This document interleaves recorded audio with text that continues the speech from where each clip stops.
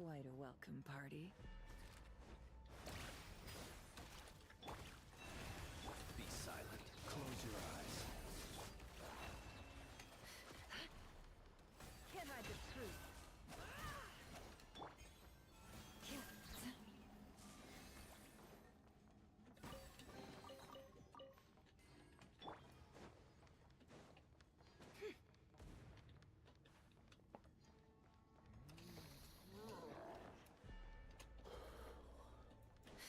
No more lies. Can't hide the truth. Be silent. Bombs away! Boris, protect us.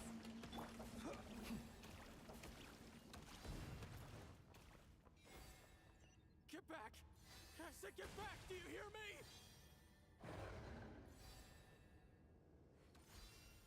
Why isn't it working? No! Don't come any closer! Don't!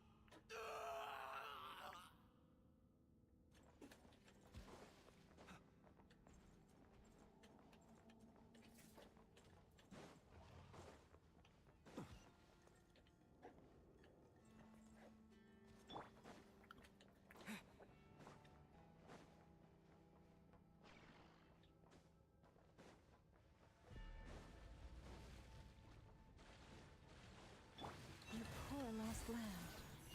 For the everlasting forest. No more lies. It all adds up.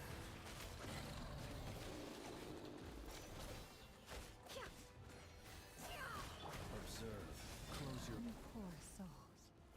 May your spirits find peace. Grab that key on the ground. We'll probably need it at some point.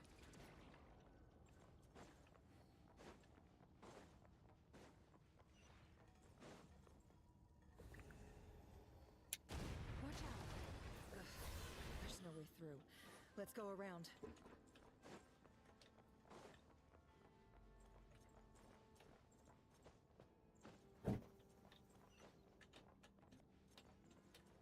Oh.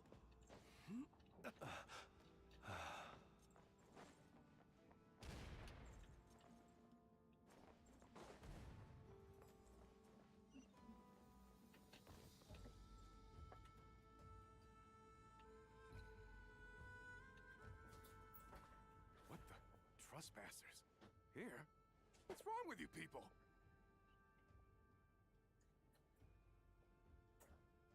We're looking for the doctor, and we understand he might be here. I see you're fleeing the facility. You looking to settle a score with a doctor? Good luck with that. I don't think you have many chances left.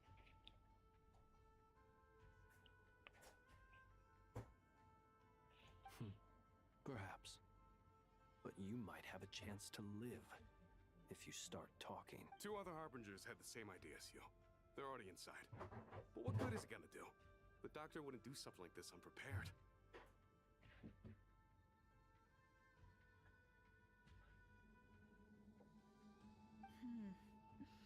Seems to me that you're not too thrilled about being his subordinate. Also, is it just me, or do I sense monsters nearby? If you'd prefer their... We need to know what the doctor is up to. Please, if you know anything at all, tell. This is about more than us versus the doctor. His actions could have consequences for all of Nodcry, and perhaps even your homeland.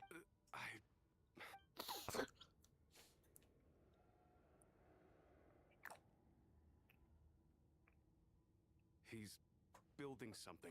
Ambitious doesn't even begin to describe it. Feels like this could be the big one.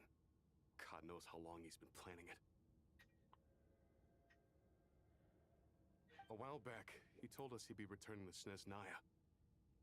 We weren't expecting him back so soon. This time he brought some gemstones with him, or something. 2 of them.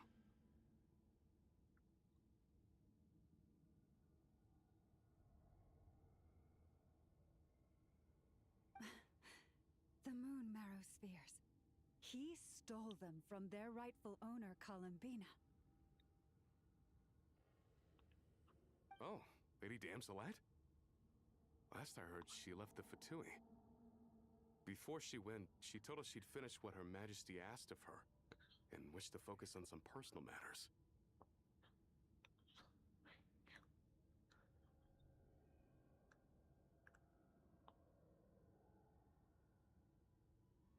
I remember thinking that leaving us might not be the best choice. I mean, I always looked up to the captain the most, and... Back when this all started, the higher-ups dispatched 3 units to Nodcry to execute their plan. They were led by the Doctor, Marionette, and the Damselette, respectively. I was a part of the Damselette's unit to begin with. She never really interacted with us much. In fact, she seemed sort of detached from everything. She always seemed like she was staring off into the distance. Almost as if she didn't see anything worth living for in the present, so she had to look further afield. The Doctor used to stand nearby and watch her. Apparently they got along well at first, but somewhere along the way, she grew wary of him, started avoiding him as much as possible. After she left, everyone in our unit merged with the Doctor's. He's similarly indifferent to the world, except when it comes to the moons. He seems to have big plans for them. Right now, obtaining the 3 moons is his #1 priority. He even said, if he can only get his hands on 2 of them, he'll create a 3rd one himself.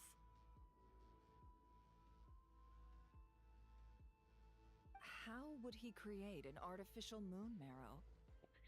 Maybe the knowledge he gained from the Hyperborean phantoms has something to do with it. Thank you for cooperating. We appreciate... I get the sense that you'd serve under Columbina again if you had the chance. No, she's no longer a Harbinger. As a member of the Fatui, my loyalty will always belong to the Tsaritsa. I'm only telling you all this because I don't completely trust the Doctor. His actions do not align with the goals that first brought us to Nodcry. I understand. We'll do everything within our power to stop him. The Knaves unit is based at the Kuvaki Experimental Design Bureau. Maybe... Well, now we know what's going on here. Artificial moon marrow. He's likely well... I fear this could get ugly. Everyone.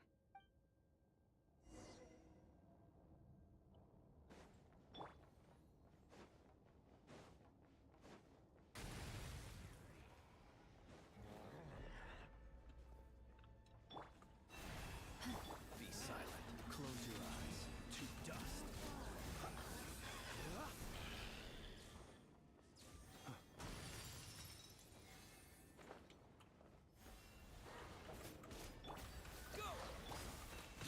By the frost moon of old. The mystery unravels. No more lies. Can't hide the truth.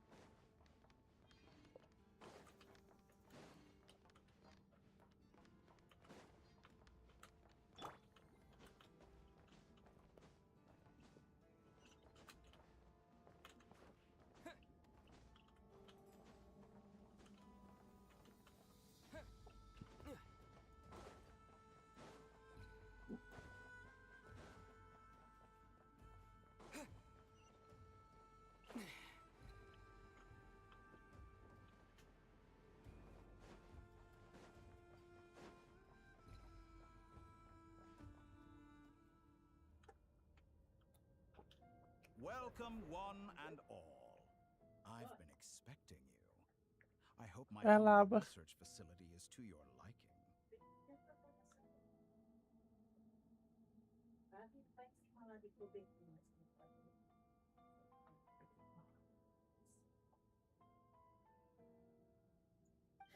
Yeah, we really appreciated... The gall. You expect us to believe you've just been patiently waiting for us? Of course I have. Should I be worried about something? Everything seems to be going quite smoothly so far, and you've shown up right. First Sandrone and Arlecchino, now you. Ah, quite a surfeit of guests I've had today. If you were looking for them, I should probably mention that Arlecchino disappeared as soon as she entered the facility.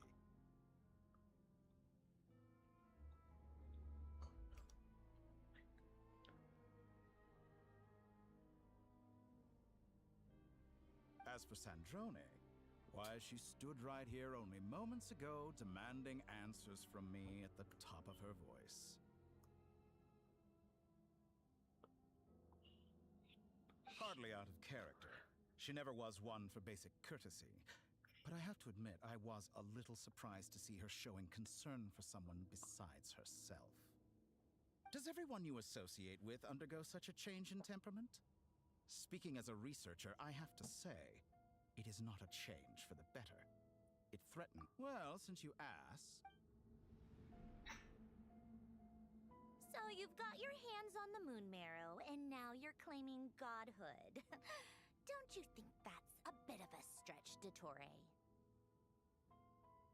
I must protest what you are insinuating with that phrase, claiming godhood.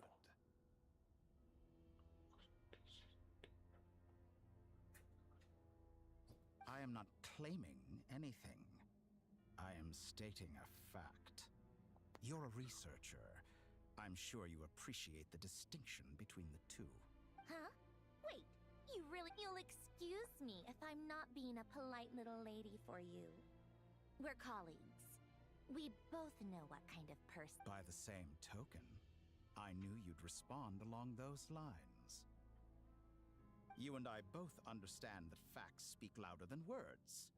To that end, I've had my people send you a small gift.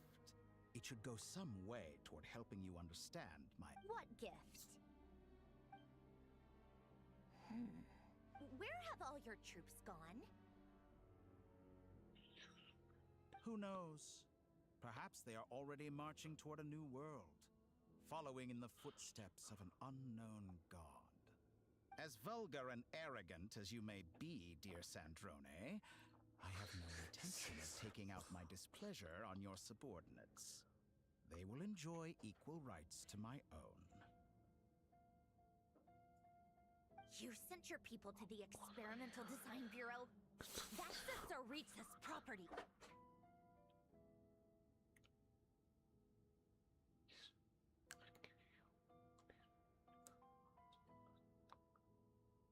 Yes, and I am very mindful of Her Majesty's instructions.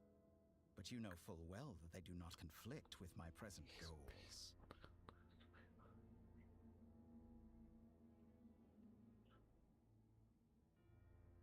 In which case, all I'm doing is conducting another one of my experiments. Is there a problem with that? Now then, you have a judgment call to make. Am I simply lying to stall you? Or is it possible that every word I am saying is the truth? In which case, your subordinates really are in danger. So now you've turned on fellow Fatui soldiers. You're completely insane. I have set a new rule for myself. Each person gets one chance. Naturally, that includes you. If you wish to leave, I won't stop you. We are colleagues, after all. Scumbag!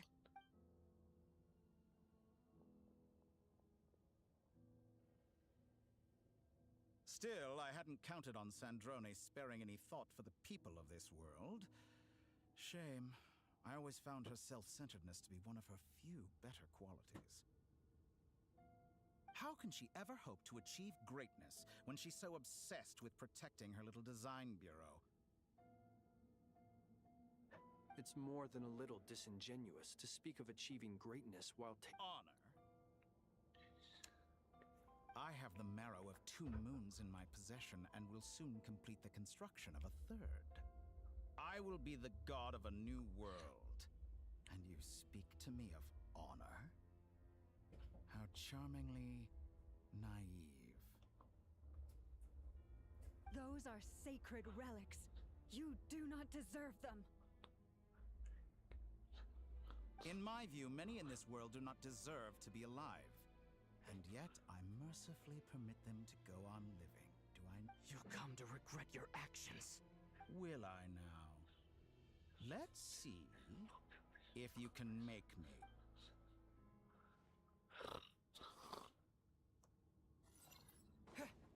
Go! Wipe out! Forest, protect us for the everlasting forest. No more Target lies. acquired. Observe. Close your eyes. To dust. You won't feel a Observe. thing. A grave track. An exact practice. It all adds up.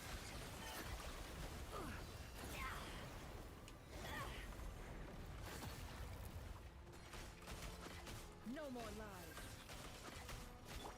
Go! Target acquired.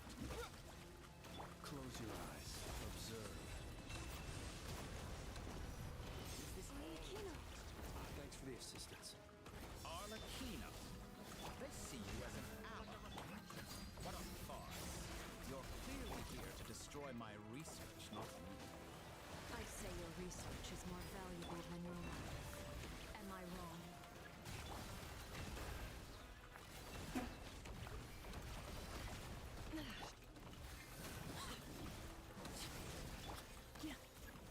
Forest, Water jet! Laid bare.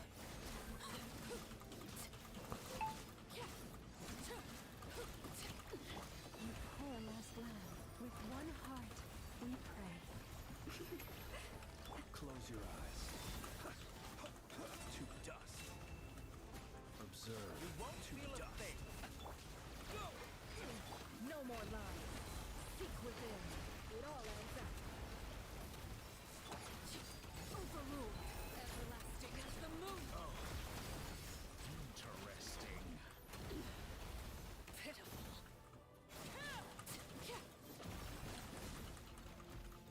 Close your eyes. Be silent. Go! Wipe out! Forest, protect us. By the frost moon of old. Target acquired. Vittori is too powerful with the artificial moon marrow in his arsenal. Fighting him is futile. Quickly!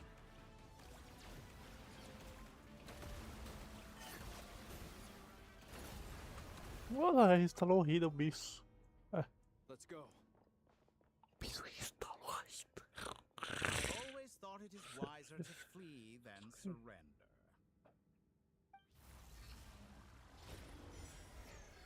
Watch out! What the? Forget about me! You should... Where's the traveler?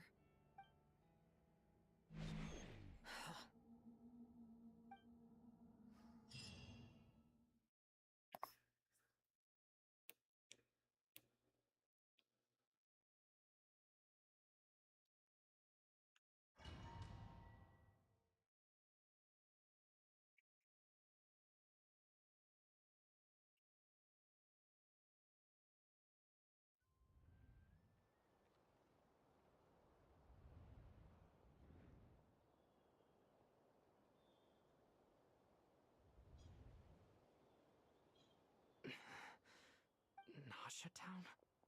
How did I get here? Strange. I remember being trapped by Dottore during the battle. And now something weird is going on. I guess I'll start by exploring the area. Traveler? What brings you here at this hour? Huh? What are you in the mood for today? A hot dog? Or something else? We've got some special discounts at the moment. Want to see the menu? Sorry, I'm not hungry. Ah. Well, feel free to take a seat for now. Let me know if you change your mind. Everyone seems to be acting normal. Am I just overthinking? Oh, darling, look who it is. One of our regular customers. Get the travelers something to eat, would you, dear? Wait, why is he talking like that? I'd love to, but can't serve a customer unless they order something. Anyway, I take it your business is wrapped up? Yes, thankfully. It was a long trip, and it's left me feeling pretty exhausted. Wait, these two are a couple? I see some kids around too.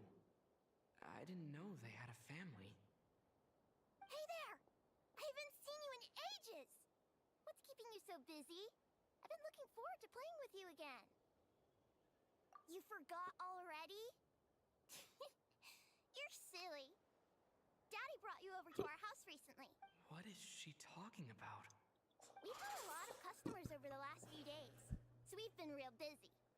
And like my mom always says, some people are more than just, oh, another customer's arrived. I better go see what they want. This is all wrong. I never once heard the owner of this restaurant talk about their family. It certainly isn't a family-run business. And that child? I don't recognize her at all. Could this be a false memory? Very good. I knew you had it in you. Aren't you going to try the house special? When did he show up? No. None of this is real. You don't seem to like it here. That's fine. We can change venues.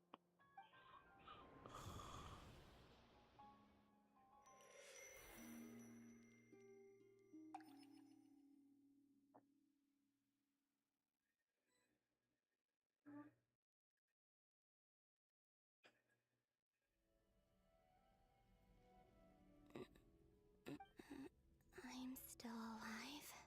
Where is this place? It took all my strength to open the moon gate, and then I leapt in. So this is the moon's reflection? The mysterious realm beyond the gate?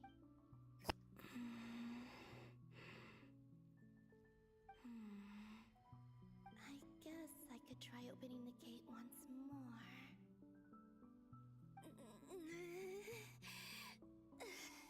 No response. Maybe this space can't be opened from inside.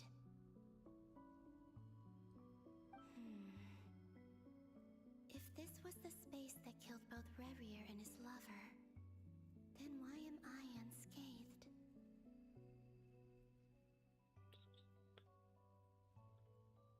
Or... no, I'm not unscathed. Even the air here feels frozen in place. I should conserve my strength and proceed with caution. I don't believe Dotori's scheming will stop just because I escaped. If there is any chance that I can get back to the others, any chance at all, I must return.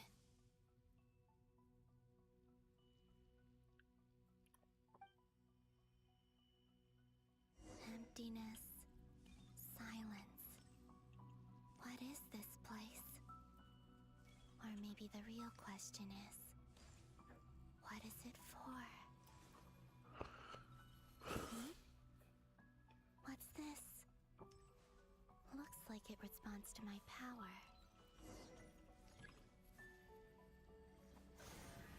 Golden.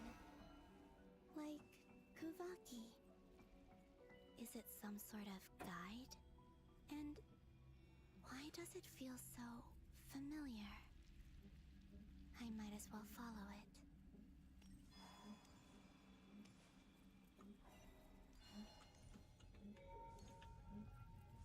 Where does this lead? Could it be the exit?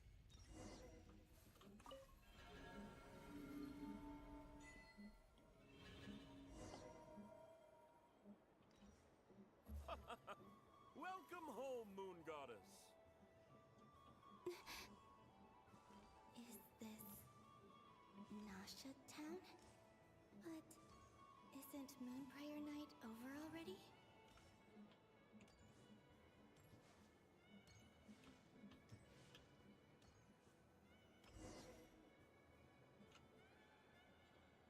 Goodbye for now, Columbina. I hope you have a wonderful night. I will. Are these...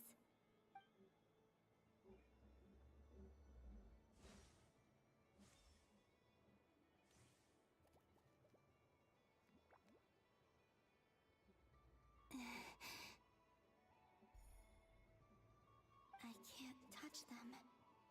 It's as if we're separated by some impenetrable power.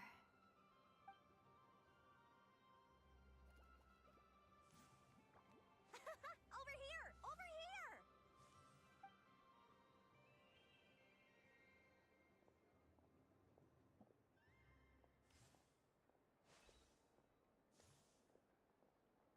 But the people in these memories pass right through me.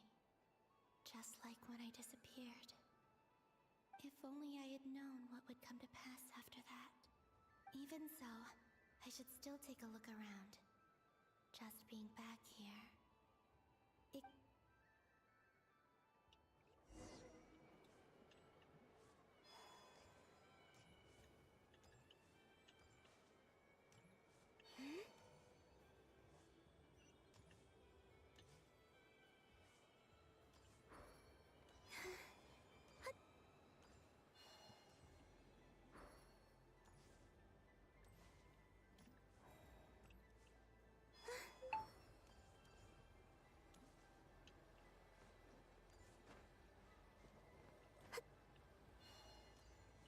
Welcome home, Moon Goddess.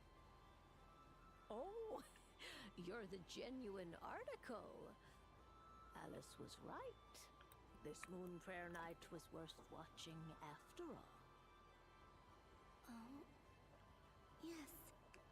That was the fortune-telling stall run by Barbeloth from the Hexen Circle.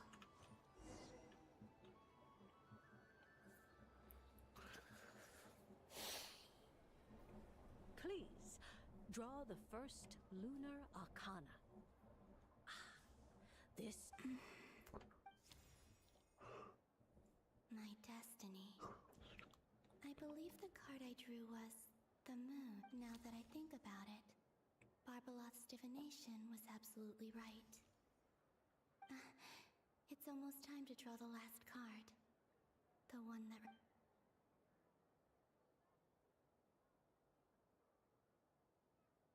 That was the card that popped out on its own. From here, I think.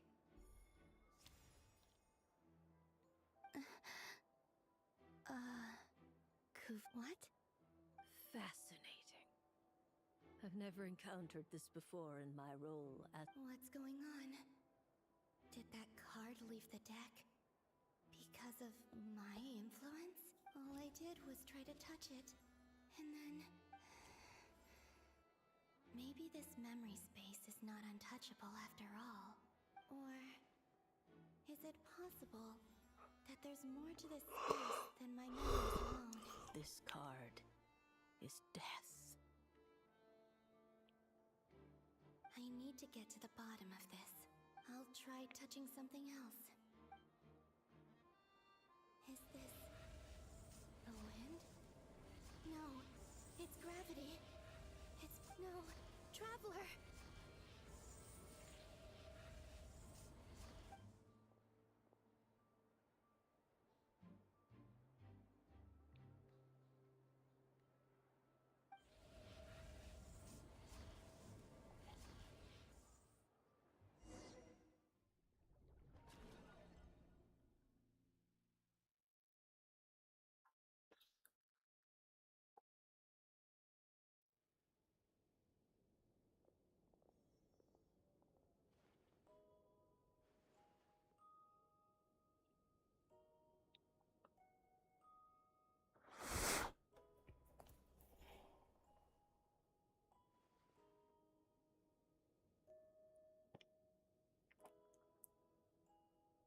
Paimon, listen to me. From the bottom of our hearts, we are so sorry. We completely understand how you must feel. The Traveler is trapped, and we all... Don't say that! Paimon's not a little kid. You didn't leave him behind on purpose. There was nothing you could do.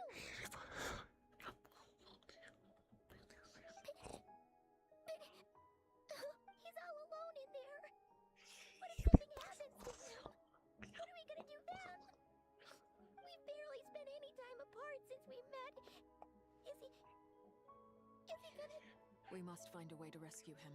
We were all involved in the operation when he was captured, and we will not abandon our comrades.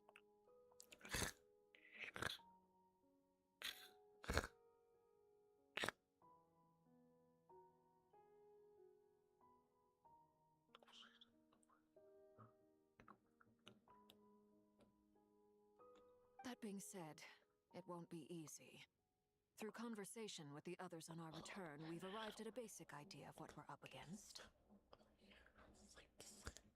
Dottore's lab has clearly been in operation for a lot longer than we realized. We found many monster samples stored there.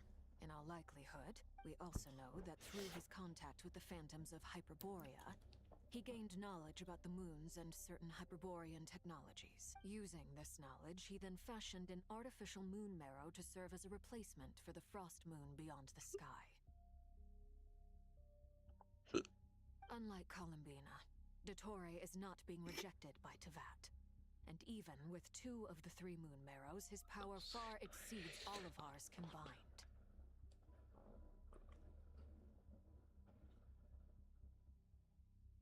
Once his 3rd moon marrow is complete, Dottore will have completely seized the authority of the 3 moons. Teyvat's most primordial powers will then be in his grasp.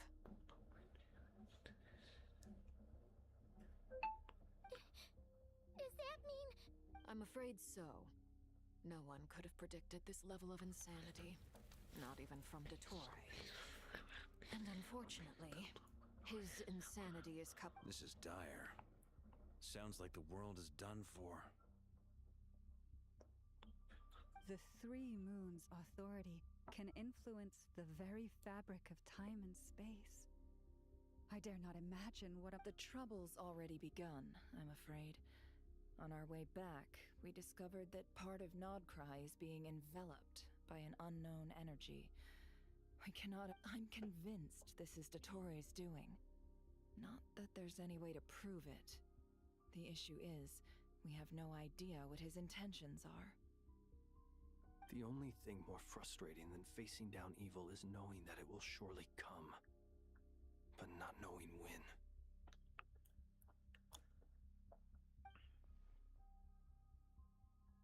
The Doctor is guilty of numerous crimes in Mondstadt as well. His ideology and methodology are a danger to everything in his path, from individuals to entire nations. He does not feel guilt, even when he acts against his own people.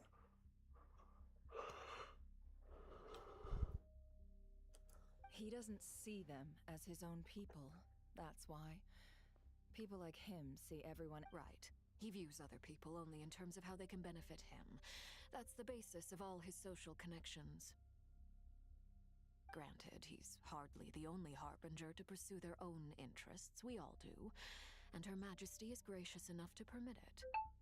Still, her mercy has its limits.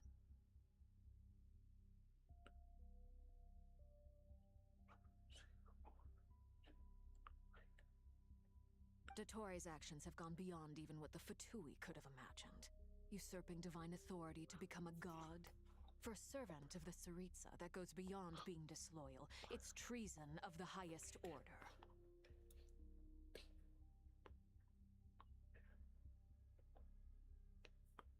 We can't expect him to heed the Tsaritsa's will once he gains the 3 moons' authority. Even we harbingers consider him the most self-interested among us. Poor Traveler.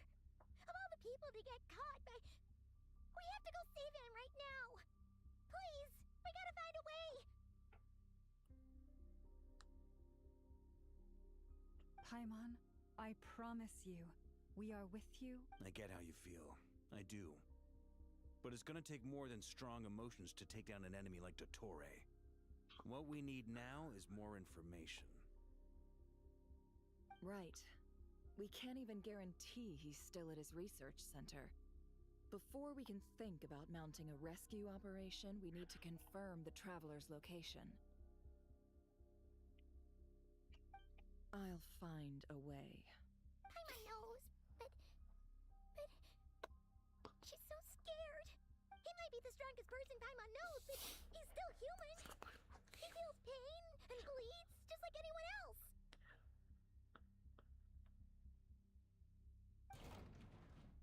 Then think things through before you stick your neck out. Unless you want to lose your head. Sandrone. Miss Sandrone, you're okay? Put the stuff over there. And... Am I okay? As you can see, I've had to move my whole livelihood out of the Experimental Design Bureau. It's been swallowed up by Dottores' energy field. If I'd left it any longer, I probably... Dottore always goes a little loco when he finds a shiny new toy. Not that he'd ever admit that. Just go ahead and cry already.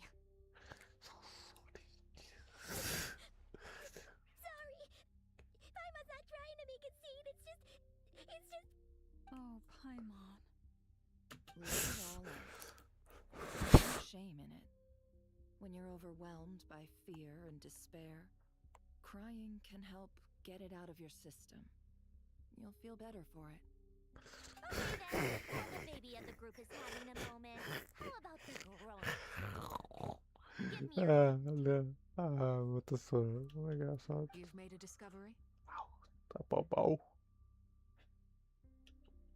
Polonia, scan. Que canção.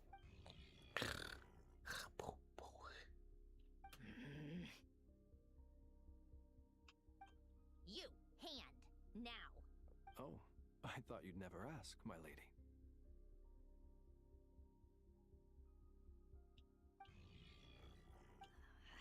You're next. Then you.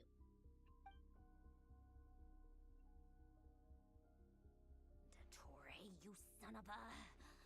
He's done something to us. Everyone who entered his research center has been implanted with some sort of curse.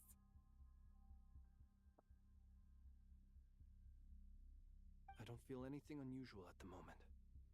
Does that mean it hasn't activated yet? Is there a way to figure out its purpose and what might trigger it? My best guess is Dottore created it using the Moon Goddess's powers. 1 second. Analyze. Ugh! That friggin' maniac! So, what twisted game is he playing this time? The moment I analyzed the energy composition, some encrypted text appeared in my mind's eye. And when I deciphered it according to the Fatui standard encryption protocol, I got the following message. Feel free to run, or you will perish in nod cry. He's mocking us. Yep, he loves to toy with people. Only in this case, there might be more. But I didn't detect any murderous intent or malice either in the message or the curse's energy. As if this is him at his least malicious. Or perhaps all people are cowards in his eyes. Maybe he thinks the threat alone will be effective.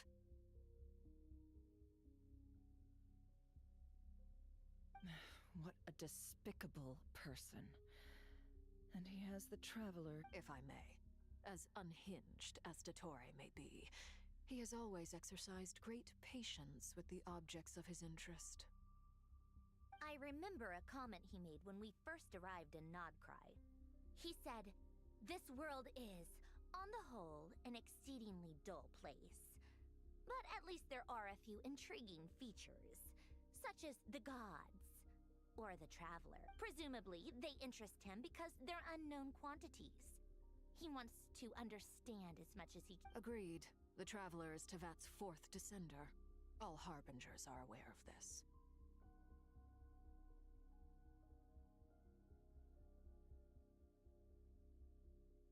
Since Dottore took such pains to capture the Traveler, he is unlikely to kill him right away.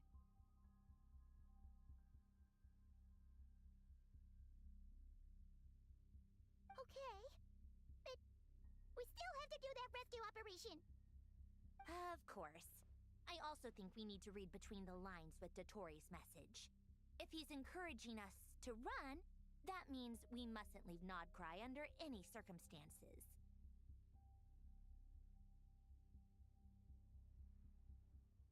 My guess is his curse will only trigger if we leave.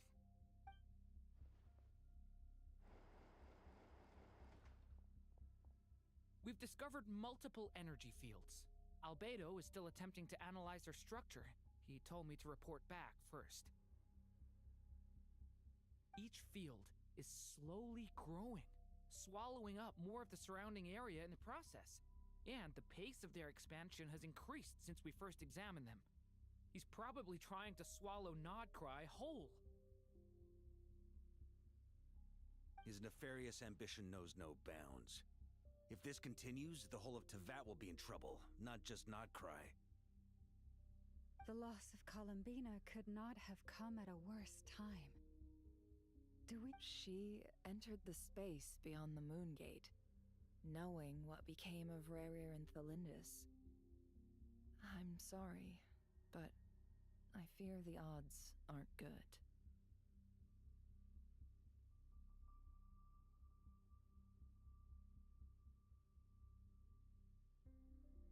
Don't be ridiculous. If I know her, she's busy finding a way back as we speak just so she can annoy me. She isn't dead. Whatever has become of her, the fact remains that we are two comrades short on the eve of a decisive battle. We need to find out the Traveler's location, but there is also other work to be done. Agreed. Whatever Dottore is planning, we have to get the local populace somewhere safe. So, as well as a rescue mission, we have to organize a mass evacuation at the same time. It would be best if someone could approach leaders of neighboring nations and negotiate emergency asylum for Nodcry's inhabitants. Can anyone handle that? Snezhnaya is one option. I'll see what I can do.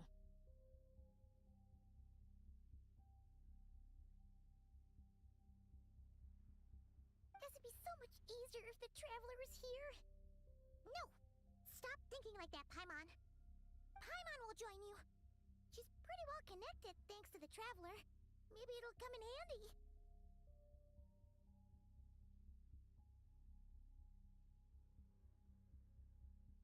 Either way, that's what the Traveler would do if he was here.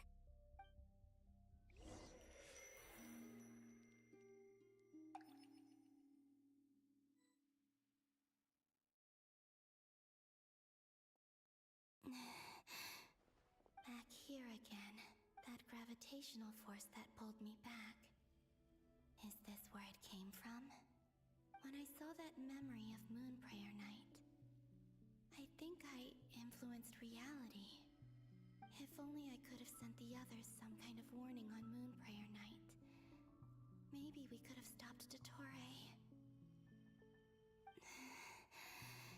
I feel so heavy. Does entering that space consume a lot of energy? Well, even so, back to emptiness and silence again. I should try and find my way back inside that memory.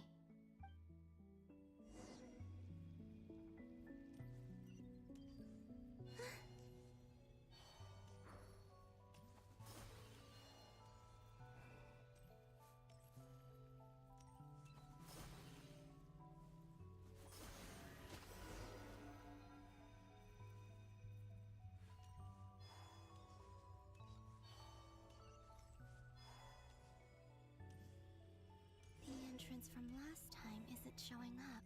Looks like I need to gather these scattered fragments.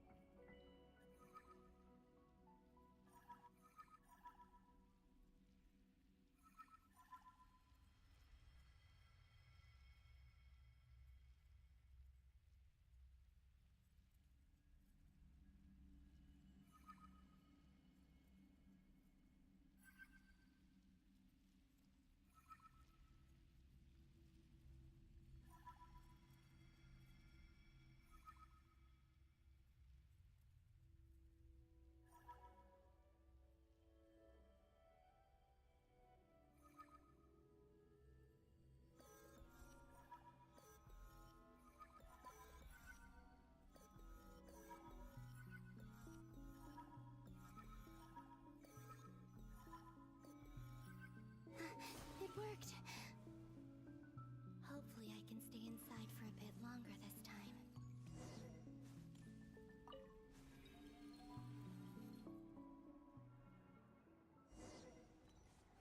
Ad Astra Abyssosque. Welcome to the Adventurers Guild. What? This doesn't look like Moonprayer Night. Extra, extra! Latest issue of the Nasha Express! I don't think I've ever been here. Maybe this space isn't comprised of my memories after all. There aren't any festive decorations around. Is this Nasha Town after Moonprayer Night ended? Did Dotori's plan not affect the town? Or is no one aware of what happened because he used the Three Moons' authority? Let me see if I can influence anyone else. So, what do we do next? Wait, that voice. Paimon? The most important thing right now is to find that mage. Lauma the Traveler and Mr. Varga are here too. I'd better go pay the Fatui a visit. Traveler!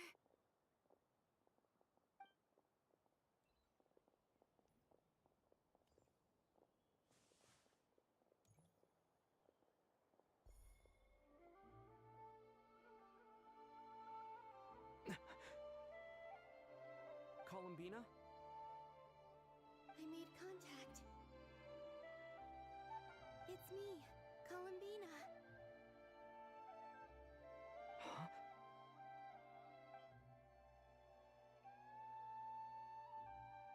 Traveler? Let's go! This is no time to be spacing out! Huh? Wait a moment. This has happened before. This is what happened when I disappeared.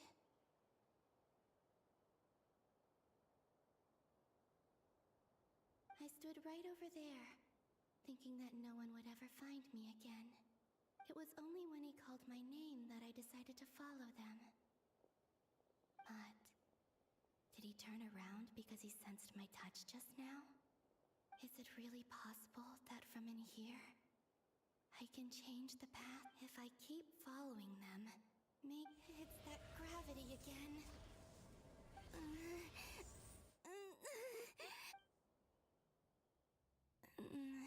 Every time I influence reality within that space, this force intervenes and pulls me back. It's as if it's trying to stop me from leaving. I'm getting weaker and weaker. I'll just have to try another approach next time. Come on, Columbina. Keep going.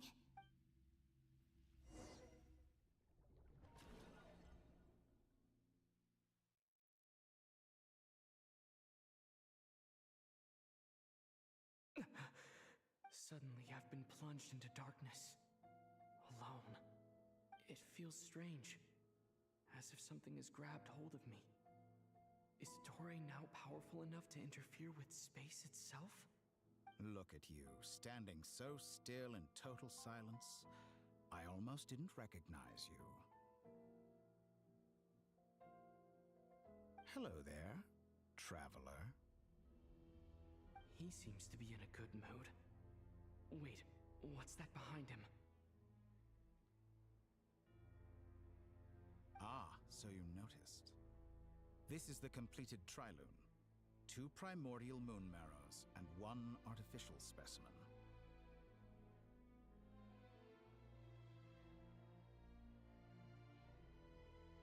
You are wary of it. Good. Maintain that reverence. You performed well in that recent battle. Brave and reckless as always. Courage is the sign of a true hero, and impulsiveness is the hallmark of those who strive to advance. I say this not to belittle you. Most creatures are far more timid by comparison.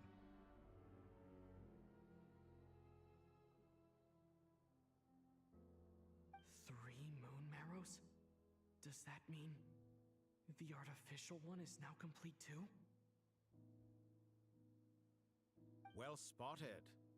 What do you think? For a replica I built myself, I dare say it looks the part.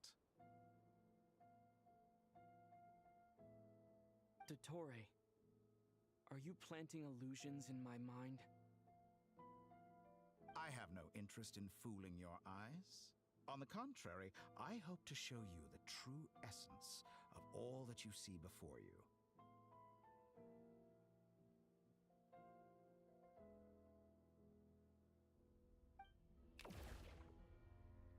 Is this not a beautiful city? People live in peace and find joy in their work. The streets are safe. People can even leave their doors unlocked at night. You might say it is the Elysium everyone dreams of.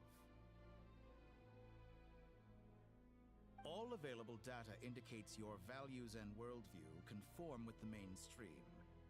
This kind of society should be False beauty is deceitful. Lies are to no one's taste. I wonder, is it your moral standards that are too high, or your expectations of reality? Answer me this. If someone existed in a sweet dream from the moment they were born, a dream in which they never once felt pain, which do you think they would consider superior? The dream or the reality? That's pure sophistry. It has nothing to do with your actions. As I suspected. You have yet to understand all of... What do you want from me? You sound impatient. Do you think the only reason I'm keeping you is because I want something from you? If it's not, then why haven't you killed me yet? No one can stop you if you're as powerful as a god.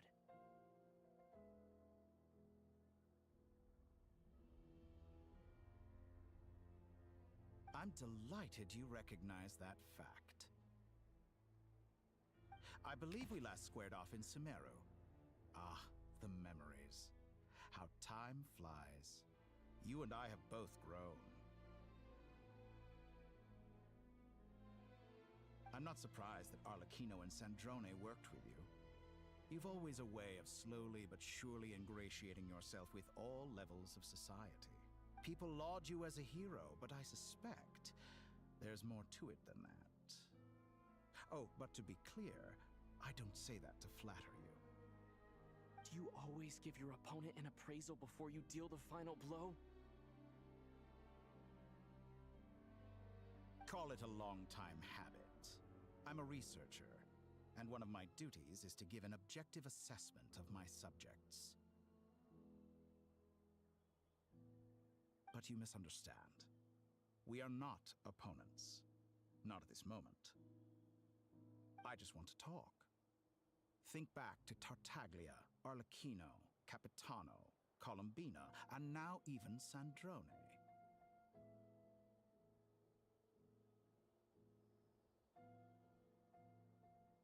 You've worked with each of them in the past. I believe you can work with me as well. What makes you so sure? Well, why not?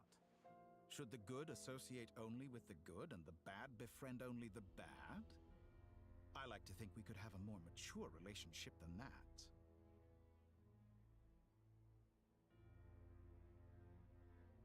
Surely you don't think all your relationships are grounded in friendship or shared ideals? People come together because it benefits them to do so. If you think of the people you admire, you must sure morality, ambition, dreams. People have plenty of words to embellish the nature of their relationships. But once you break free from those ethical frameworks, you will see. And that is what I'd like to talk to you about. We're finally getting into it. He's probably been planning to kidnap me for a long time now. But for what exactly? He has the authority of all three moons. I won't be able to gain the upper hand in a fight. Best if I pretend that I'm willing to negotiate for now.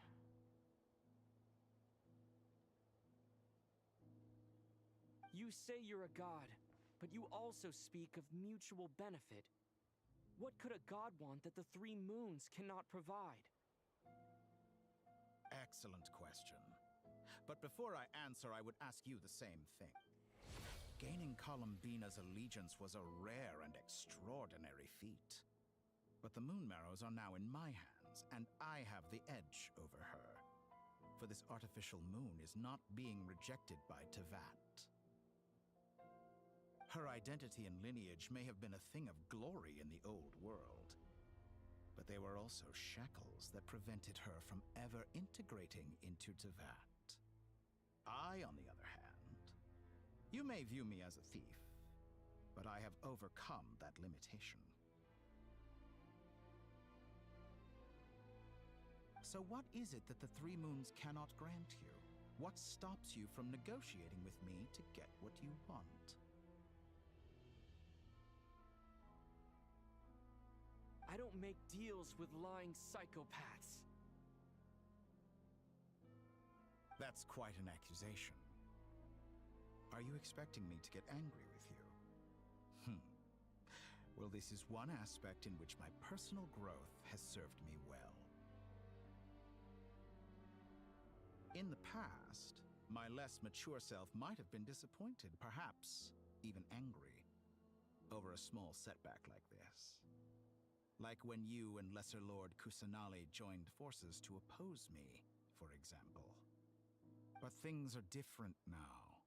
Just as the rich do not quibble with the poor, I no longer find myself perturbed by these trivial affairs. Human relationships end with conflicts of emotions and interests. But relations between humans and gods are different. And ours is even more unique. I have ascended to the highest heights and laid claim to unprecedented horizons. And you were no ordinary person to begin with.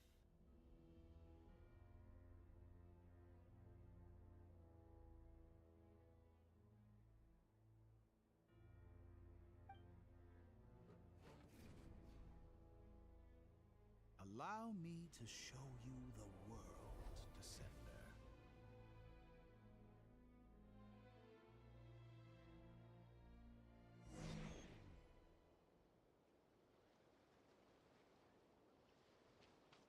To stand, walk, jump, sit, and lie down.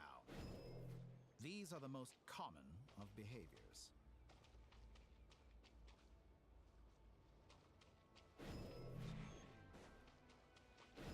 Have you ever wondered why we were born following such laws?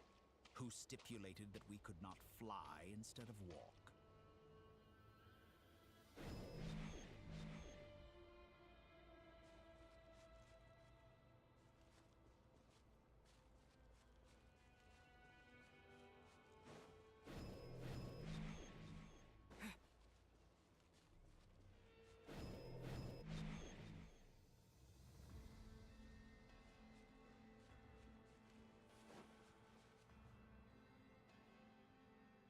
Someone of your talent and experience must surely know of the four great rulers who serve the heavenly principles. They govern life, death, time, and space.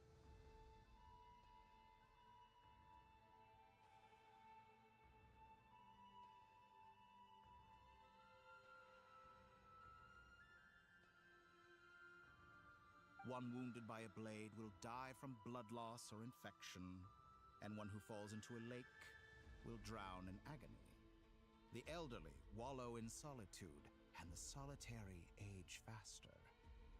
Eventually, new life is born, only to embark on the same path of suffering. These four divisions anchor the world and shackle those who live in it.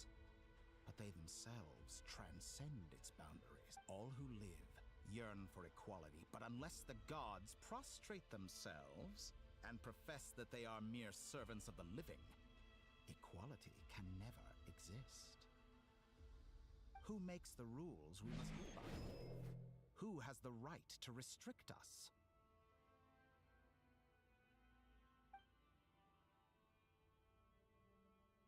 limits of the body can be rejected.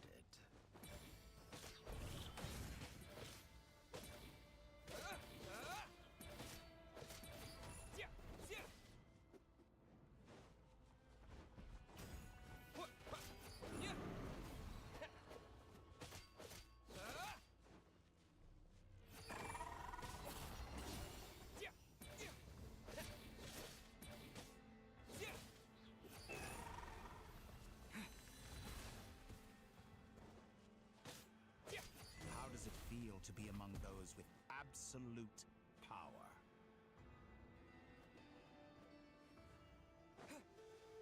You cannot conceive the extent to which your flesh hinders your mind and spirit.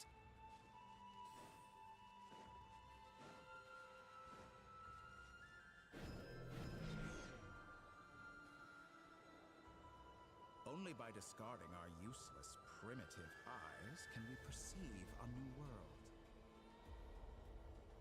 How narrow-minded we all were in the past. Why should the final answer of the world not be the power that predates those of life, death, time, and space? The power of the Triloon. Through it, I have glimpsed new experimental possibilities. Nature suppressed, authority exiled, souls controlled.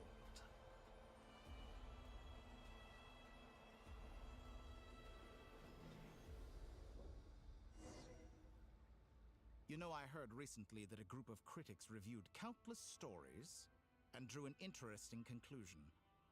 They found that it is more often than not the villains who strive tirelessly to... In fact, long before this, someone voiced a similar idea in an academia editorial.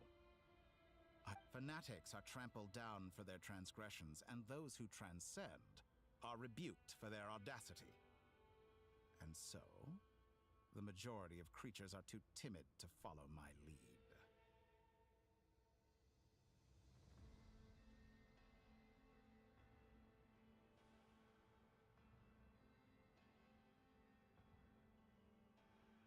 But all sacrifices made during my experiments have been worthwhile, as you can now see. I can offer you something new, something unique, precisely because I am a villain.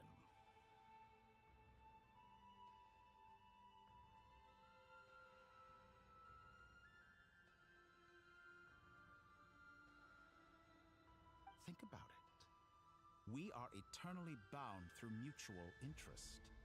Can you truly say you would never turn to malice if it could give you the life you dream of? After all, what value do perfection and purity really have? They are fragile and feeble things. Utterly, I say, better to be governed by a flawed humanity than a gnosis. The true seeker of knowledge is the villain who undergoes countless tribulations in pursuit of their goal. I'm sure many people have told you that you're different. Because I'm a descender?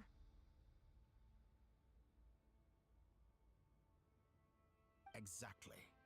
Very clever. But what has that got to do with you? I do not conceal my wicked deeds, my selfish desires, or my greed. A true researcher must act as I do if they are to understand and speak of the truth. And yet, a knowledge seeker like myself will inevitably grow tired of studying to... You have traveled to all corners of the world and met many people.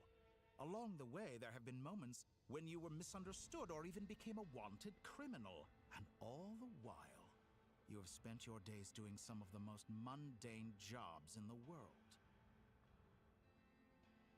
You fight and toil, claim minuscule rewards from my friend Pantalone, then you fight some more, winning some battles and losing others as your search goes on.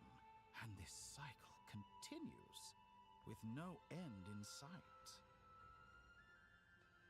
Surely you must sometimes grow weary of being stuck in this same loop day after day. We're completely different. I embrace everything that life throws at me. I am engaged in every step of my journey.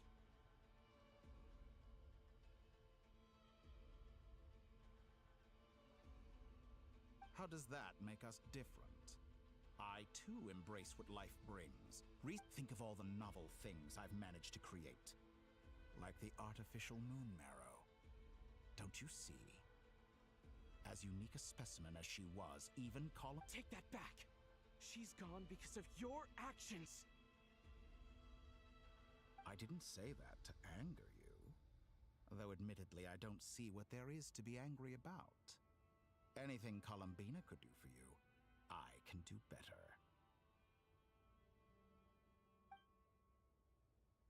I know what your ultimate goal is. You wish to walk the path your sister walked, and seek answers from her at the end of that journey, don't you?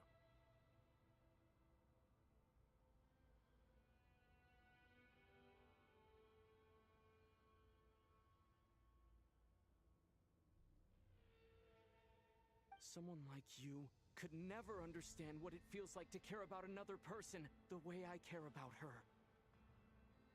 Perhaps not. But that doesn't mean I can't help. I could find your sister right now, bring her before you, and make her give you the answers you seek.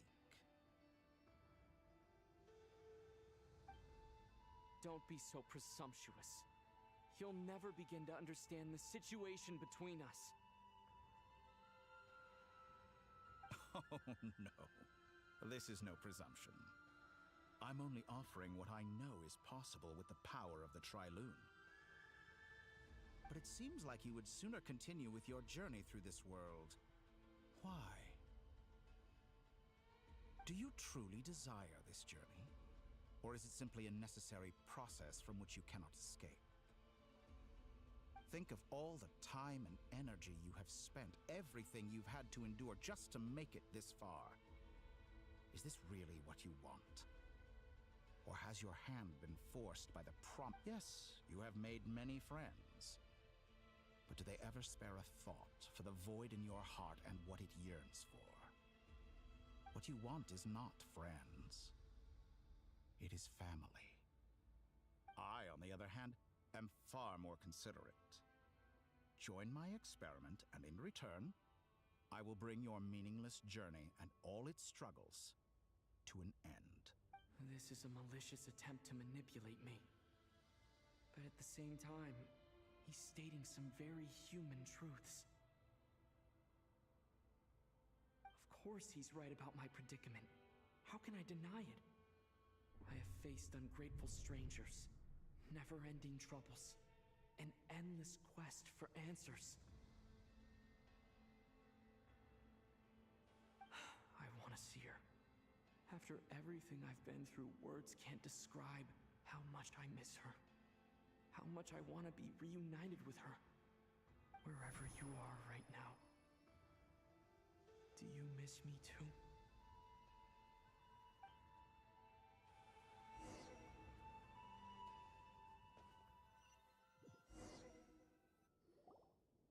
All right, everyone.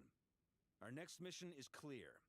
We need to contact all the major organizations, explain the situation to the public. The residents of Nodcry are quite dispersed. The two most populated areas are the Southern Isles and Pyramida.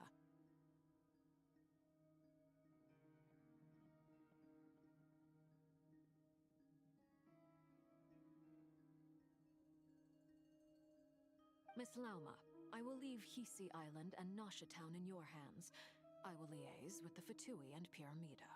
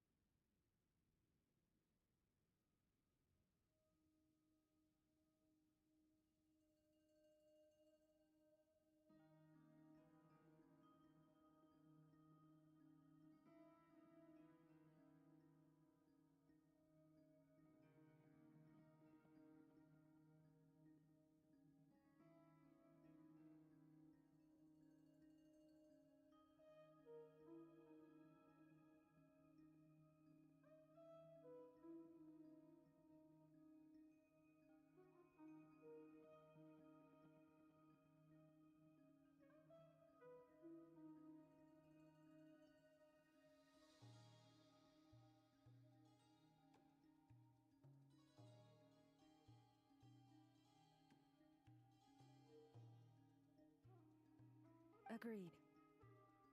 We will reach out to Natlan and Snezhnaya. Anyone found north of the Experimental Design Bureau should follow the Fatui to Snezhnaya.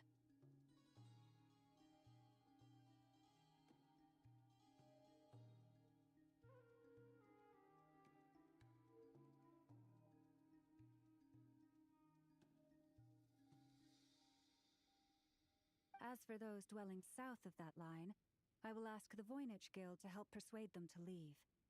Then I, Mr. Varka, and the Frostmoon Scions will escort them to Natlan. The Voynich Guild has dealings with the Curatorium of Secrets. I will send them a letter vouching for your credibility. Yehoda, you should help Lauma. My wish has come true.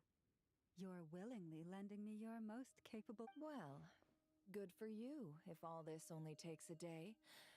Of course, if it takes any longer... Boss, wait! Don't I get a... Oh, I'm sorry. Something to add? Well, no one's more important to me than you, boss. And remember how Lauma healed your eyes after that big battle? I think that's worth it. Are you completely incapable of acting in your own self-interest? Or do you simply devalue?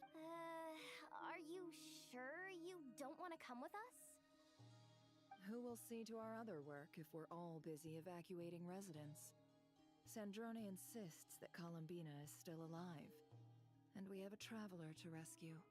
But boss, I'm just worried. Well, Nefer, I'll link up with you once my tasks are complete. What makes you think I'd need you to do that? I'll need it. And considering the way you approach certain matters, I think you'll be better off with me present.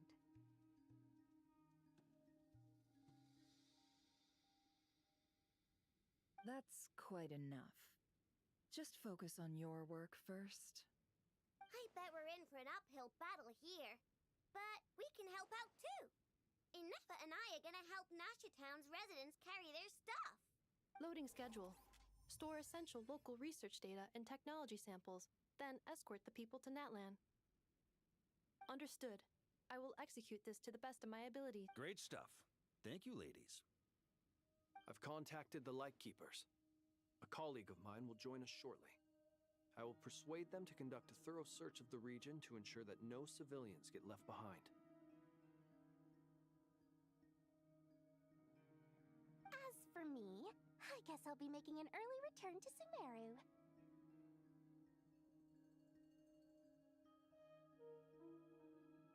I think it's important that someone informs the Dendro Archon of what's going on in Nodcry.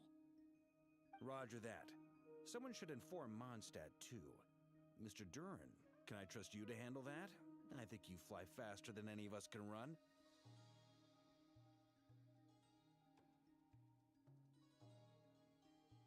As an added incentive, get there fast enough and I'll see about getting your gliding exam waived.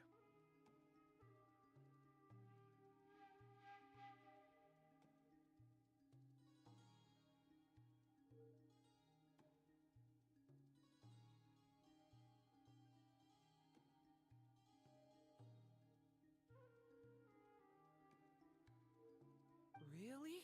Ha! Mission accepted, sir! I intend to stay behind and help Miss Sandrone with her research. She has some alchemy-related questions that she'd like me to explore.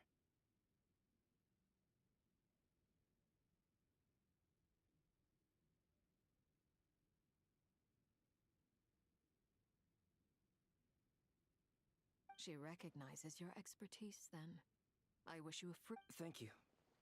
In truth, I was surprised to hear her express an interest in subject matter outside of machines. I believe she has been investigating some Fontanian technology recently.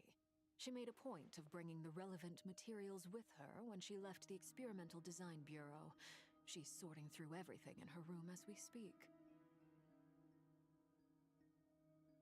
I should mention that we have one other friend who isn't present. He hasn't made his position in all of this clear. But if we know anything about him, he's likely investigating on his own. Paimon's been very quiet today. but I know how close she and the Traveler are with the Natlanese. She should come with us to the border. Okay. Paimon will do her best. Make sure to heed Sandrone's warning. Many of us have been cursed by Dottore. As such, under no circumstances should anyone cross national borders. Remain within Nodcry. That aside, personally, I have faith in Columbina. Things look grim, sure, but who knows how it'll play out. Same goes for rescuing the Traveler. Both of them are important allies and friends. We'll be counting on you to gather intel on them, Miss Nefer. Ah, wonderful. You're all here.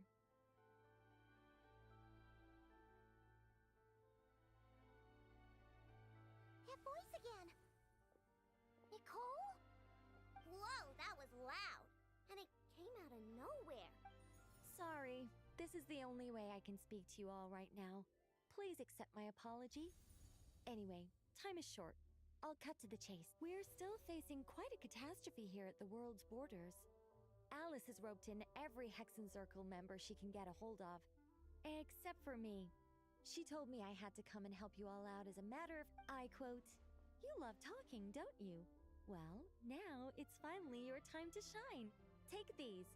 Make sure the whole party gets one each. You'll be in charge of making sure everyone stays connected."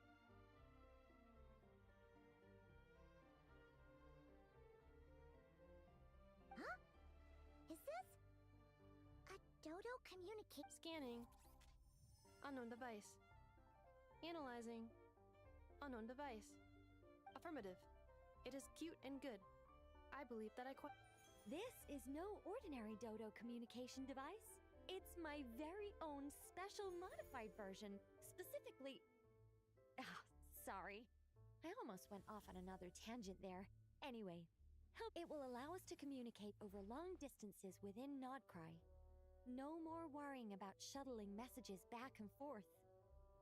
What astounding technology. Am I right in assuming that it relies on your personal ability? Yes, exactly. Right on cue, Albedo.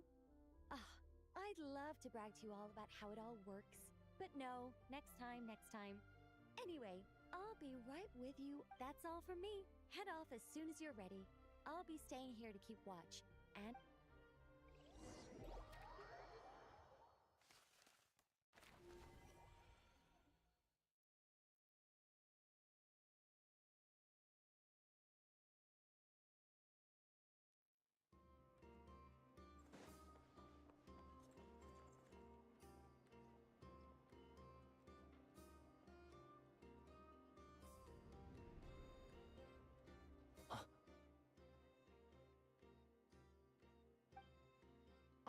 Sir Flint. Perfect timing. I just arrived myself. You are most considerate, Master Ilua. But in fact, I know you have been sitting here for quite some time. If you saw me, why didn't you say something? I was curious to see how long you could sit still for. Also, shouldn't you have managed to sense me approaching? That would be a first. You always seem to appear out of thin air without making a peep. Also, how many times do I have to tell you not to address me as master? I don't qualify.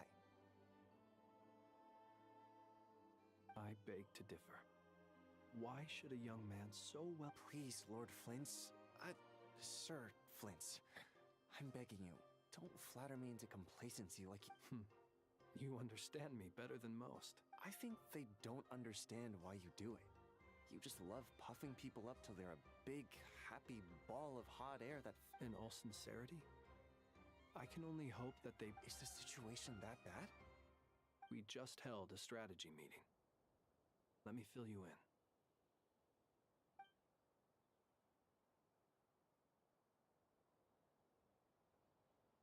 In short, we need everyone gone from Pyramida. We also need a team of Lightkeepers to scour the more remote regions of Nodcry for civilians to evacuate. I only hope we have enough personnel. We do. Old Man Nikita will definitely help. and we can recall anyone out on patrol to focus on this instead. Good. I'm sure you and the others will make short work of this. Now, don't forget, once you've completed this task, make sure you and the rest of the team If you've got something to say, Master Ilua, why not guess what I'm thinking right now? You mentioned that you have something else to deal with later. How... I doubt it will be easy. I know you're a Lightkeeper, and it's your duty to protect others in times of crisis. But I have a feeling that you'll be walking into grave danger. However bad things have gotten in the past, Nodcry has never faced a mass evacuation before. But from the sounds of it, you don't intend to come with us. I don't mean to pry, and it's probably none of my business. But whatever it is you're intending, you don't have to go through with it. I've been afflicted with some sort of curse, and I'm told it may well trigger if I set foot outside of Nodcry. As such, I cannot leave. I have to act, if for no other reason than to fight this curse.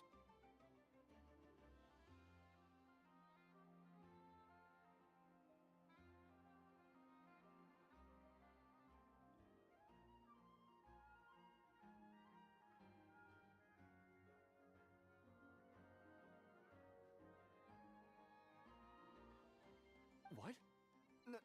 No. Why? Why would anyone want to curse you? There are plenty of people out there willing to trample over others in pursuit of their own goals.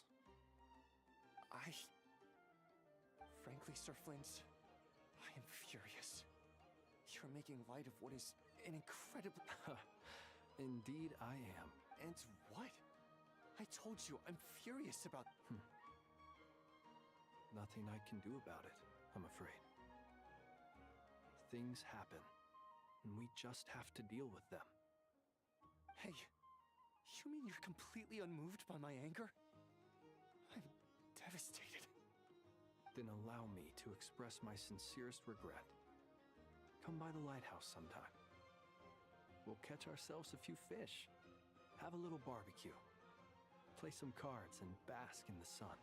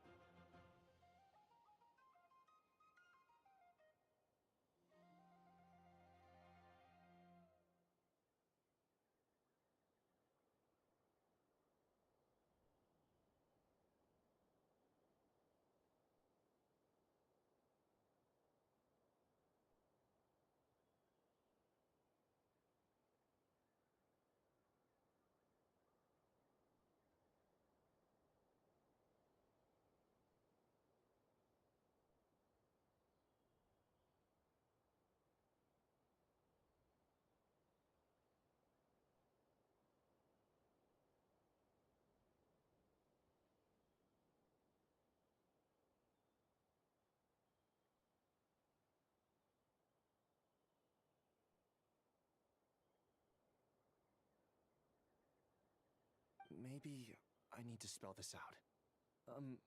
Lean in a little, Flint.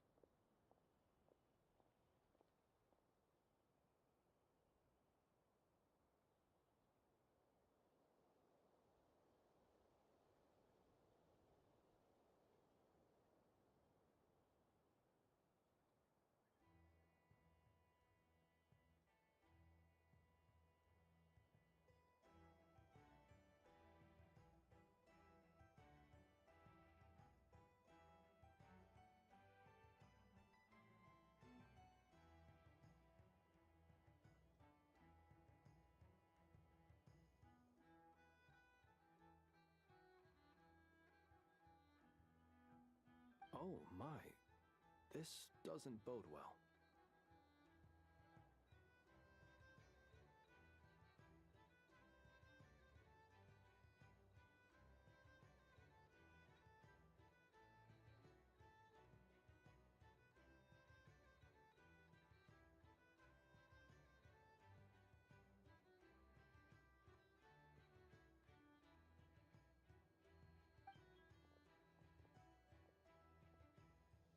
Word is that you were caught up in a real horror show recently. People were amazed that you returned safe and sound. They've been debating whether you're even human. I've returned safe and sound from plenty of crises. When you say people, do you mean other people? Or do you just mean you?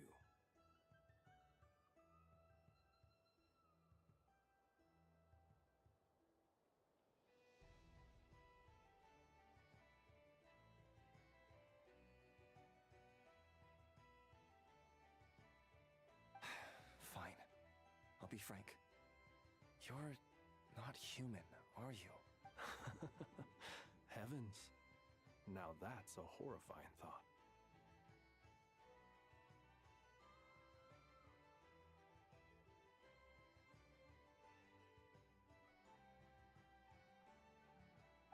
You know what? Forget it. We'll revisit this once it's all over.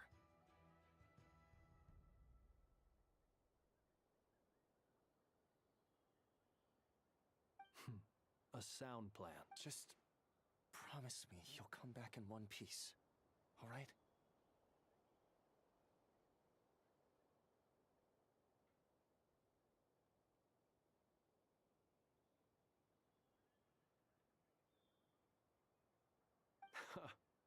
For you, Master Ilua. Also, please pass my regards on to our colleagues. Tell them, thank you all for your assistance. Please put safety first as you proceed with the operation.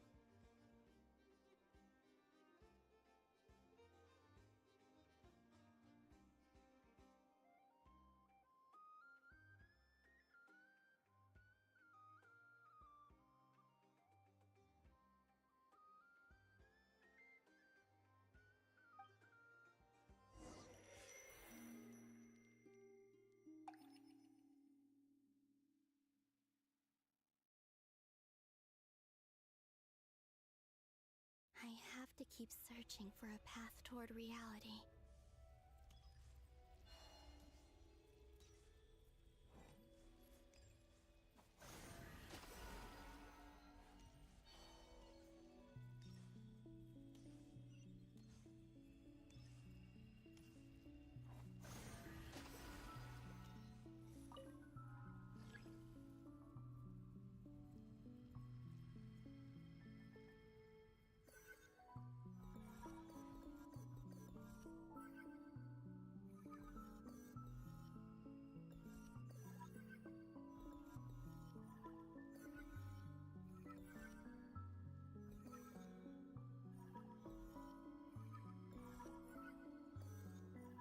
This should do it. The last 2 times I tried to influence reality in this space, it consumed a lot of Kuvaki. I'll try and be more careful this time. I need to leave key clues behind using less power. I hope everyone still remembers what I said on Moon Prayer Night.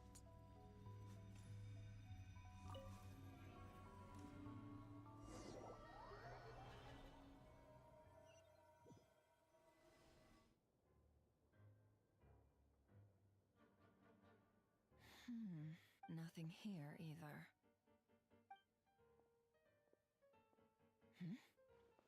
Flints? Ah, Miss Nefer.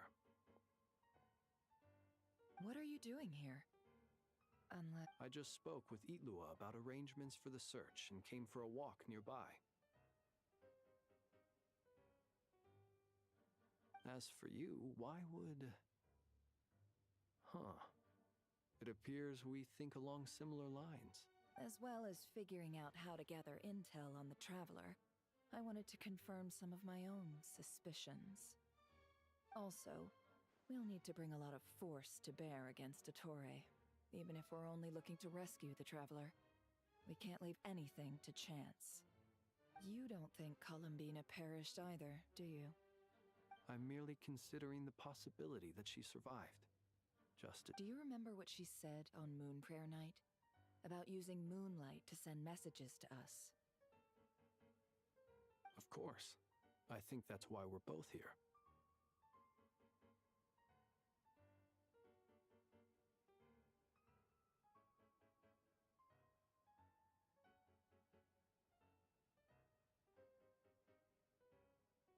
Where have you checked so far?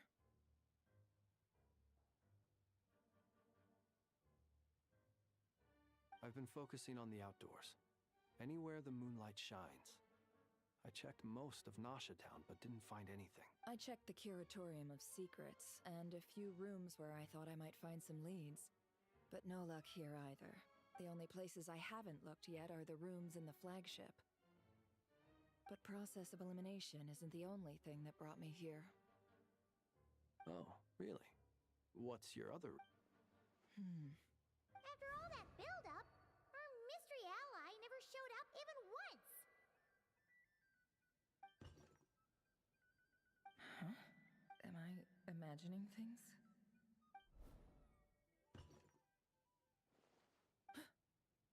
Come on, let's see what's going on. Oh no. I knocked over a vase as soon as I came in. It must have been caused by a Kuvaki fluctuation when I entered the space.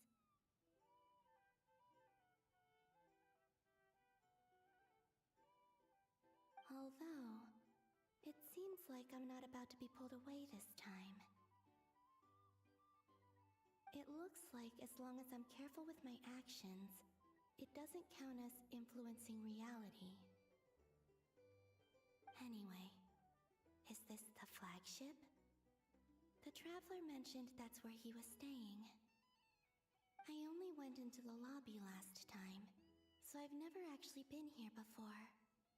How does this space, if nothing else, I can now be sure that it is not simply memory. He mentioned where his room was. I think it's this one.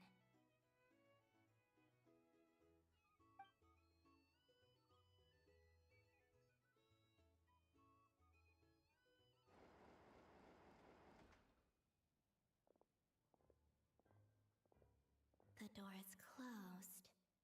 But if this is anything like when I disappeared, then maybe...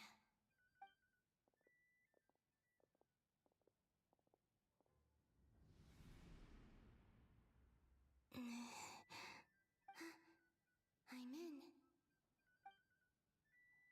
He and Paimon aren't here at the moment. I hope he's okay. I wonder what happened to him after that battle with Ettore. Best not to dwell on that for now. I need to... Please, Traveler. I really hope you...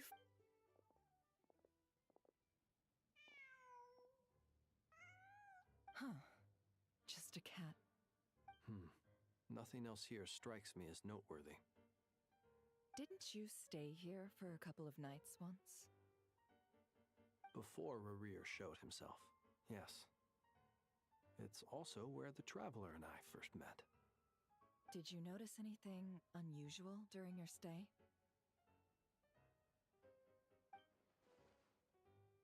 I remember thinking how much noisier the flagship is at night compared to the graveyard. Other than that, no.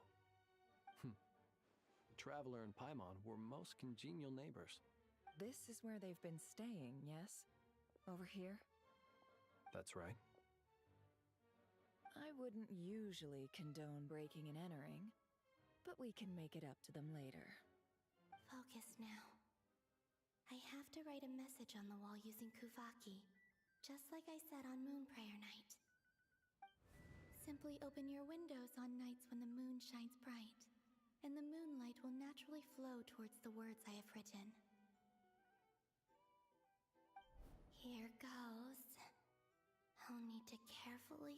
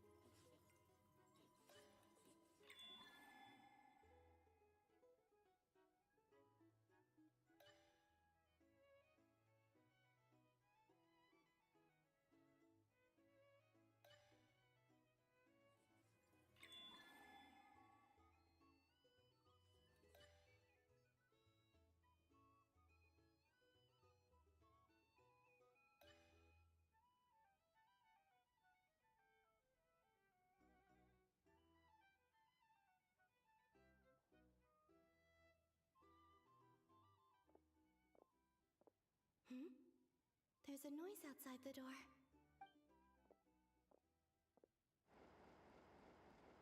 Please, you have to see these words.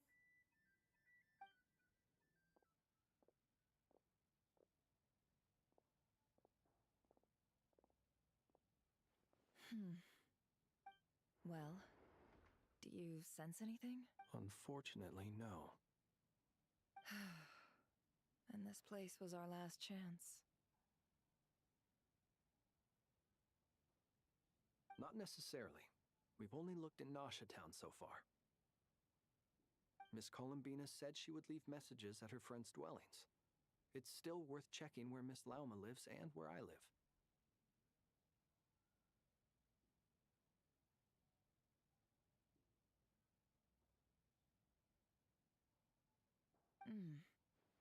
Let's try and make some time to look into those then. Wait. What are you waiting for? Paimon! What's that look for? This is a victory feast. It's normal to eat a little more than usual.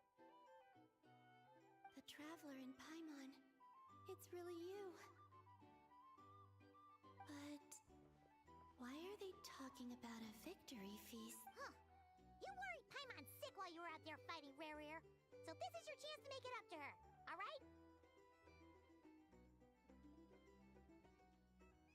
Wait. So this is the night after the battle against Rare.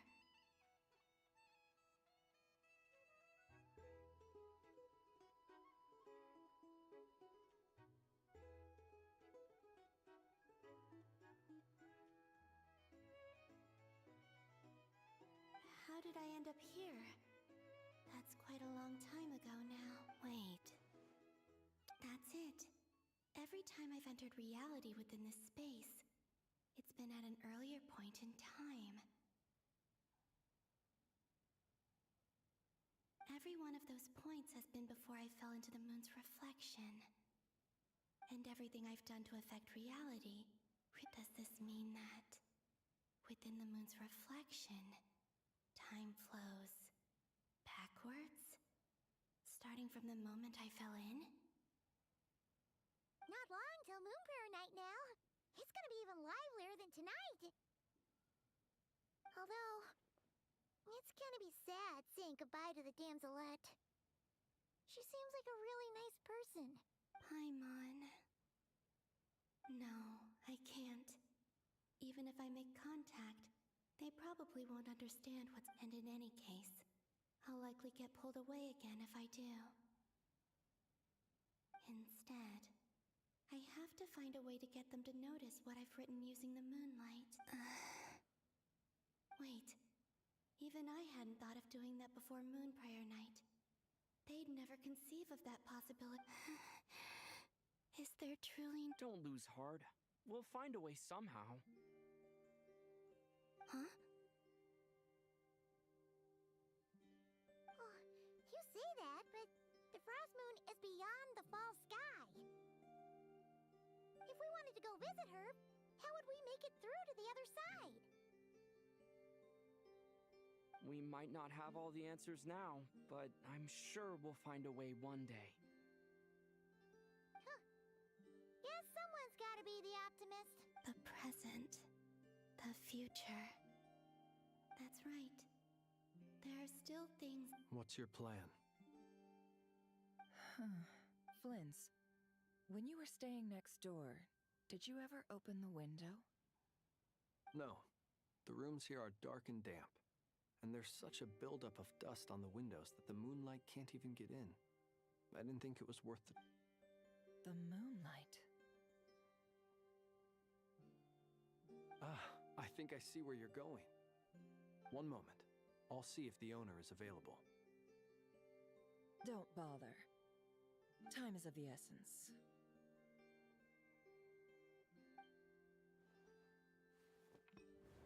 Time. Even if no one sees what I've written at this moment, maybe someone will remember what I said after Moon Prayer Night. I need to write down as much information as I can. And maybe one day...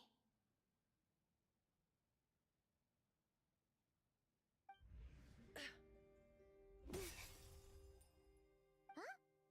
What's up with you? You can't even hold your cup steady. Are you getting tired?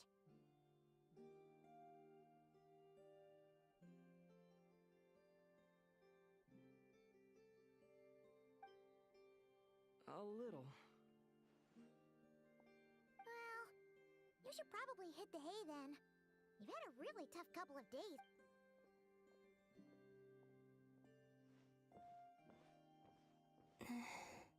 You truly have. You helped defeat Rerir, helped me reclaim my name, and you helped the others organize Moon. Wherever you are right now, I'm sure you're still fighting against... This is all I can leave for them. How I wish I could stay here, but... It's time for... I hope to see you again, in the next time, and if the opportunity presents itself. I will surely return to your side. Huh. Columbina. She's alive.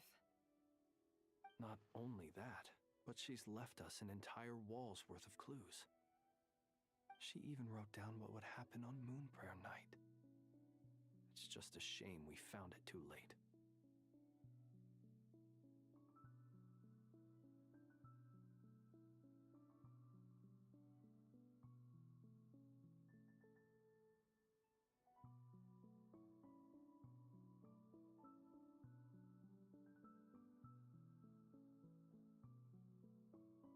I am here. Time in this place flows backwards.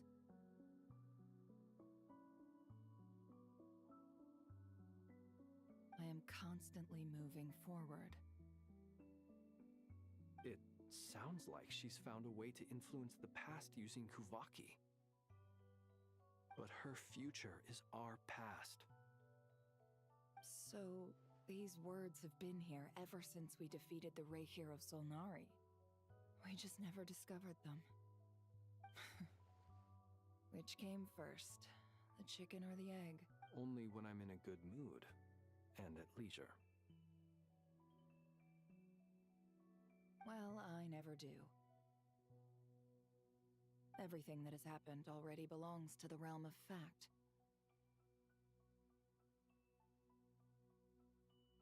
As a business person, and especially an intel broker, what I do is extrapolate from those facts to try and read the future. An admirable philosophy. It's a means of survival. Let's go. We have a wall's worth of clues to share with the others.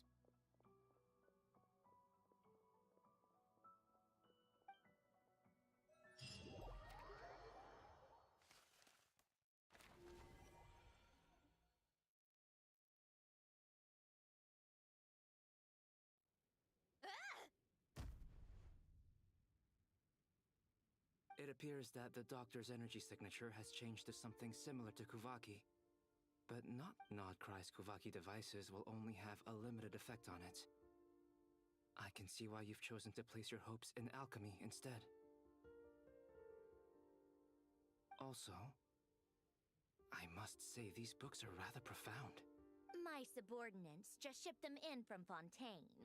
Some of them are from the Narcissenkreuz Ordo. Some are incident reports from Petrichor, and then there's a few test reports for these junk machines.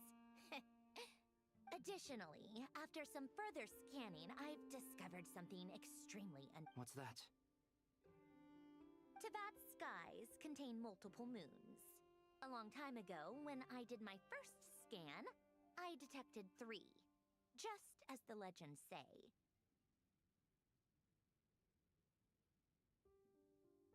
But when I checked again just now, I detected 4 moons. So there's one extra?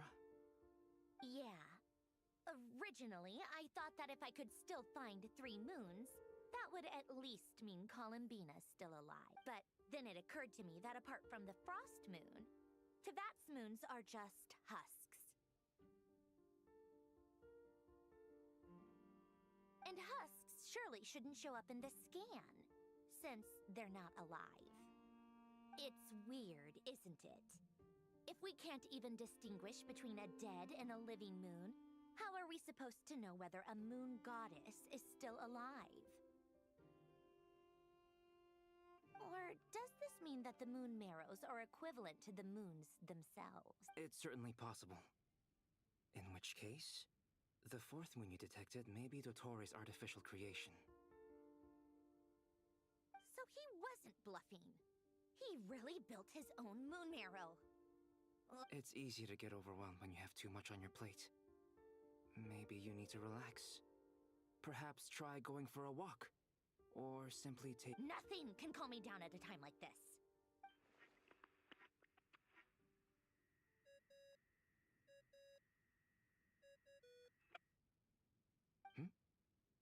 It's Mr. Flynn's. I really hate that ringing tone. Ugh. First of 4 Orthants of the Narciss... Oh, sorry if we're disturbing you. Might I ask what's troubling you? What do you want? We're busy. Are you still at the Curatorium of Secrets? Yeah. Look, everyone else is still out, so there's no hurry. Plus, I'm busy, so I would appreciate if you gave me some space. Even though we have crucial intel to share? Fine, I'm listening. Do you intend to share it via the Dodo communication device? Ordinarily, I would, but this is a unique situation. I think it's best that we discuss it in person. See you at the Curatorium.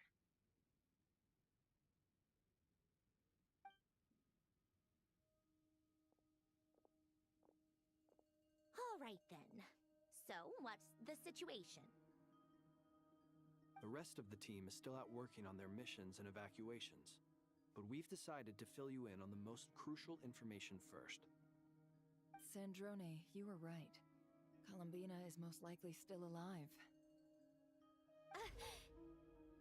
That's the best news we've received in a while. By a long way.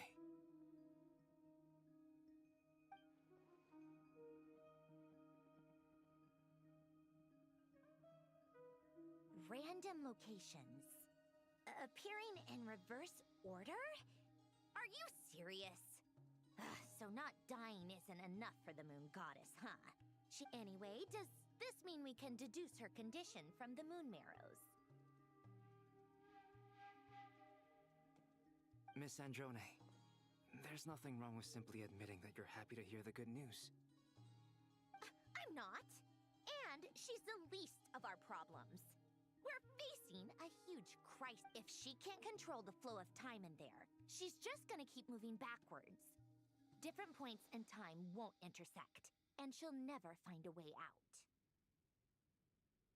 Let's say life begins with a drop of water. When did time begin? The moment this planet came into being? No, that's not right.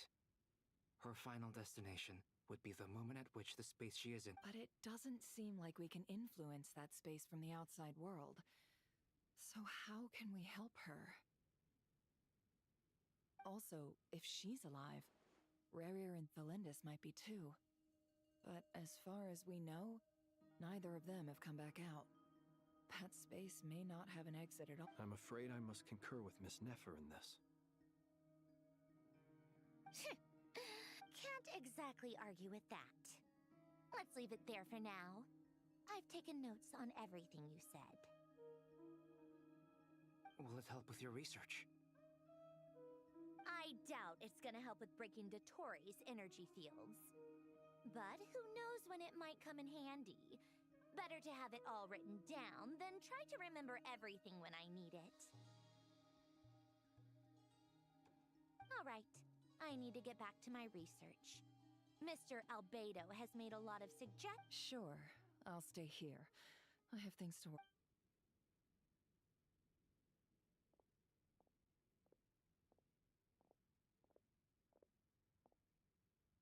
Paimon, are you there? Oh, right. She went with Varka to Natlan, didn't she? Good thing we've moved her and the Traveler's luggage. Speaking of the Traveler, where could they... There's a note. Paimon here. Not in at the moment, but if anyone needs to borrow her stuff or the Travelers, go ahead and help yourself. Paimon won't be mad. Also, Traveler, if you get back before Paimon, make sure to get some rest. Paimon misses you a lot, but put your help first, alright?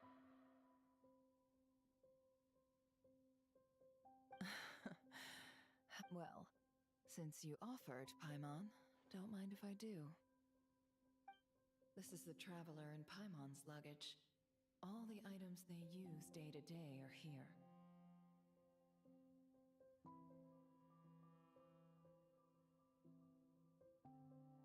It's well organized. I wonder which of them is responsible for that.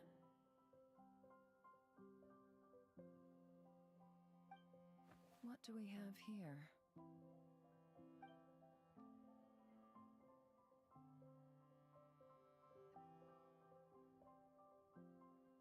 The camera captured a special moment that can only occur between people who are close to one another. You can really sense how the photographer feels about their subject. I wonder why this picture was placed outside. Is it because Paimon recently looked at it?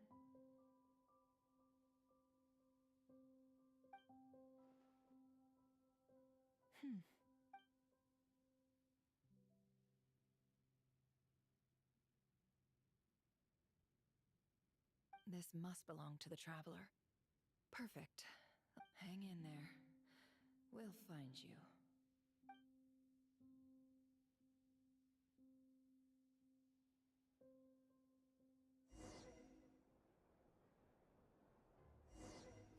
Polonia.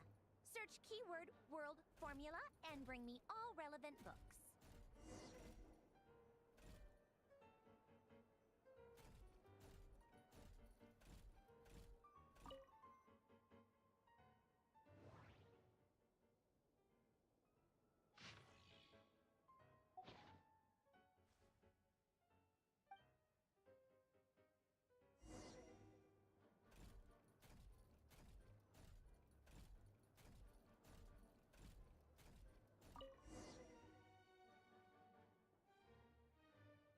Let's see. This one is... Ontonki... I believe that the correct term for this is Fortuna. This was an ancient Romorian technology, a wisdom unparalleled. I never imagined that Romorian ideas would be so similar. Human civilization should gradually shed possibilities. As it continues to the sparks of civilization shall run out, unless variables. Descenders? Dottore likely captured the Traveler because of his descender status. But the Three Moons' authority comes from the world itself. Why would Dottore need any...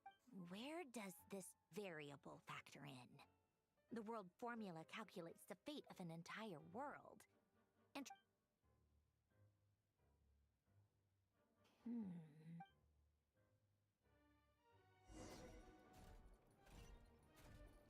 Polonia, search keyword pathway and bring me all relevant books.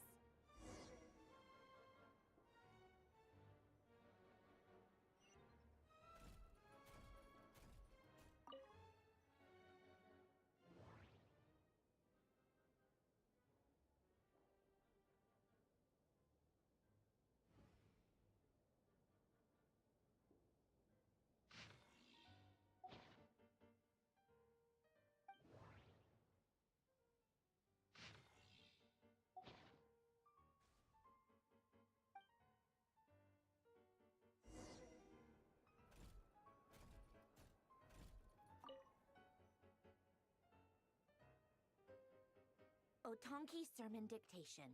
Explications on the chemical marriage. Observe and compute the pathway displayed in the guidance diagram. Deconstructing and reversing its effects could generate potential ideas. So, it's one of Renee's draft lectures. Deconstructing the pathway. I suppose that could lead to a breakthrough.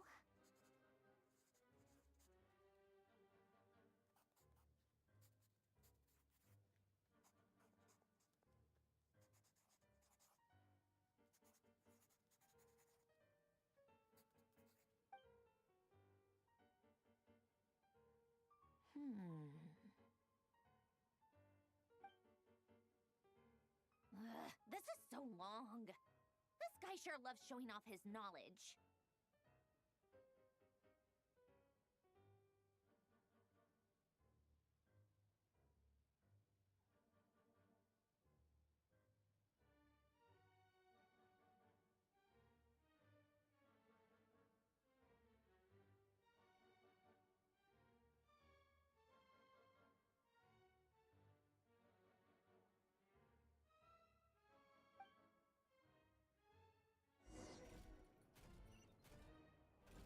Polonia. Search keyword tree model and bring me all relevant books.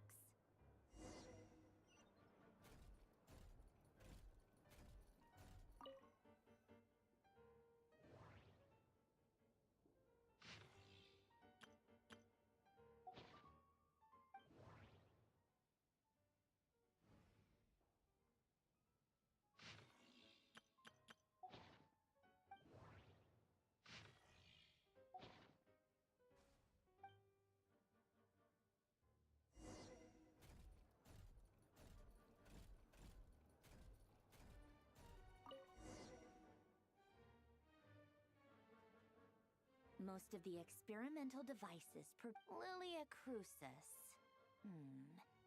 Guess they were trying to cover up the name of... When Duke St. Germanus departed, he said, "It seems that there's no going... In all other things, he is but ordinary." Excuse me? I'm sorry. That's just ridiculous. What kind... Great Detective Herlock, the alchemist and the clockwork saint? Isn't this a novel? Still, the author swears that they knew Renee well. Memory, wishes, souls, and persona. The way Alain Guillotin saw it, the world was Renee, his full name was Renee de Petrichor, if I recall correctly. That place was also the source of the cutting of souls and storing them in vessels. These seemingly unrelated techniques underpinned the chemical marriage model. Alain would have...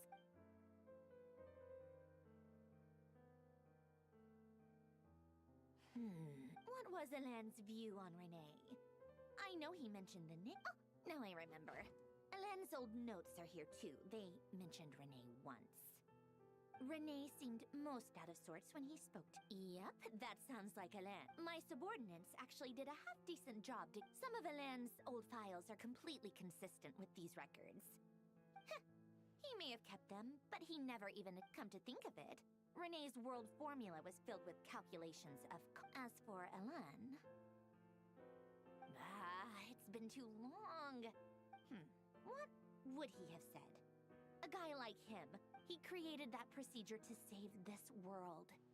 Yet the scale of the world's fate proved too enormous. The result was beyond his ability to calculate. He died having never seen the outcome. And there I was, left behind in the ashes of... Did you really never take a close look at Renee's research? Or did you read it, but deem his the very thought of trying to incorporate his ideas probably made you feel sick? You once asked me what I wished for. Should have asked him instead.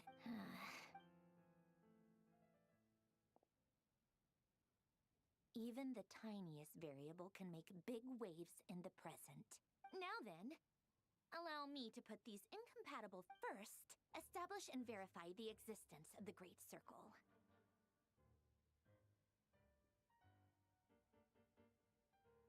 Absolute nihil on one end, absolute reality on the other. Now, search between these two extremes. Then, the construction variables. The sparks of civilization shall run out unless we consider traverse the world, space-time, and civilization.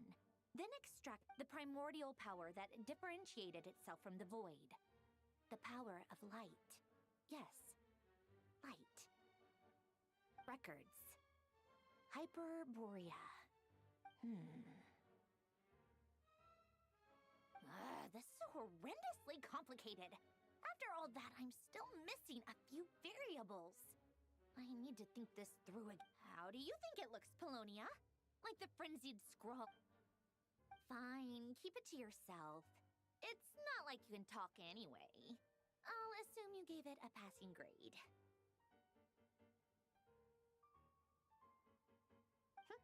I jest. But true madness does often start with trying to save the world. What would Arlecchino and Columbina think if they saw this? And so would Rosaline. She's been dead for a while now. When I close my eyes and think back, I can still see her face. And that enormous dress she used to wear. Such a bizarre choice. What possessed her? Oh, and the clack-clack of those... No one's asking me, obviously, but I hope you all know that I never wanted to save the world. I'm not crazy. I don't have delusional ambitions. The world needs a solution. But I don't need...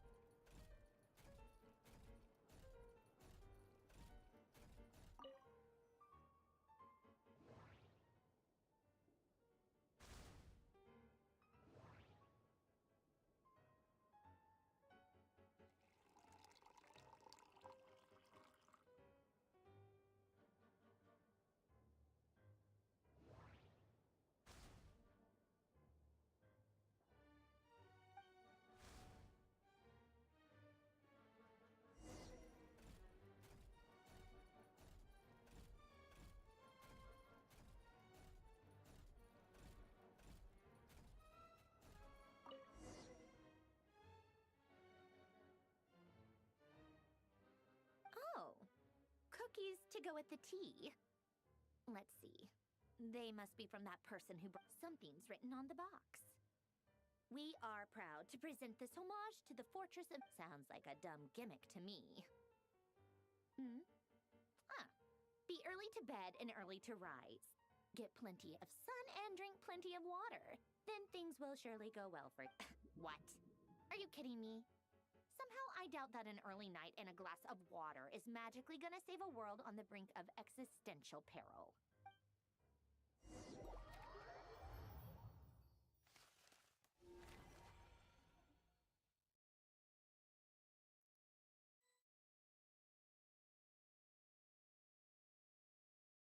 Lady Arlecchino, word has reached us that Lady Marionette's troops are all in position.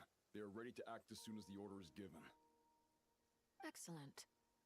The only thing is, they are fewer in number than we expected. It looks like many of them must have lost their lives at the hand of the monsters released by the Doctor. Can't be helped. Allow them to join our ranks, and keep in contact. As you wish.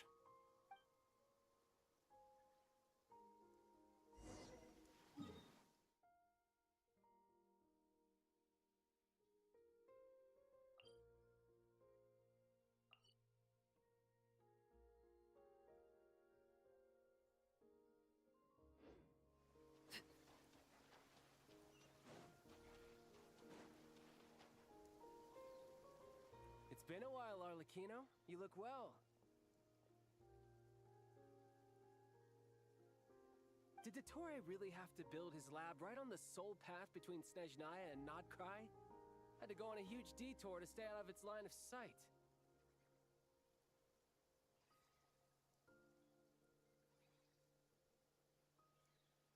Sounds like an arduous journey. I assume you've brought word from Her Majesty? Of course, all part of the job. Firstly, the Tsaritsa has authorized Fatui Internal Affairs to review Dottore's case. They will reach a formal verdict on whether he has turned traitor and whether he poses a threat to Snezhnaya.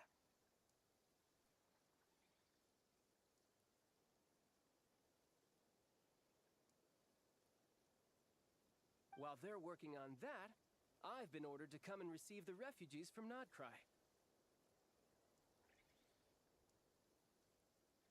They are nearby. My team will escort you to them shortly. Great. Aside from that, Her Majesty has a message for you and Sandrone personally. Huh? Where is Sandrone? She stayed behind to work since I was making the trip anyway. It seemed sensible to have one person on standby at base while the other came out to meet you. All right, guess that's just how she rolls. In that case, tell her that the Tsaritsa's decree this time is pretty awesome sounding. I think she'll like this one. Still, I wonder what... Wait, what's that? Did one of our troops turn into a monster? Take him out.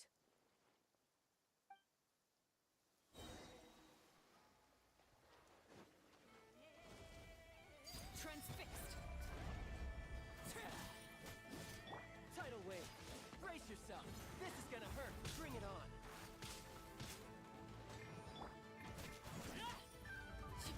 Witness my rise! Overruled! You've gotten stronger, Arlecchino. Nice! Stop that right now. I appreciate the praise, but I am not fighting you today. I knew it.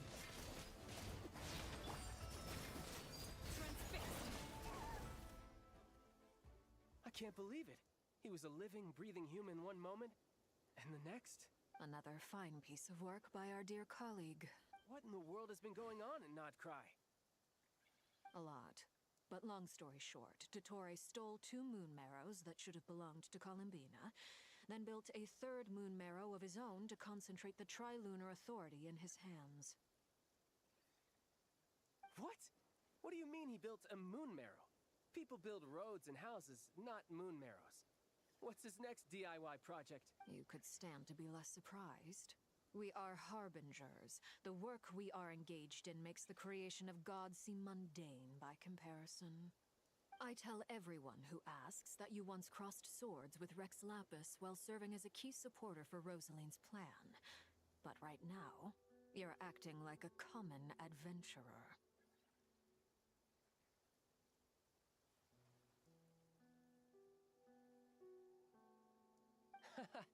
Thanks for speaking up for me. Those 2 really took me for a ride back then. Then again, surely no common adventurer would manage to get tangled up with them the way I did. That's gotta count in my favor, right?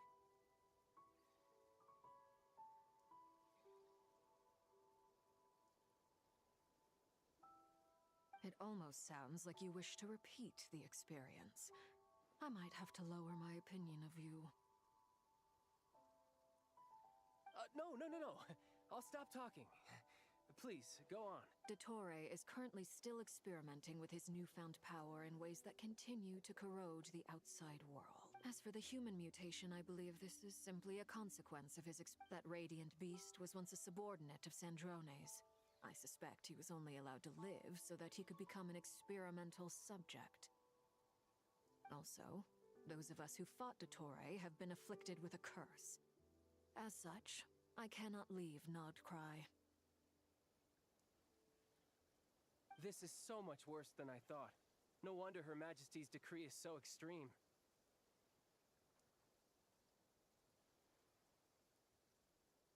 While these exceptional circumstances persist, the Harbingers are hereby authorized to use unilateral executive powers. Should Dottore pose a threat, Arlecchino and Sandrone are permitted to eliminate him. My thanks to Her Majesty. I will pass these good tidings on to Sandrone.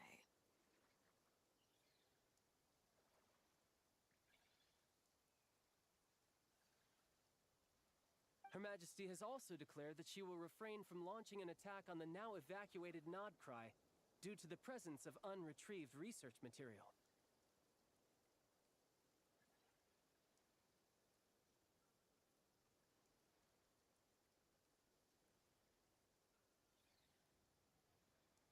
A wise decision. By the way, how's my old partner doing? I'm assuming they're with you?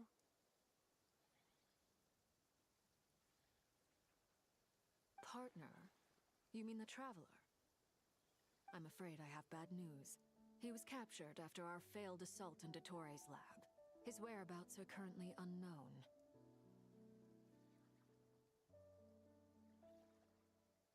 What? Why? Since when does Dottore have a bone to pick with him? That is indeed the question. I'm not sure he does. He must have some other goal in mind. This won't do. I have to rescue him. You can't. We have no idea where the Traveler is. What am I supposed to do then? Stand here twiddling my thumbs? Sandrone is working on it. The best thing you can do right now is complete your mission.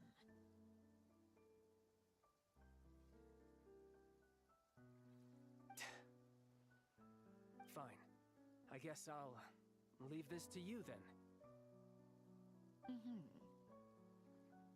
One last thing. Tell the Rooster to get the message out to the gods and citizens of every nation in Tevat. Beware. An uncontrollable pollution is spreading forth from Nodcry. The source of that pollution is a madman drunk on the success of his experiments. The Fatui, however, if Nodcry falls, things are likely to escalate. Considering Dottore is one of our own, all Fatui stationed in Nodcry consider it our duty to stay and fight him to the bitter end. Whatever the cost. Hey, don't be too pessimistic. If it comes to it, I'm sure Her Majesty won't stand by and do nothing. I hope you're right.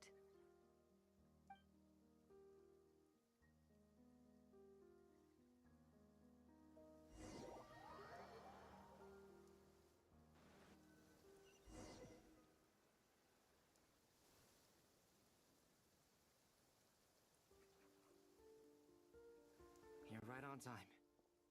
Thanks. Hey, do you think I'll get that gliding exam exemption? I made sure I was on my best behavior in Mondstadt. I landed well outside the city and walked in. I'll help you apply, don't worry. For now, let's see what we have here. What are the doctor's energy fields even made from? The usual attract and repel principles that govern Kuvaki. They are very mysterious. But ultimately, thanks to research by Master and the Hexen Circle, we know that Tevat's 7 elements are derived from the more primordial. Since you have the power of the Dragon Durin within you, I'm sure you can already tell that this energy field contains no abyssal energy. That's true. It's not abyssal. I've been thinking about something. That was one of the most marvelous feats of ingenuity I've ever seen. Not to mention the operating principles. Surely the most ingenious feature of all. Dory didn't go in. The clue was that Miss Columbina was somehow able to use the pyro energy that you provided. Now, all elemental energy is, of course, derived from light realm energy to begin with. Hence, I suspect that the device works by restoring elemental. This presumes a theoretical model of the 7 elements akin to that of. I almost wonder if the idea for the device was conceived based on direct observations of said prism. It would explain how such an ironclad design. It is at once a masterwork of engineering and a groundbreaking application of the Academia's latest elemental theories. I suspect only Lesser Lord Kusanali herself could have devised such an ambitious technology. But back to the energy field before us. If this is pure light realm energy, its relation to elemental energy is one of integration versus the... Could this mean that elemental energy can dilute the power? Should we give it a try? We should.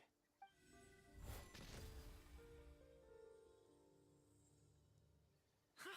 It worked! Clear signs of disruption were detected at the periphery of the energy field. This indicates that elemental energy can disturb... Now you try. All right. It's working! Switch to abyssal energy and attack again. No surprises there. Abyssal power drains the energy field to a significantly... I now feel confident in asserting that the energy field... But the energy field is huge! How much elemental energy will it take to neutralize it? We don't have to neutralize it completely. We can try other approaches. That's all for theory. Would you like to continue? So you knew I was here. Huh? When did you get here? A while ago. But Albedo sounded like he was working on his thesis defense back there. Back in Sumeru. You can end a person's whole career by interrupting them mid-speech. Very thoughtful of you. I'm truly touched. Could I act with what? A little test. Try using Animo to unleash a concentrated assault with circular blades, with the goal of breaking... Nice! This time it tore through the field. Tremendous. This is a major breakthrough. Should we go through?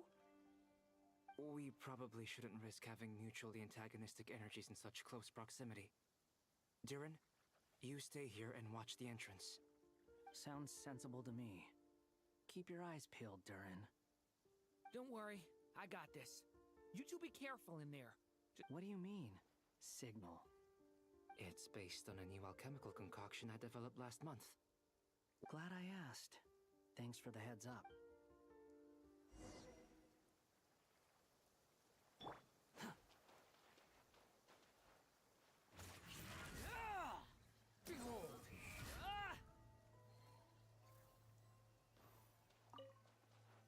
Like I thought. Beyond a certain distance, we can't see the opening where we came in. Maybe that's to prevent people from escaping. Sounds like Dottore style to me. Not much has changed. Things are basically the same here as they were before the energy field appeared.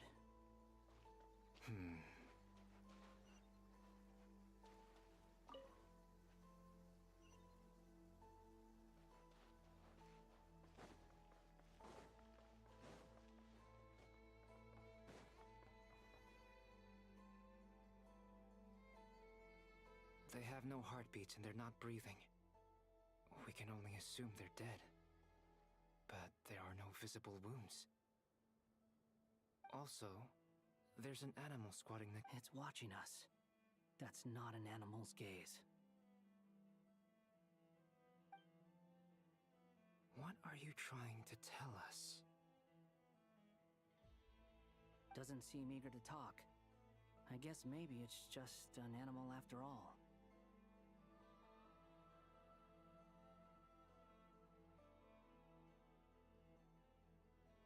Let's keep looking around.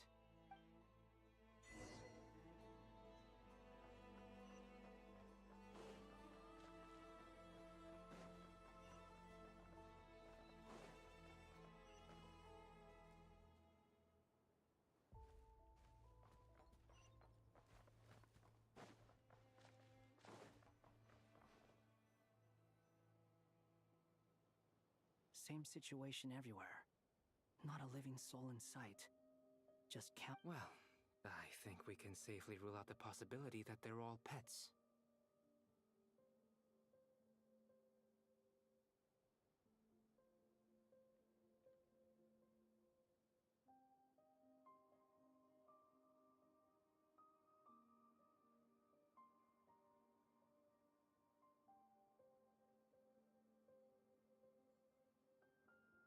Is skirting around the topic your way of showing consideration for other people's feelings?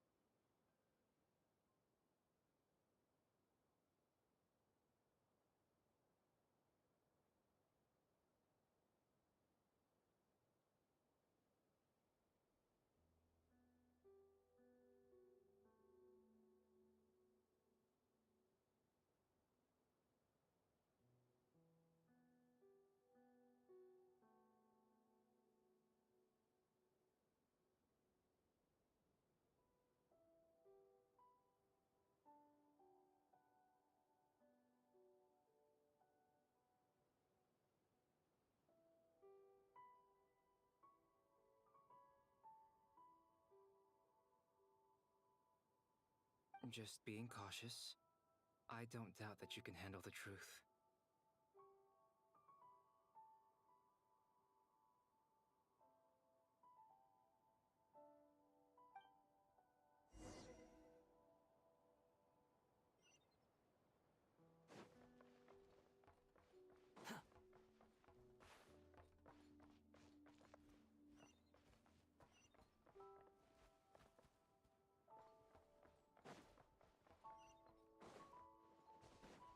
Careful.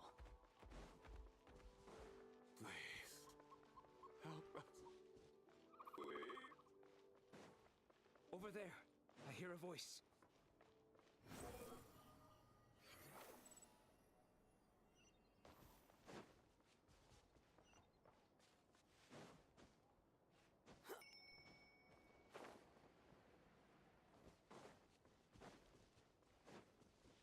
Quit following me.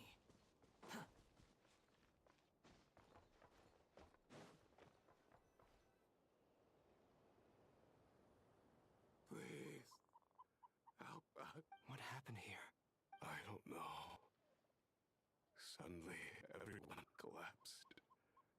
Then my line of sight got... I still have some of my senses left. It looks like there's a huge experiment going on inside this energy field. Maybe each energy field is its own giant experiment. Vile. He's swapping human minds with those of animals. Even without the other circumstances, this would be an extremely radical experiment. Those people may have lost their sense of selves, but they are not fully animals either. If they were, they would have left. But instead, their instincts are driving them to remain by their dead body. We should go. No sense in sticking around here longer than we need. Agreed.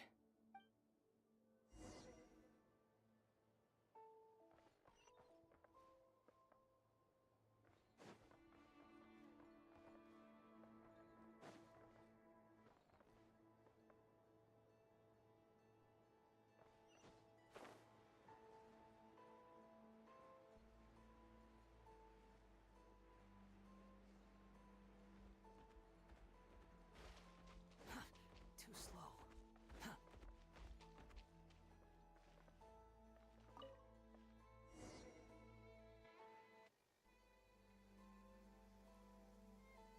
You're back! Everything okay? We saw some things that take a strong stomach.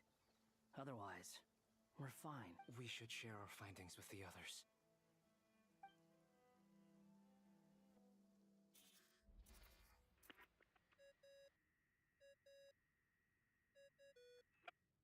Yes? Who is it?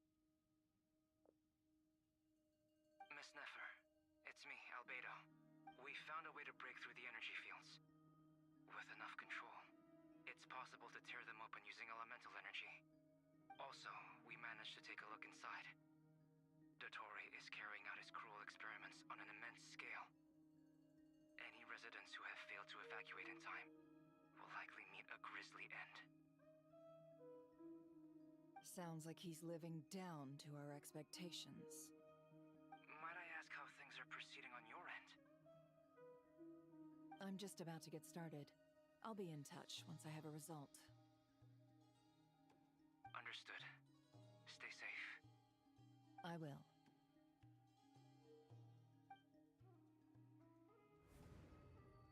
Well, Nefer, I'll link up with you once my tasks are complete. What makes you think I'd need you to do that? I'll need it. And considering the way you approach certain matters, I think...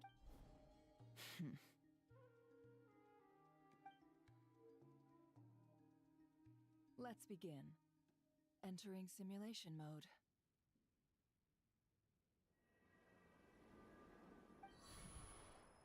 A vast wasteland. Is this the Traveler's inner world? I was expecting something more vibrant, to be honest. Wait, someone's there. What are you looking at?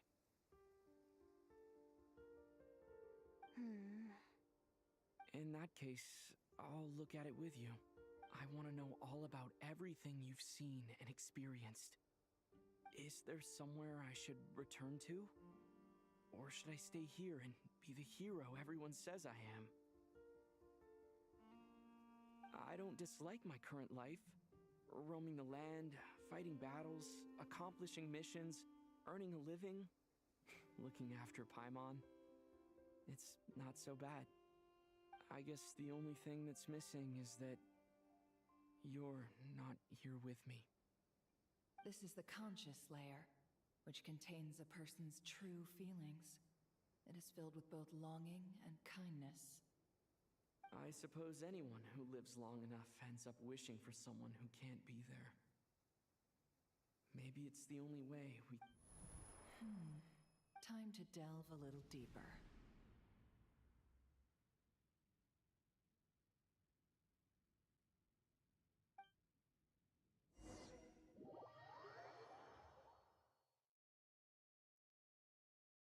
Nasha Town is hardly the optimal choice for a place to live, but it has character and a reasonable population density.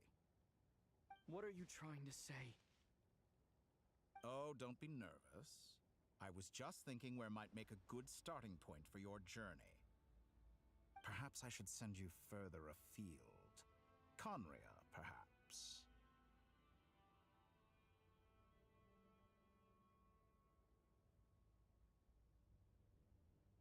Conria ceased to exist long ago.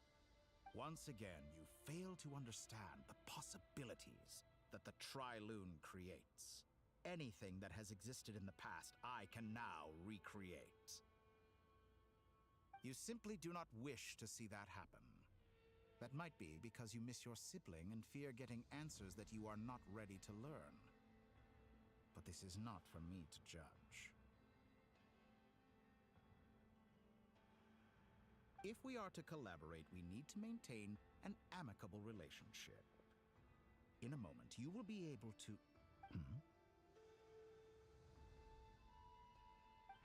Oh no.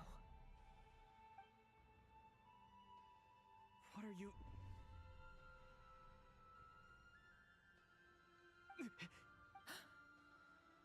What are you gonna do?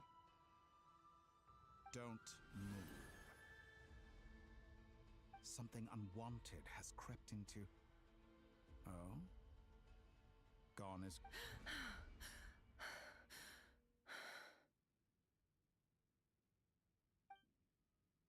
Did you save me? If I hadn't cut the connection, Dottore might have caught you from the other side and destroyed you.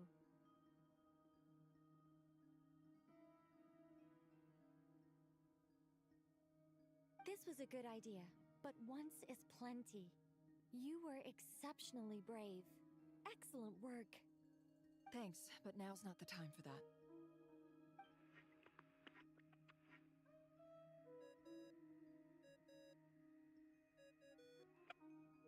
Albedo speaking. I think I know where he is. What is this endless darkness? I can't see anything, even though my eyes are wide open. But why?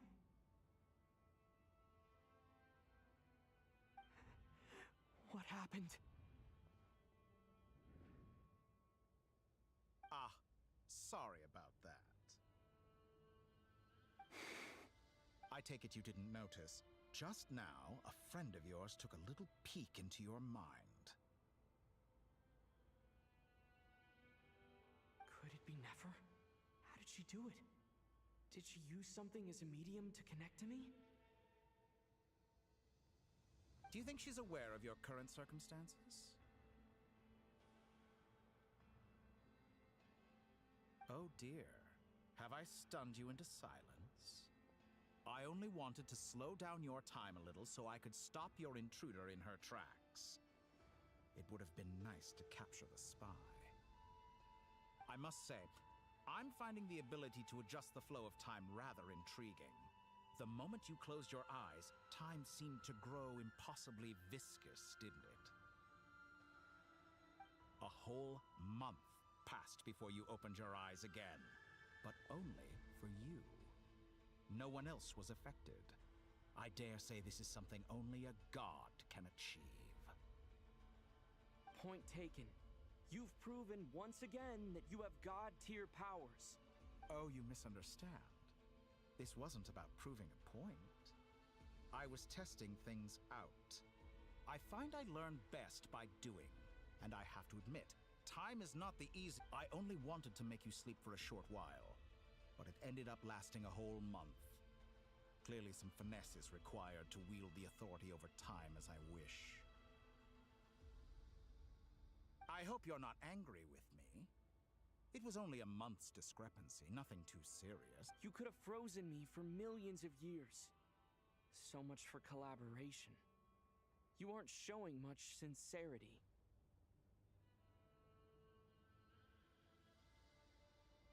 Millions of years? To what end? I wonder if you don't understand humans all that well. They are very pragmatic creatures who understand only that which they can perceive with their senses.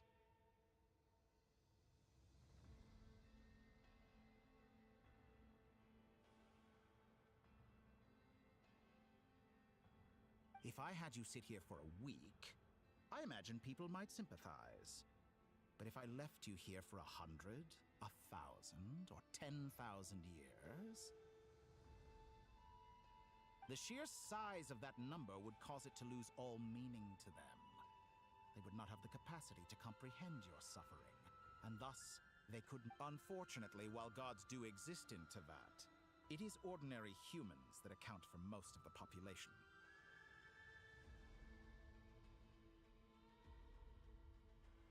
Their lifespans are so limited, their bodies so fragile. Did you ever really hope that they could begin to understand someone? Your long life and unique origins make you fundamentally different from them. How long will it be before they start to treat you like the alien? Even I feel bad for you sometimes. This world has made you into a slave. So many times you have served its will, and not once have the powers that be ever thought to grant you the one simple thing you wish. You have been treated most unfairly. I can change that. I will grant you special privileges and give you back the status you rightly deserve as a descender.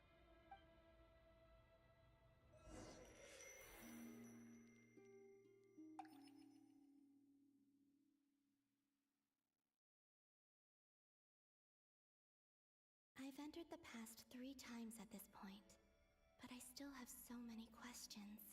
For instance, beyond each point being further back in time than the last, so far, the common thread linking all 3 scenarios is that the Traveler has... But it's more than that. I know I sensed something familiar around him. I'll keep this question in mind as I carry on.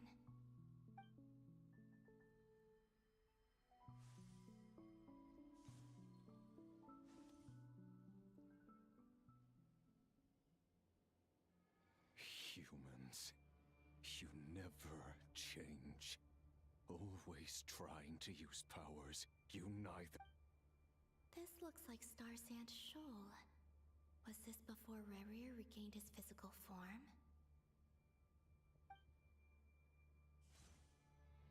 You've messed with the cannon again, huh? Sorry, but this round's not gonna go... The cannon. That's right. I was at... And right after that, came an ominous power... My body was once torn into countless pieces and hurled into the swirling chaos of time itself. But even so, my life... I wonder if I could try to prevent his resurrection. But how would I do it? What can I do, here and now? Traveler! Behind you! Look at that light! No, I won't make it in time. He's using the Kuvaki shield, like I taught him. Is he going to use it to block the cannon's beam?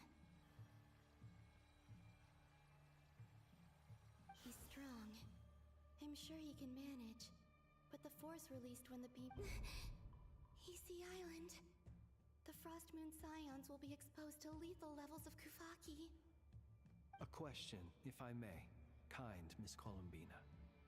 When the cannon's Kuvaki beam was deflected earlier... Maybe that really was me after all. Well, future me. But I don't...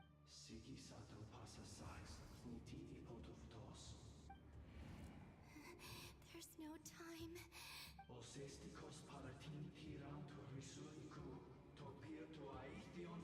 I have to make it. Oh, Frost Moon. Oh, great land. If you can hear me, if you can sense my call, then please, heed me once more!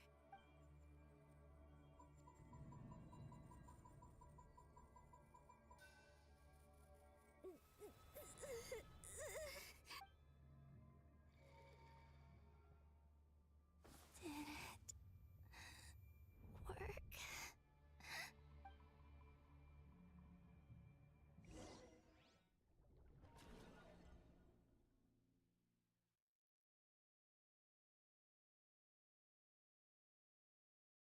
Hey, wake up. Hey, did you hear me? Columbina! I said wake up! Oh, good morning. It's 3 in the afternoon, actually. And could you kindly not use my quarters as your personal nap room next time? But I feel so safe. And your coffee, right? It's so bitter. It's like you were raised by wolves in a forest or something. What did you drink growing up? Grass tea? The Frost Moon Scions certainly led a more... Then I'll bet you've never eaten one of these before. It smells delicious. That's because it's a Fontanian recipe. I had a little free time today, so I made a batch. Rosaline will be here shortly, but if you really can't wait, I guess you can go ahead and...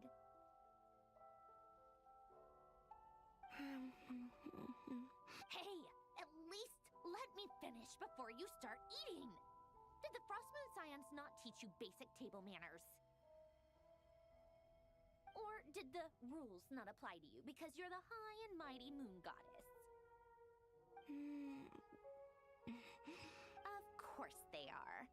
I was worried they might contain traces of machine oil. What? You know, there's something I've always wanted to ask you. Why did you leave your old home and join the Fatui? I mean, I'm sure their food was awful. But there's gotta be more to it than that. Well, life there didn't go quite how I imagined. What were you expecting? You're a god. Your followers are gonna make some demands of you, right? Surely you can just answer a few prayers here and there in return for the free food and drink. How bad can it be? Well, would you help other people? Just for free? The doctor told me that you were created by a great mechanic. The Lord Artificer. Ugh, some people can't... Oh, Lord Artificer. And didn't he have something to do with the... Nazissenkreuz Ordo.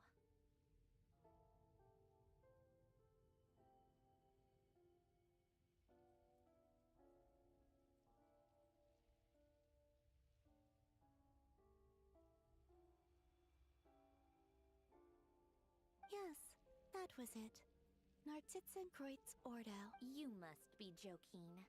I wouldn't go even if they paid me. Exactly. Well, I felt the same way. I did not know the people who made... What do you know? We're on the same page for once. In his later years, Elen did ask me if there was anything I wanted to do. If I had any wishes of my own. Well, I don't. And I'm not in any mood to fulfill someone else's either.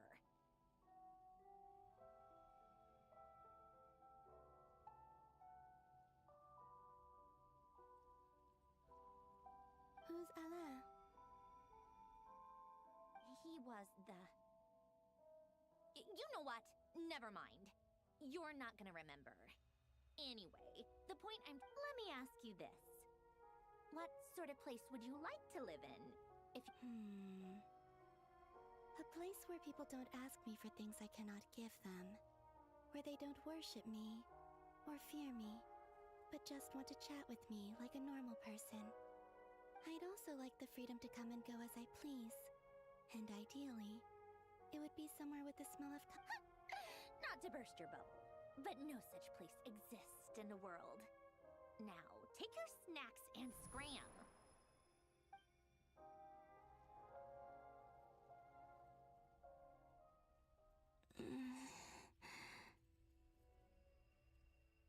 Did I pass out? Of course. I'm back here again. I dreamed of events from my past. Sandrone, I miss you all so much. Back there, I guess I managed to harness all the Kuvaki energy on Hisi Island. But how did I... Time is flowing backwards here, and I can use that familiar power to enter the world of the past. That mystery ally everyone talked about. It was me all along. I can sense that there isn't much more power remaining up ahead. What lies at the end of all of this? Will time keep flowing into the past? And will I ever find my way back?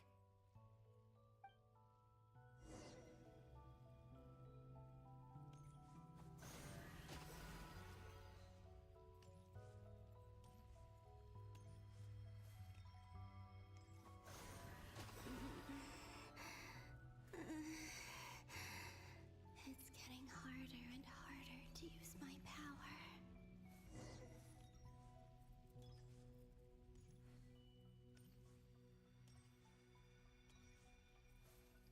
I'm no match for the Abyss in this state. I need to avoid the contaminated fragments.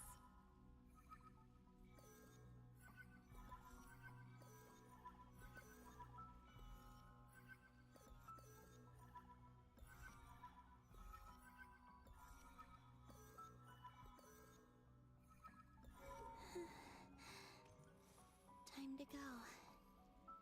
I wonder where I'll find myself this time.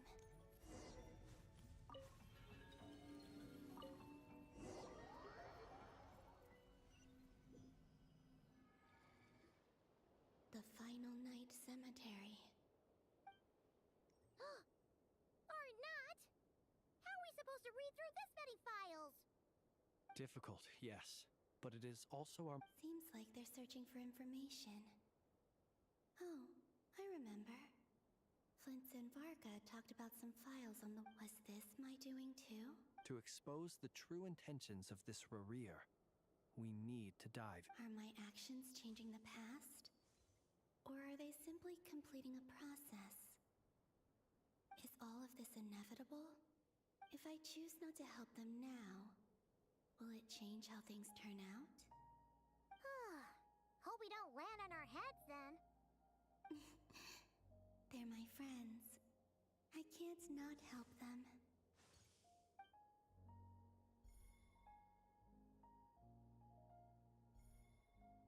Ghost!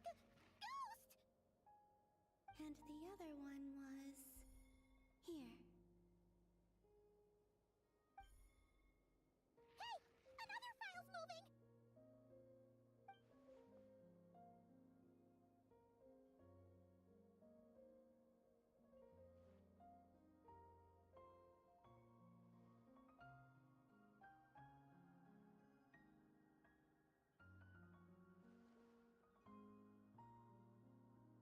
That should do it. Luanatar? You can sense my presence? Wait!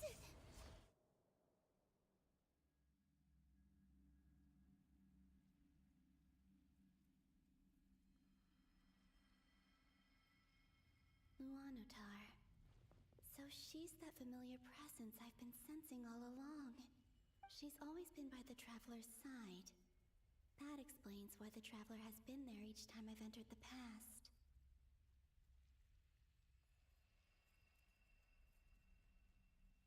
But why Luanatar? Is it because she has a connection to me as the Moon Goddess's familiar?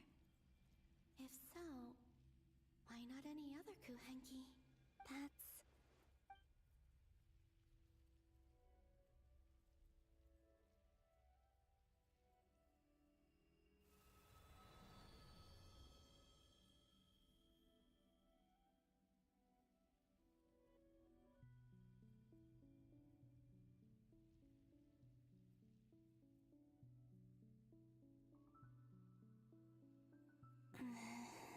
I cannot sense any power up ahead.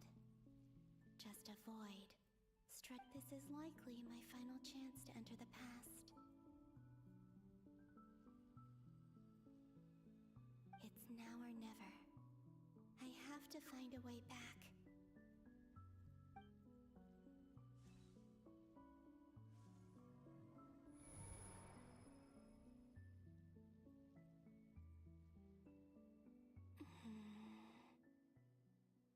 Heesey Island?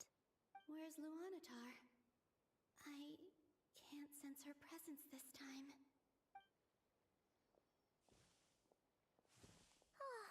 Seeing Enefa and Aino reunited like that sure was heartwarming. Travel... No. Stay calm. I don't have much power left to change things. I don't even have that much time left here. Think, Columbina. How do I find a way back? A way back.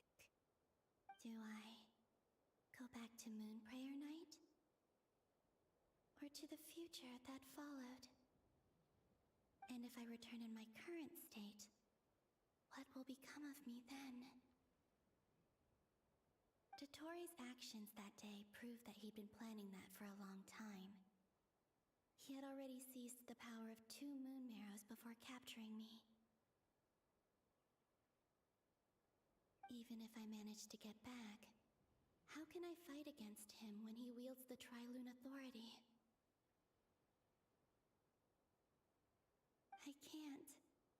If I go back like this, I'll be playing right into his hands.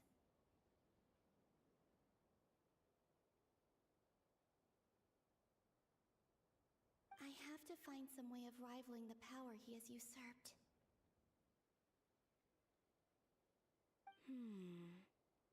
Wait. Time flowing backwards. The Tri-Lune Authority. Does that mean...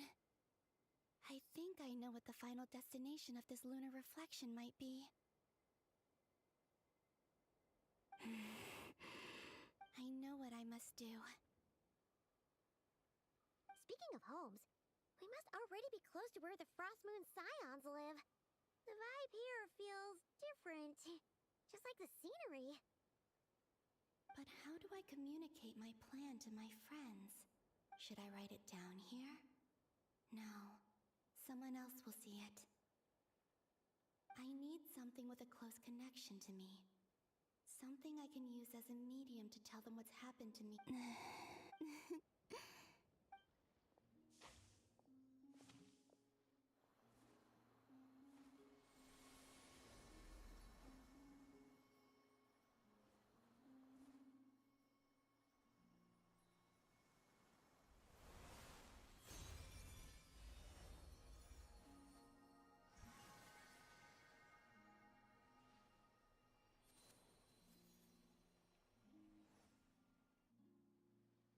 Hey, what was that? I feel like some sort of breeze blew by, and then the petals suddenly turned into... Huh? It was I who brought Luanatar into being. I gave up a piece of my own soul to create her. That's why I could sense a familiar power from the moment I entered this space. It also explains why she's been present in every past location that I've entered. Because we have a deep connection. Hey there! What's your name? And the reason why there are no more gates to the past after this point is that Luanatar hadn't been born. No wonder I sensed the trace of a blessing when we first met. But I still didn't recognize the soul hidden within you. Back then, I was just a little lost dove. I had yet to become Columbina Hyposalini. Go on. Go on now. We've got stuff to do. Best you find someone else to hang out with. Hey, you scared it off. I'll be counting on you. Remember to stay by the traveler's side, guide him, and help him in— Oh, and bring him to the garden where the moon prayer blossoms grow. There's a little lost dove there who will need his help.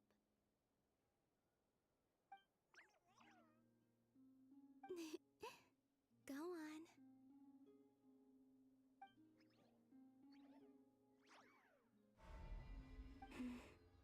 You too. Go. As for mine.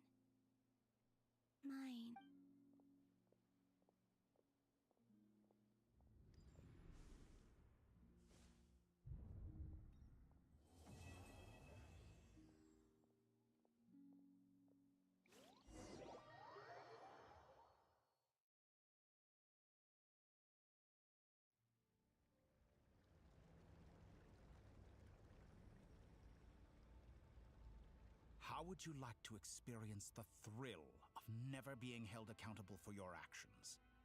You could crush people like ants without consequence, or tear off their heads. Believe me, such a life is but one small step away.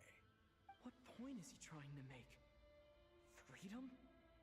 But the freedom to kill? To do evil? Why would you offer me that? The creation of a world is the ultimate scientific experiment. I have taken my research to the highest level, where I shall be not just a god, but also a servant to many sacred spirits. I shall heed the truth and perform holy deeds.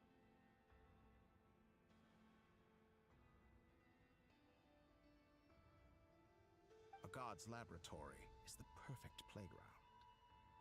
But it needs the right occupant to explore its full potential.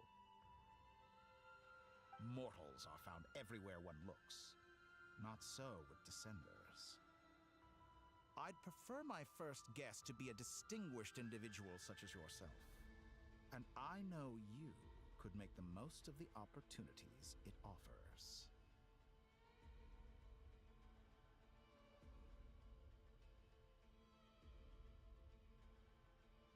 So the condition for entering the new world is to take innocent lives.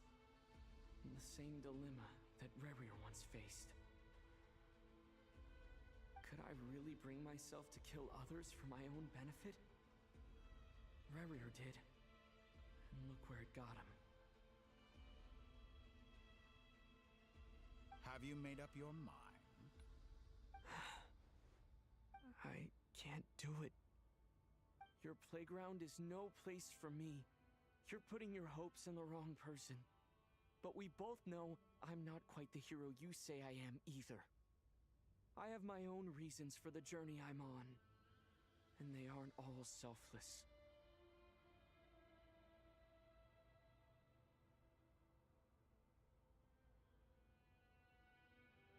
You've grown a lot since we last met. But there are still things you are unwilling to compromise on. This will only hinder you. Why don't I lower my requirements a little as a gesture of goodwill?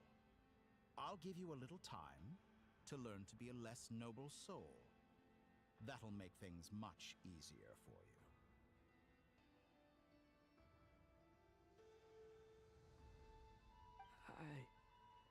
I really doubt I could live that sort of— And yet you already sound less defiant than a moment ago. The benefits appeal to you because you can read the signs of the times. Why don't we return to my research facility? Your last visit was so rushed. there is much that I have yet to show you.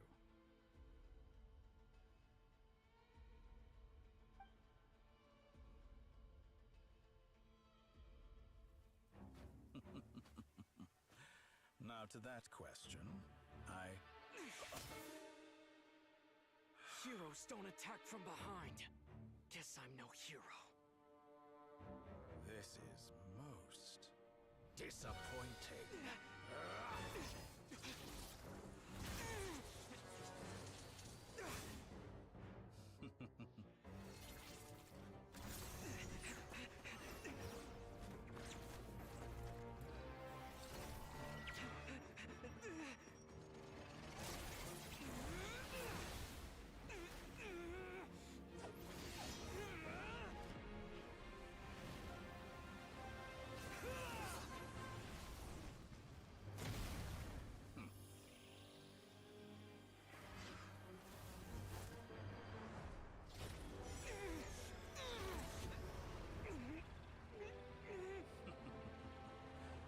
Now then.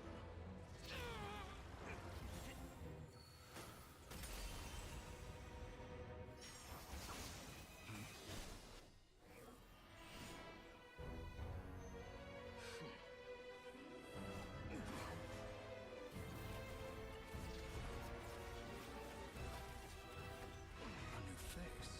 Interesting.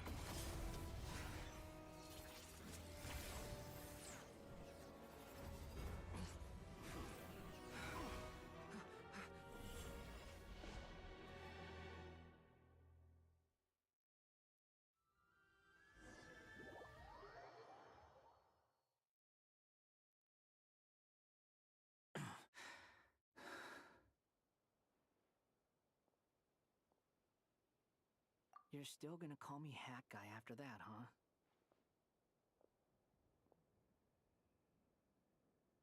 I didn't see anyone else in there who needed saving.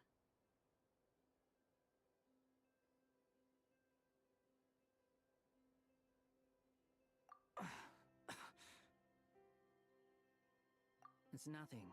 I'll be fine. Why are you looking at me like that? Is it that shocking that I'd come to your rescue?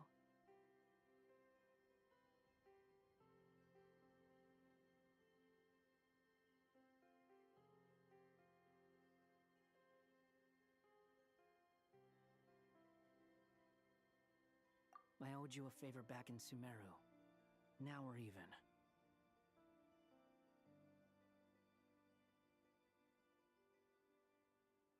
Distracting Dotori was tough. I won't lie.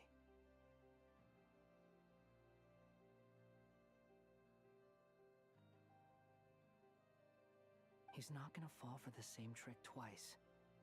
That was my one shot. I'd hoped to use it to take him out.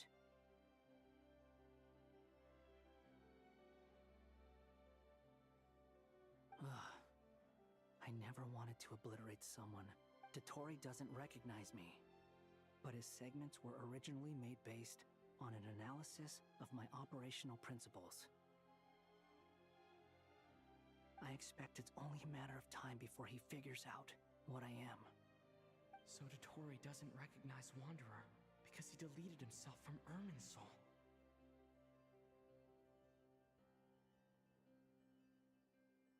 Did he really miss his only chance for revenge by saving me? Why the long face? Hey, I'm not blaming you, okay? And I'm not complaining either. Rescuing you and killing Dotori are equally important goals. Everyone would be pretty stuck without you. It's best you live to fight another day. How are you holding up? Are you all... Hat Guy said to put safety first, so we agreed to run as far away as we could after leaving the energy field, and only meet up once it was safe. You don't look injured. It seems that Dotori didn't do anything to you. All right. Rescue operation complete. There's a lot more work to be done before this is over.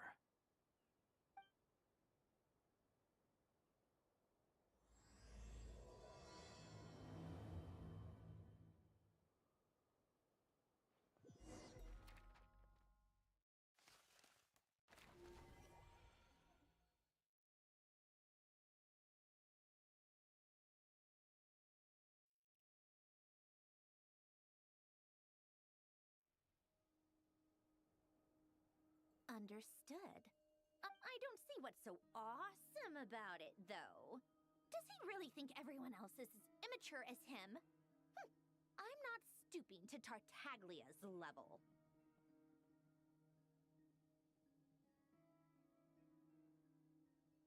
I thought you might say that. How's your progress? Quite promising, actually. That alchemist remember how I asked you to look up some files for me? That stuff on the Nachtschitzenkreuz Institute. René de Petrichor and Jakob Ingold.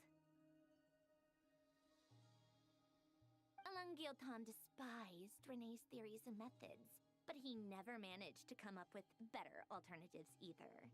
So I thought Alain was like a father to you. He and René were mortal enemies, were they not? And what would you say if Linny and his friends one day learned something useful from someone you utterly... I would applaud them for it. That would mean that they have surpassed me. For all we know, Alain Guillotin might have thought the same thing. Not that it matters, though. He's dead, and I'm alive. So it's my call to make.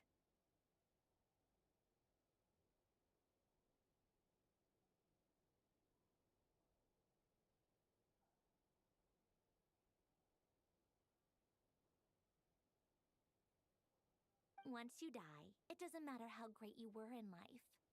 Only the living get to decide what happens next.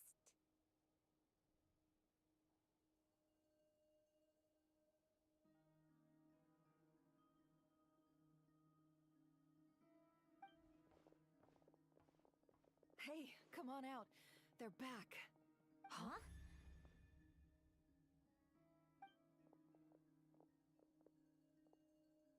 You're back? And your head's still screwed on? And you still have all your limbs? What does it look like? Way to keep your composure, madam. Excuse you. I am perfectly composed. Glad you're okay. Yes, it's a huge relief. Worry? Oh, yeah, right. You think we, the Fatui, were worried about you.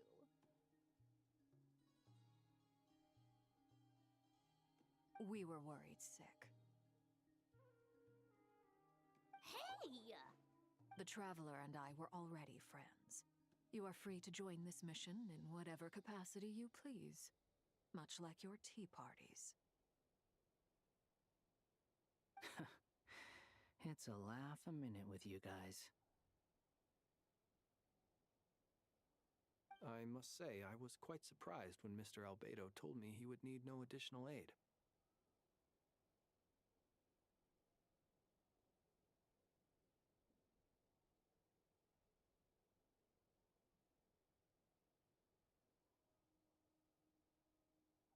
We discussed this on our way back as well. I am rarely so unequivocal, but in this case, we had full confidence in Hat Guy. He said he knew what he was doing. Albedo and I pretty much had to just wait outside on standby. Meanwhile, Hat Guy broke into the energy field and You didn't have to mention that. Well, I'm thoroughly impressed. You are a force to be reckoned with. Is he back? Is he really back? Traveler! It's really you! Oh, thank goodness! You can finally breathe easy, Paimon. It's great to have you back in one piece! Oh, Paimon's been having nightmares the whole time you were gone!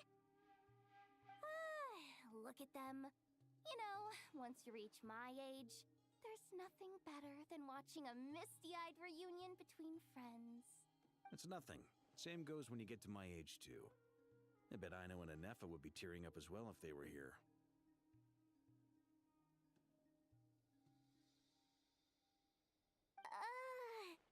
Varka? Oh, yeah, good point. Hey, your eyes are looking a little red and puffy. Come here. What? Ew, no! No, thank you. You're not my dad, okay? Knock it off! Everyone, I'm sorry for all the trouble I caused you. But the silver lining is, I didn't come away from this ordeal empty-handed. While I was being held captive, I learned a lot about Dotori's current capabilities, and what he plans to do with them. Allow me to explain.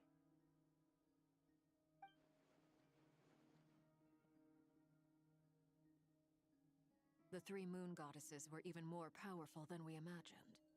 No wonder Dottore believes himself to be equal to the gods, maybe even superior.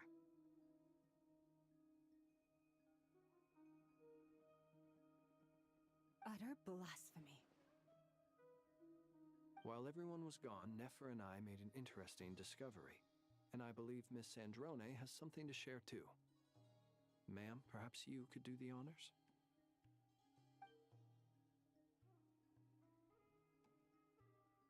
Called it.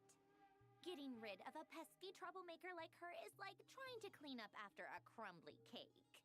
Our next step is to find a way to bring her back. A place where time flows backwards, with no destination in sight.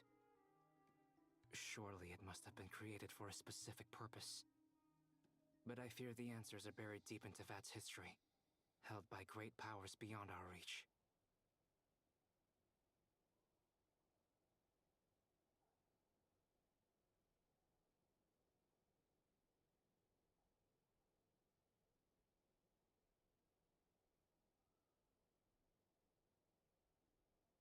It sounds like she's on a specific path through time, just traveling in the opposite direction to us. The question is, where does that path lead? Or will it keep going to infinity?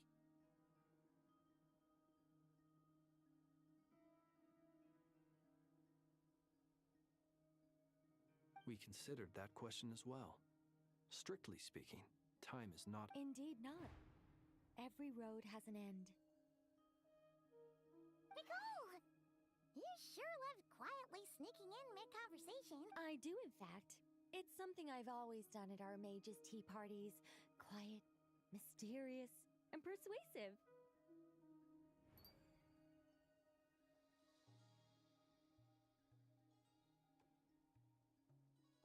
You wonder what lies at the end of her road. Well, just as the world has a beginning and an end, so too does time. And so, the end of the road is the moment that Teyvat was born.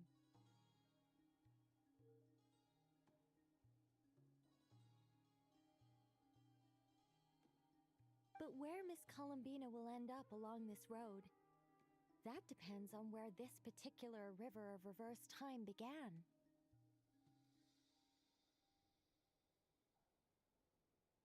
What about the original moons and the moon goddesses? Do they... All things do. In the beginning, no moons adorned the sky.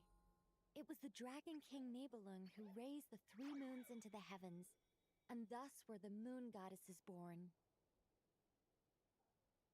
They were shadows of the planet, born to wield Nibelung's authority and oversee the world on his behalf. They were extensions of his will, manifestations of his majesty. But then one day, they disappeared just as suddenly as they had once been brought into being. Nobody knew where they had gone.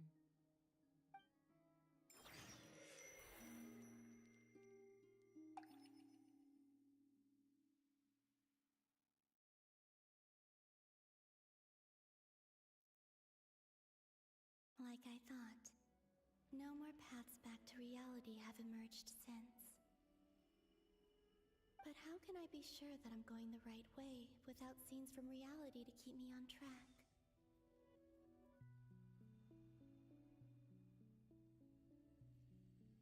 I can't even be sure of how long I've been walking for. The further I travel, the less stable this space becomes. There are even moments where I can sense something that feels like abyssal energy. They can just materialize out of thin air. I have to keep my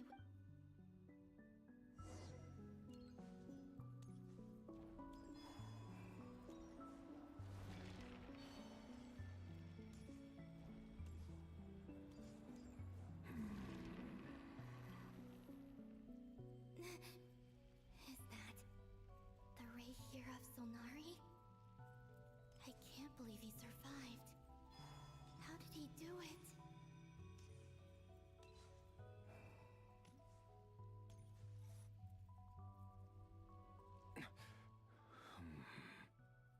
You are the moon goddess. But... Please, there's no need. I'm not interested in fighting anymore. I find that a little difficult to believe. Yeah. Honestly, so do I. The way you used my own power against me was... It was a brilliant strategy.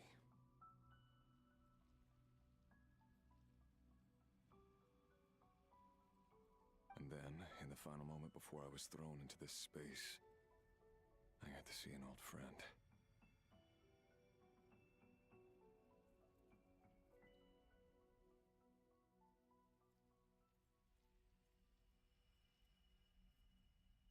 Mr. Dainsleif. Right. It was so long ago now. When I first got here, I was filled with hatred, remorse, and rage. How I cursed and devoured. I tore everything here apart. I was consumed by the desire, but to no avail. This is a place with no exit.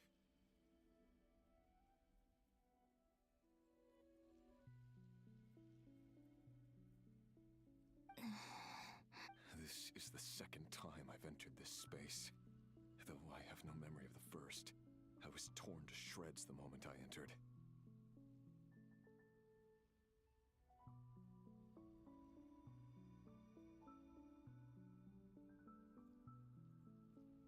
But this time I survived. It must be partly because of this new body, and partly because of all the Kuvaki I absorbed in Nodcry.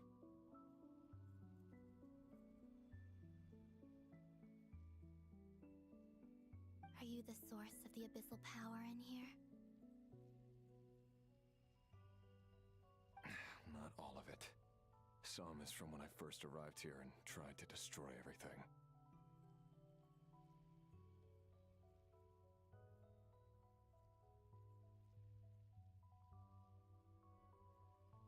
But there was already a degree of abyssal power here before I entered. And like a venomous snake baking in the merciless sun, it tried to slither into my shadow. Tried to? So... Yes. Because after that, the world suddenly became silent for a moment. What do you mean? The voices in my head. And then... I saw her. Her? Thelindis. My...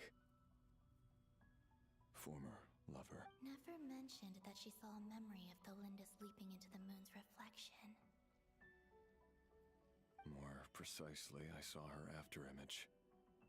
I'm sure the real her is long gone. She was just an ordinary Conrian.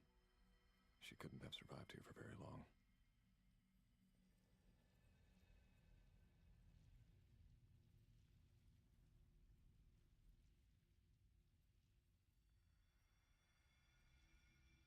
Anyway, why have you come here? Didn't you know it was a dead end?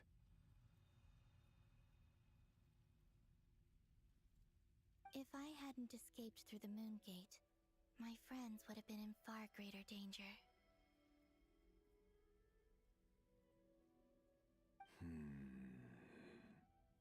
Oh, I see. Because of your power. What? You'd like to know how I know, wouldn't you? The one who resurrected me said so. I could hear a deep lust for power in his voice.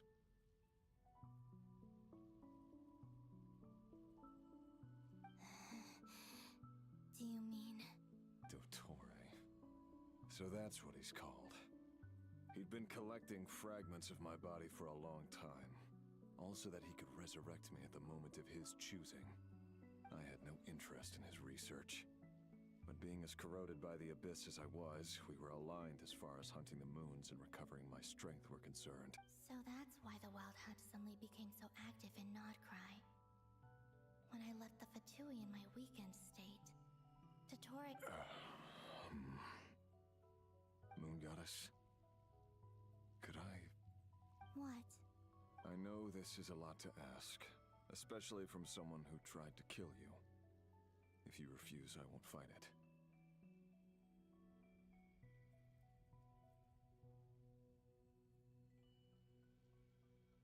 But this is the only thing I desire now. Nothing else. What do you want? I'd like you to take a message to Thalindis for me.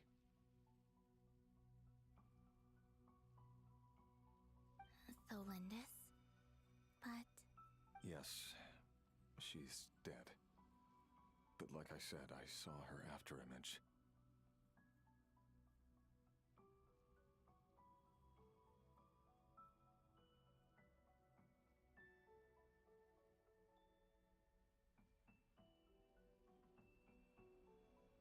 I can sense that some part of her soul remains here.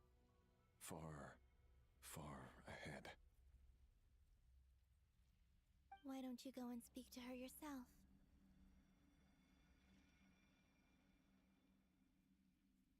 I can't. I don't know why, but I can't move freely in this space as you can. All I can see is a glimpse of her, walking away. Just like the moment when I last saw her in life.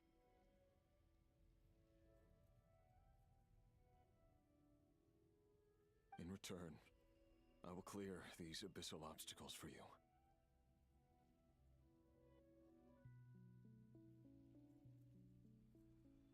No, not in return. I'll clear them for you, whether you want to help me or not.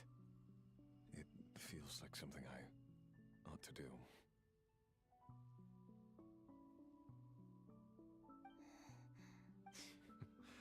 Yeah. Why, indeed. I've been asking myself that question a lot recently. I'm tired of it all. Tired of the person I became. People used me. And then I turned around and started using others. I think I grew tired of it long ago. But I wouldn't admit it to myself. And ultimately, that's how I ended. What do you wish to tell her? All of it. My past. My mistakes. Everything that happened after we were separated. Is it okay if I give her the abridged version? Yeah. Like the part where you relentlessly tried to kill us? It's up to you. Love demands honesty. But my relationship with Thalindis was built on lies. We hid too much from each other. But after living my whole life in the shadows, I don't want to hide anything anymore.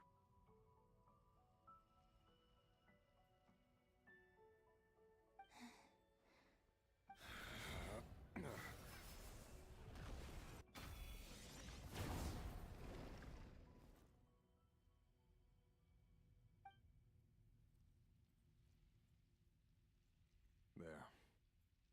The Abyss will no longer stand in your way.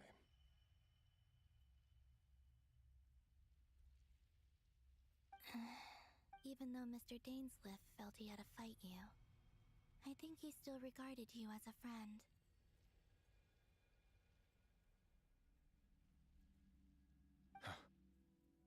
He said that you betrayed him, but he also felt great remorse at never having understood what you were truly going through.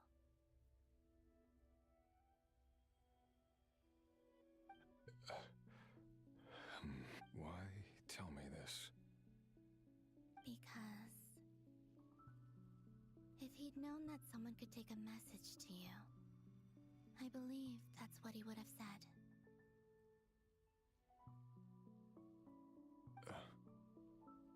Thank you. I know this will sound strange coming from me, but don't die, Moon Goddess. I can tell that you're determined to get out of here.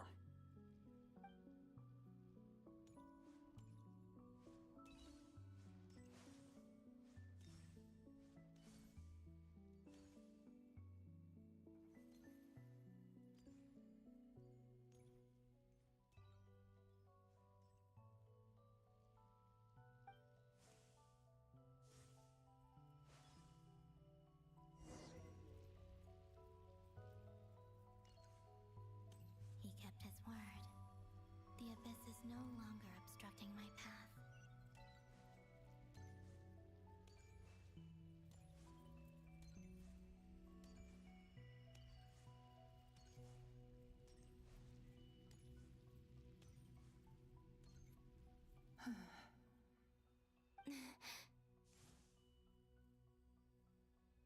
Is that the Lindis? She wasn't far off at all. And yet, they can never meet. Hello, Miss Lindis. Who are you? How do you know my name? I've never seen anyone else here. You can call me Columbina. I promised Rerir that I'd bring a message to you. Rerir? My Rerir? Is he well? He's doing better than he was. Better than he was, huh? Sounds like he's had a pretty rough time. Others have had a rough time on his account too. In many cases, their time ran out because of him. And I'm not just talking about the children of the Crimson Moon.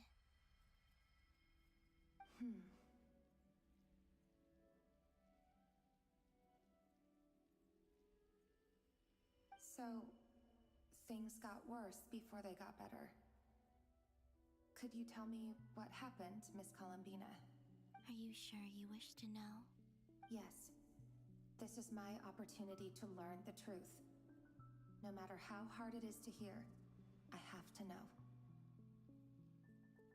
I admire your courage. However, time is short. I cannot stay here for long.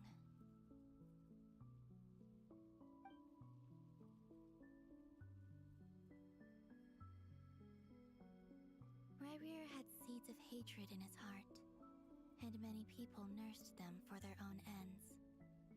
On some level, everything he did was to try and find a way to see you, but in the end, he came to regret his mistakes. He wanted to apologize for hiding his past from you. Beyond that, he did not say specifically what it was he wished to convey to you, but I'm sure that you've always been on his mind. You are what has kept him going over all these years.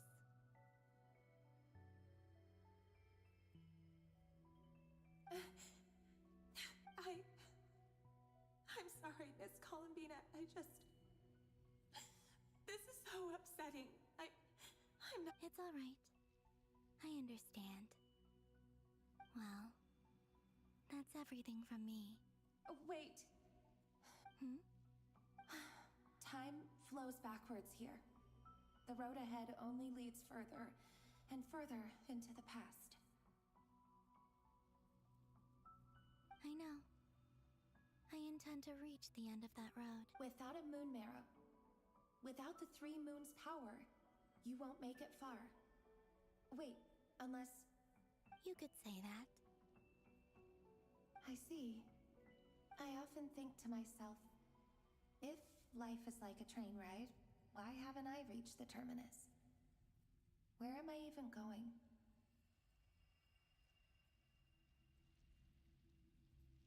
And it's not just me. It's this whole place. Wherever it is, it seems like it's existed forever. It's such a mystery. Where is it going? I must seem so ridiculous. I can't answer these basic questions, and yet I jumped right in here without hesitating. Thinking back, I was suddenly overcome with fear and terror in that moment.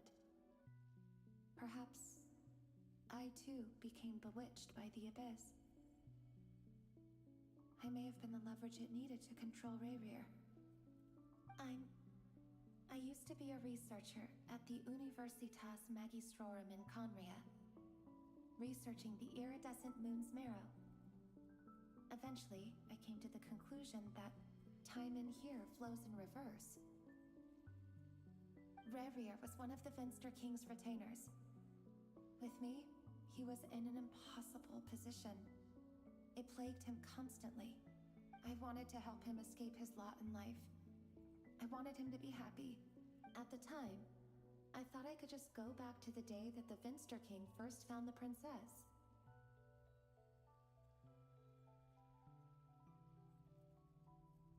It was only after meeting the princess that the Vinster King started going too far with his research into the abyss. That was the day all of our woes began.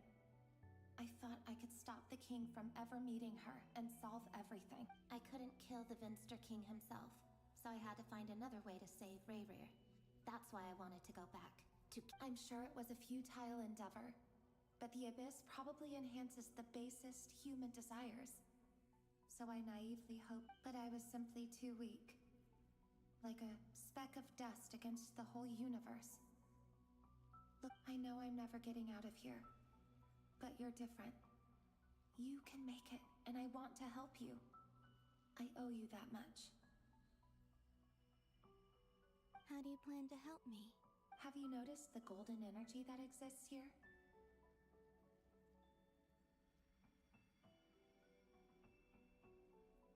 Based on my past research and my observations since coming here, I believe they carry you forward faster.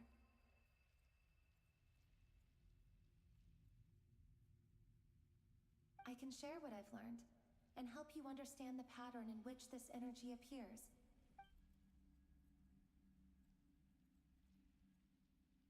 I think you just might... Now, I know you will be able to change the past.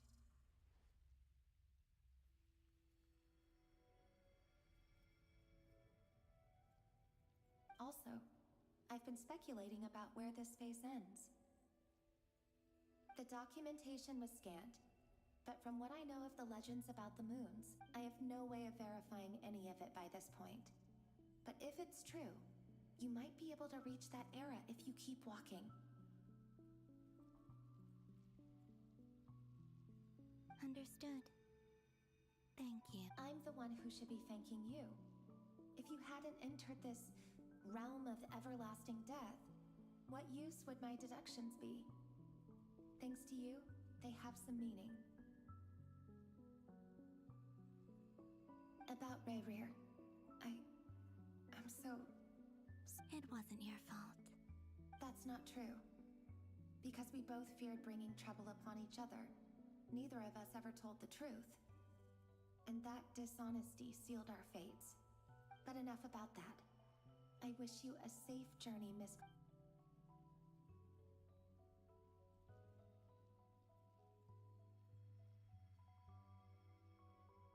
And may the outside world never have to experience pain like this again.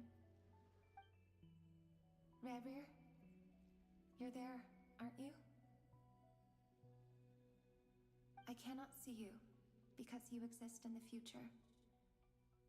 I expect we'll be trapped in this prison of space-time for all eternity. But please, gaze upon the past, and then sit for a while. Let's find a place to sit down together, just like we did when we first met.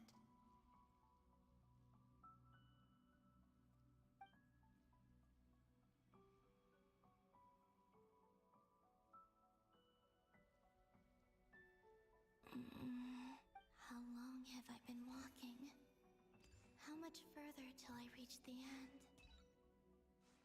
Is there even an end to be found?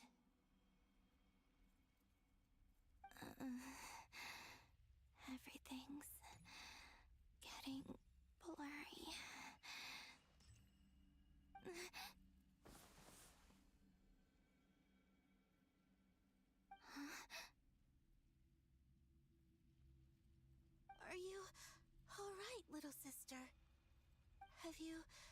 come from the distant future?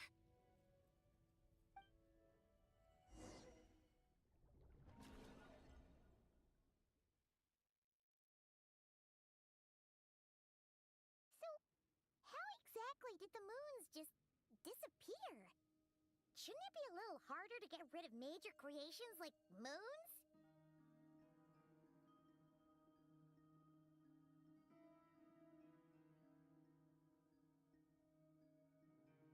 The world is a vast and ancient place. On a certain scale, all life lasts for but a fleeting moment. Miss Nicole explained that the moon goddesses likely perished in the War of Funerary Flame. The moons themselves. Am I missing something then? 'Cause the stories say that the moon goddesses were born on the moon, but doesn't Columbina say she was born in Nodcry?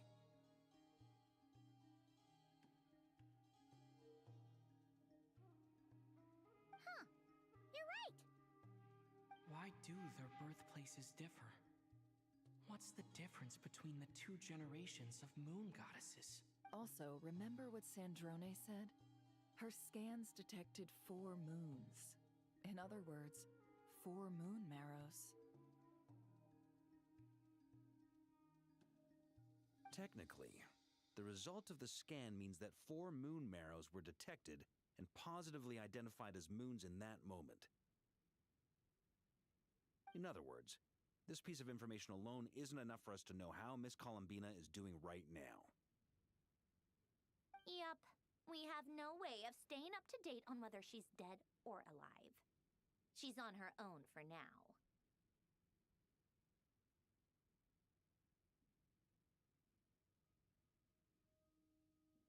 But at least she's trying her best to get back to us. Yeah. She's a tough cookie. And a sore loser, too. We have to trust that she'll find a way. As much as it pains me to say it, we've got no chance of beating Dottore in a straight-up fight. He's much too powerful. It wouldn't even be close. That maniac is going to devour everything in his path until he reaches us. We need to find someone or something that can stop him before he does anything worse. I'll be frank. Our only hope of defeating this false god is with a real moon goddess on our side. I'm not just saying this because Columbina's a friend and I want her back safe and sound. It's just the truth. And I know that even she was no match for him when he attacked, but I don't have a better solution. We're not giving up on saving her, whether she can defeat Dottore or not.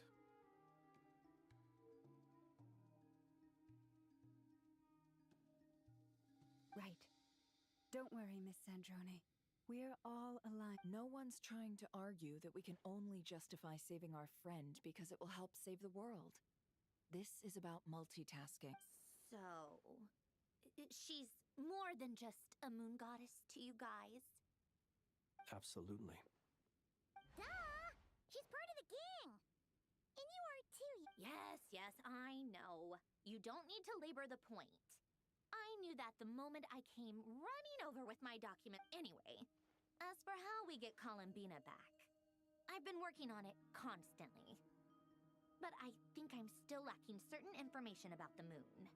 I'd probably get there if I could continue my calculations, but the problem is, I've run out of computing power. Computing power? You mean you need more energy? No, the issue isn't energy, it's processing power.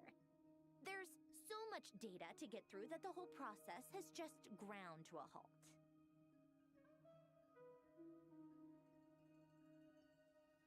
That's a tricky problem. René de Petrichor of the Nazissenkreuz Ordo once foretold the fate of the world.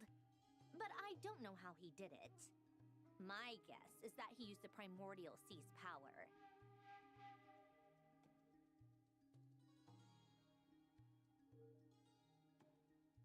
However, that won't work for me. His methodology was vastly different from my own. What's worse, they're incompatible. And, to top it all off, we can't even leave Nodcry.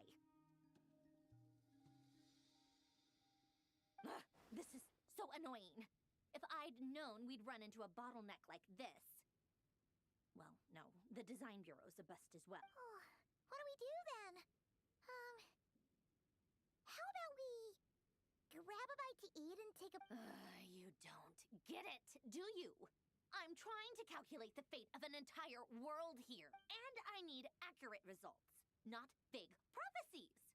Where the heck am I gonna find the computing power for that? Ahem. Anyway, time to shelve the discussion on technical difficulties. Being a killjoy isn't very ladylike, after all. Either way, we've done what we can. Rest well, everyone. Remember to let us know if anything new comes up.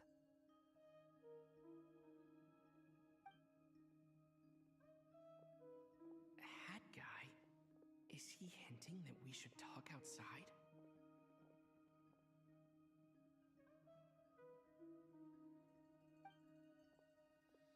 Let's go somewhere a little more private.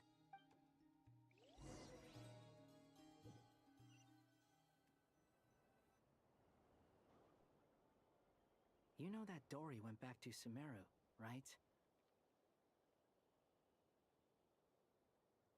Yeah, she mentioned she was planning to head back.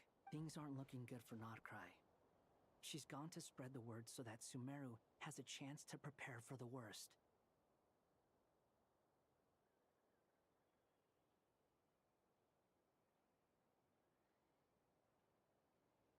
From what I know of Dottore, there are two possible reasons why he hasn't made a move yet. One is that he's still working through some kinks in his new powers.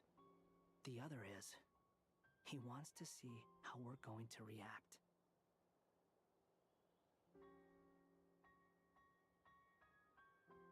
He'll easily devour everything eventually, so I guess he's in no rush to make it happen.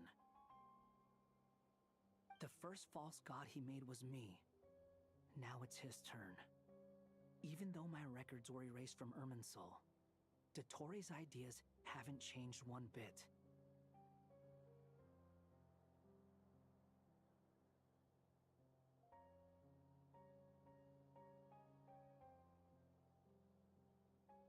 He once told me that becoming a god was like turning yourself into a hungry wolf or giant serpent to devour the moon.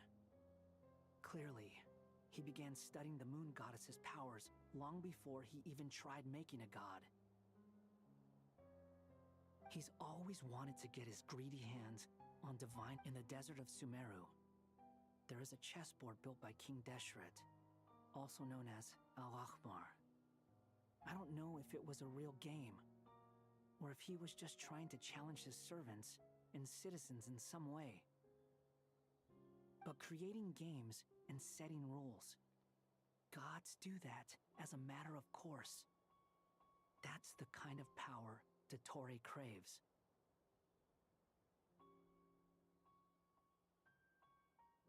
Now he has the Trilunar Authority.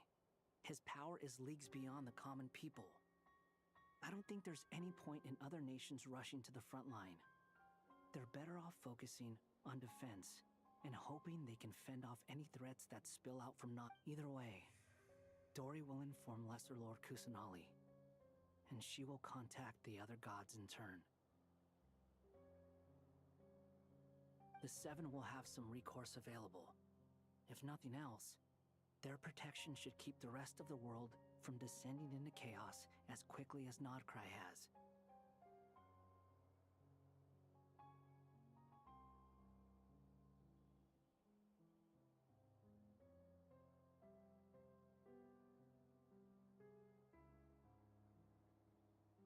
So on the bright side, even if Nodcry is doomed, your friends in other nations won't be in any immediate peril.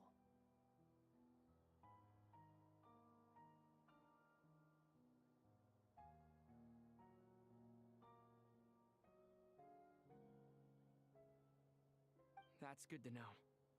But I'm not ready to give up on Nodcry yet. There's a word for people who refuse to let anything go. It's called being greedy. Maybe it sounds greedy to you, and probably naive too. But whatever you call it, that's what gives me the determination. Battles are fleeting, but the will to fight is a long-term commitment. Give up for even a moment, and your resolve will shatter. Why do you always feel the need to do the right thing? No one is born to be a savior. I mean, who's gonna criticize you if you fail or give up?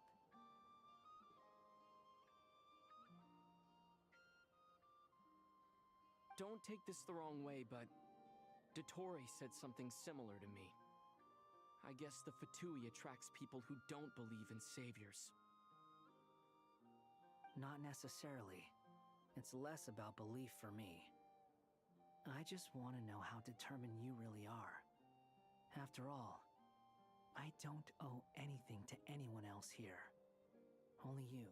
You look kinda worried. If your arch-nemesis was about to achieve their ultimate goal, I think you might feel a little worried too. That's true. Dottore is about to become an omniscient, omnipotent deity. That's gotta be a bitter pill to swallow.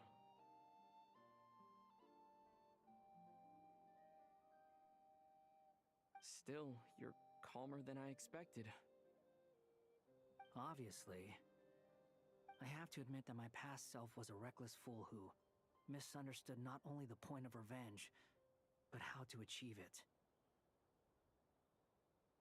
And as much as I want my vengeance, I know I'm not gonna get it by acting alone.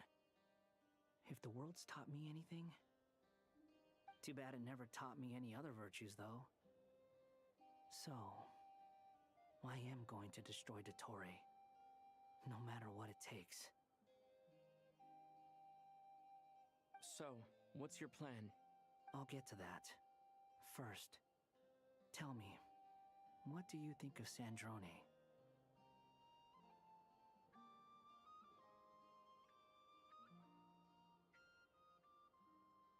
Just like Paimon said, she's a friend, part of the gang. How much do you trust her?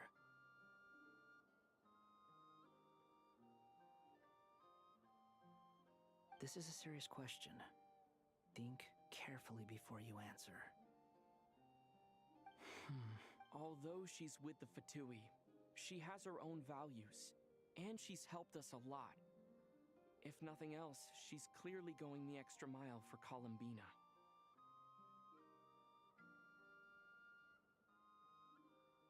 I see no reason not to trust her.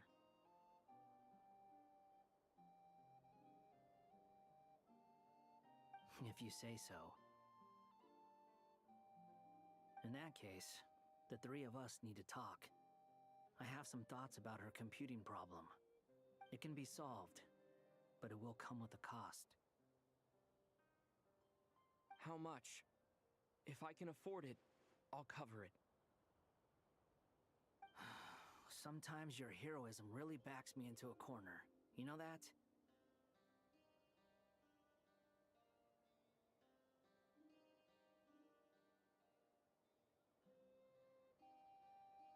Come on, let's go talk to her.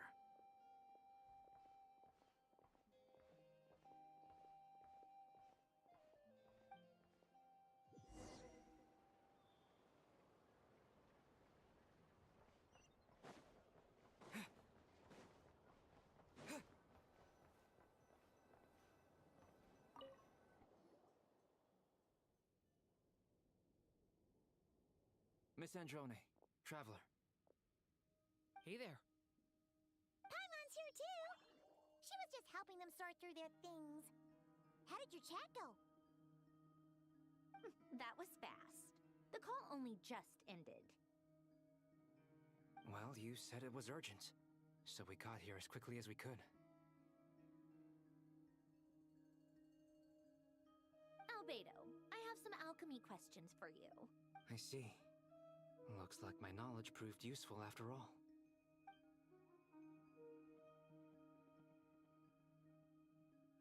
If I might ask, what is the end goal for the modified formula you'll be using? I needed to predict the future of the entire world. But I've run into some teething issues since trying to implement Renee's theory of the I see. I'll have a look at it. Still, computing power is the real issue here. About that, it's been sorted.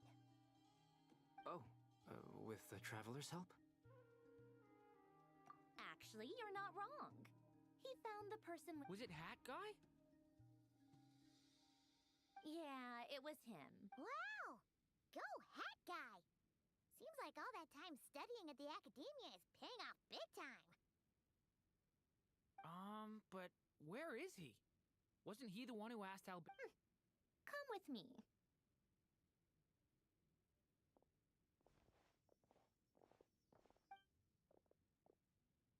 Hat Guy?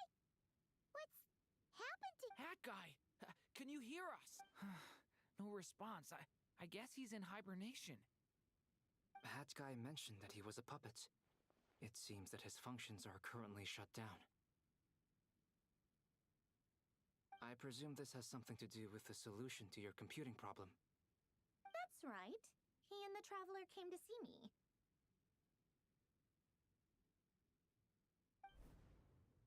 Wait, what? You have a solution? Would you calm down? Why do you always react so hysterically? Excuse me? How would you know?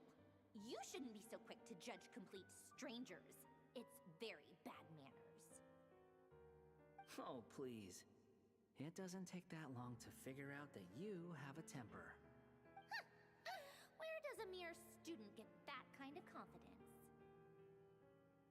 I've actually published more papers than you. Not that status counts for much. Even Paimon's applied for academia admission.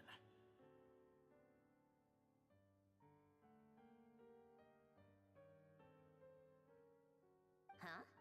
Are you serious? See? This is why I can't be bothered to explain myself. She recognizes no one's skills but her own. Okay, fine. I'll hear you out.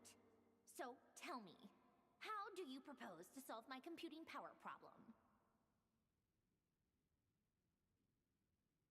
This world itself is constantly processing all kinds of information. If it's the world's future you're trying to calculate, you need a processing device that's designed... Easier said than done. Only Irminsul can handle that kind of...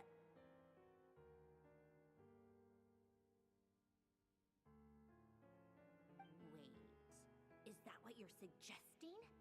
But surely we can't just plug my formula directly into the ley lines. You should be able to tell that I'm not human, right? Yeah, I noticed. The technology, though, seems pretty ancient. Very different from Fontaine's. It's a complete... Conrian, to be precise. I'm what they would have called a puppet.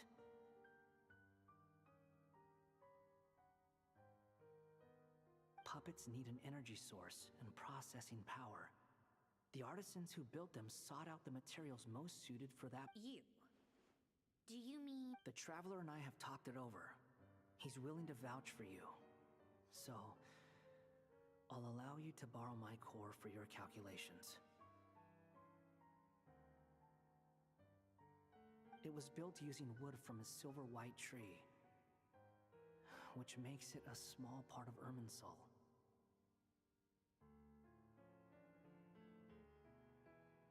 Conrian technology and Irminsul wood. Who in the world could have built you? Are you sure about this? A puppet without its core will cease functioning completely. And if it's left in that state for too long, it might not recover. You could die if you do this. You do realize that, don't... I can put two and two together, yes. No need to rub it in. I won't lie to you. This has never been done before. I cannot... Doesn't matter. I'm prepared for the worst. Did you two actually talk this through? Is he... Are we really considering this? Yes, we discussed it. The bottom line is, he trusts me, and I trust you. Let's give it a shot, shall we? Honestly, I have no clue where this kid even came from. But for whatever reason, he lent me his core to use in my formula. I'm very close to finishing my calculations now, and the core is currently in use. So I'm sorry, but I can only show you a sketch right now. This is what the core looks like.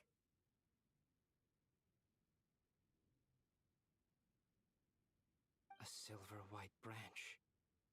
It certainly matches the legends told about Irminsul.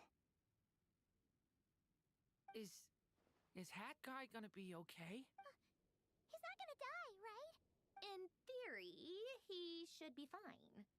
As long as we put his core back in time.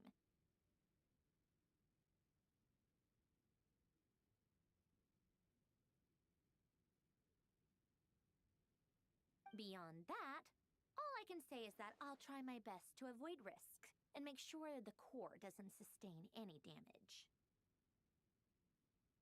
I think I know why you called us here now. Someone needs to watch over his body and make sure it's Correct. He said that the only ones he trusts here are you two. He will have our undivided attention. Aww. Heck. On a more positive note, things are progressing steadily on my end. I'll call everyone in for a meeting.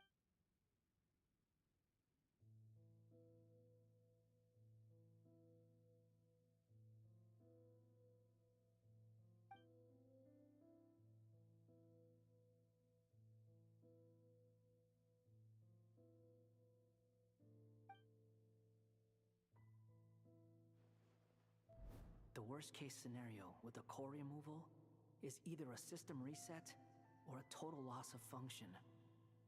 But I'm not afraid. A quiet death should have been my fate long ago. A core is completely different from a heart. It's like another vital organ entirely. I never believed it could be a true replacement for what I sought.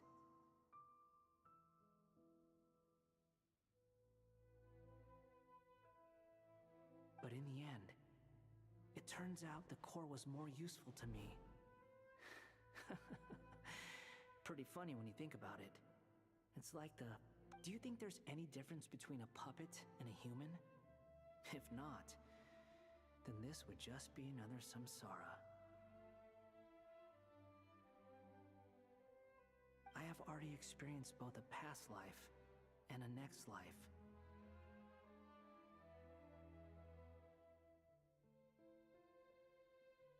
Part of me wonders whether I'm only capable of making this decision because I've become a real human. What's with that expression? Isn't this a good thing? Sandrone will succeed, won't she? She will. We all have to persevere and... That's right. And I'll protect you all until a moment of victory arrives.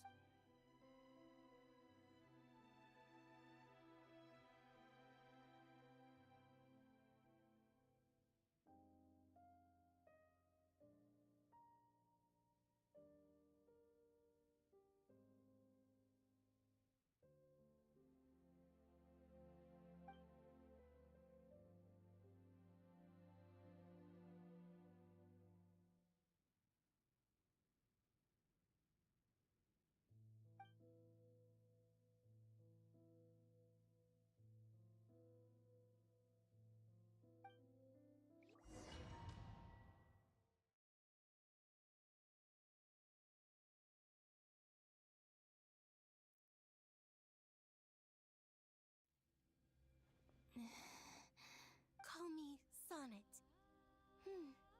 You have the same power as Canon.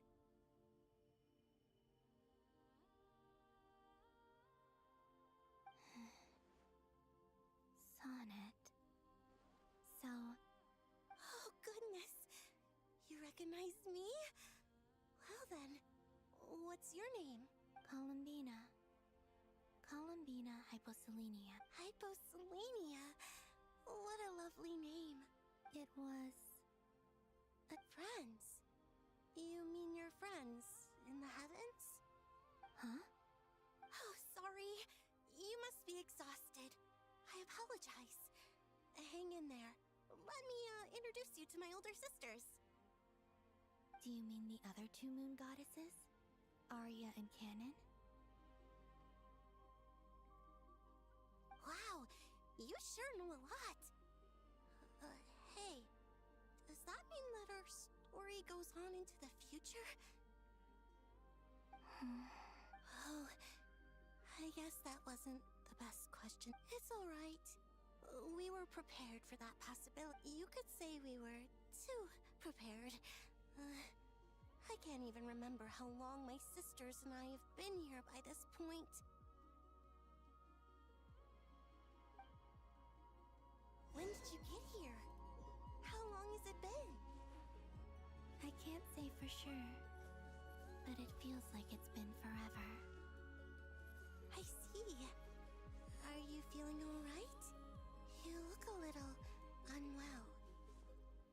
I can hold out a while longer.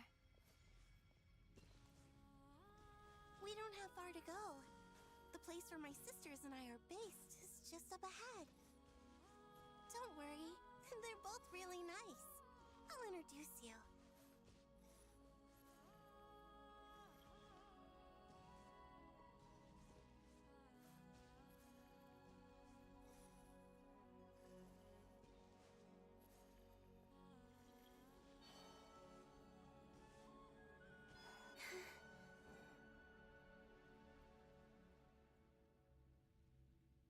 Sisters! I'm back! And look who I've brought with me!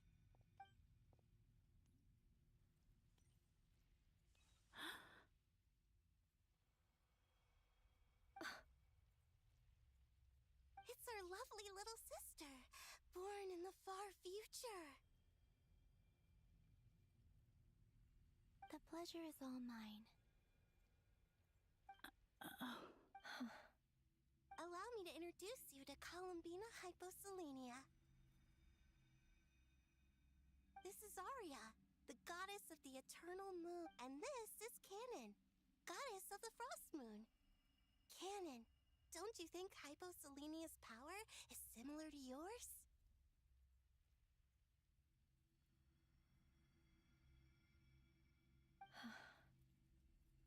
Hello, Columbina.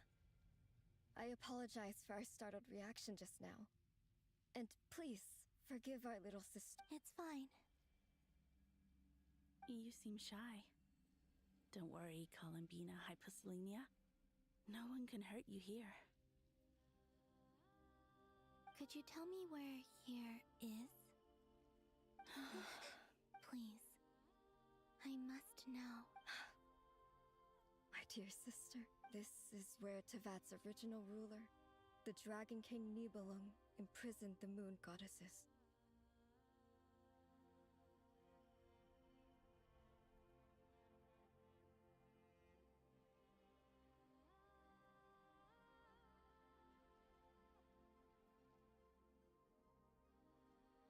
What? You're scaring her, Canon. No, I'm fine. Please, continue. Nibelung, our original master, created us in the distant past to maintain Tevat.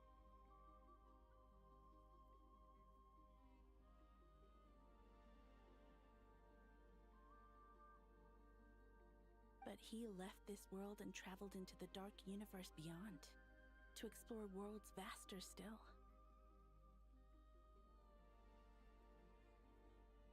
Day and night, we fulfilled our duty in the heavens, until the day that the first descender arrived. The great ruler of the firmament. The heavenly principles. Is that what later generations call them? I see. But we did not reject them at first, nor did they seem to harbor ill intent towards this world. We coexisted in peace. They were like a guest in our home.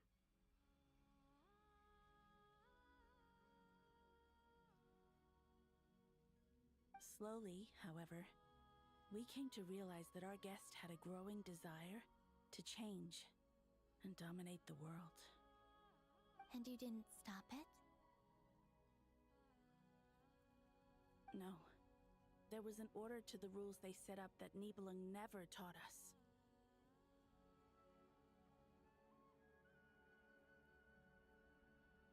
We wanted to know if this order would bode good or ill for Tivat. All right. Canon and I wanted to know. Sonnet was against it. Later, we discovered that this great ruler of the firmament bore an almost paranoid hostility toward the desire of certain life forms to seek power. They would even cast down celestial nails as manifestations of their power, to punish the civilizations of the world below. Only this was far beyond mere punishment. Right. Their rules brought order, but the price people paid for merely testing them. I did everything in my power to help the punished escape catastrophe, but still, too many lives were lost.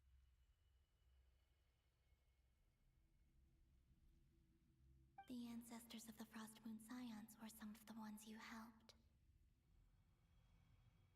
But just when we had decided to take countermeasures, the Dragon King, Nibelung, returned. And so began the War of Funerary Flame. So, that's the name the world gave that war in. Well, who won in the end? As far as I know, the Heavenly Principles won, although it came at a great cost. They remained in Tivat, where they continue to rule to this day.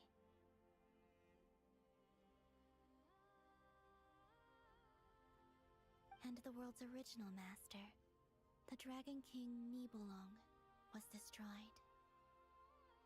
And what of the moons? Are there still 3 moons into... You can tell us the truth, Columbina. We know we are but remnants of a bygone age. We are prepared for the answer.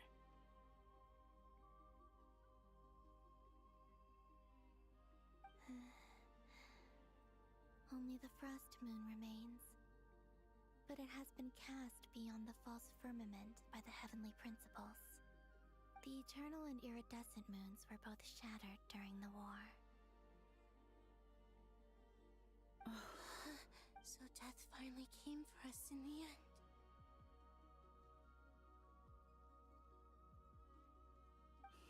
Sonnet. But you're still here, aren't you? A moon goddess cannot live without her moon, Columbina.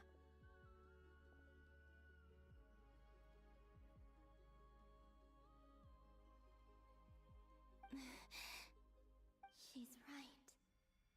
That's why I began to disappear. Because the Frost Moon is cut off by the false sky. How much worse it would have been if it were outright destroyed.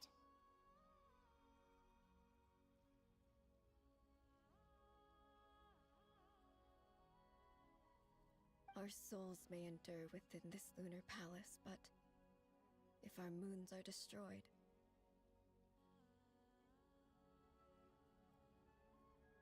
then we shall disappear the moment we depart from it.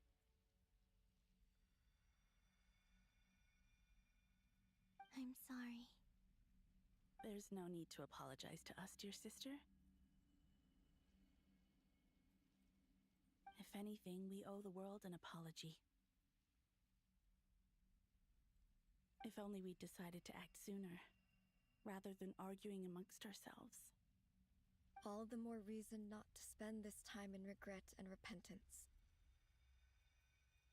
Instead, we should focus our efforts on how we might help our future sister.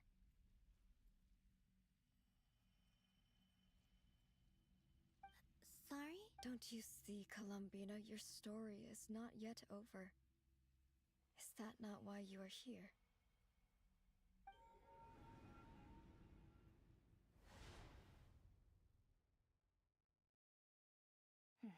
It's done. Initiate numerological array. Continue running primary process.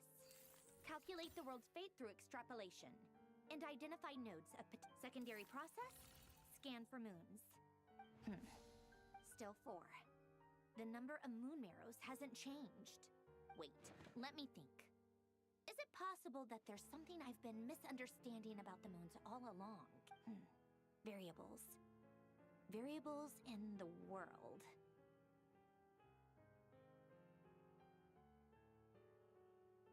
I know where potential variables within the world come from. So what about the moons?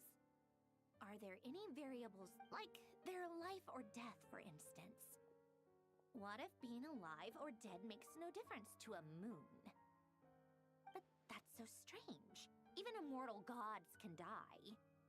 Why would the moons alone be... Wait!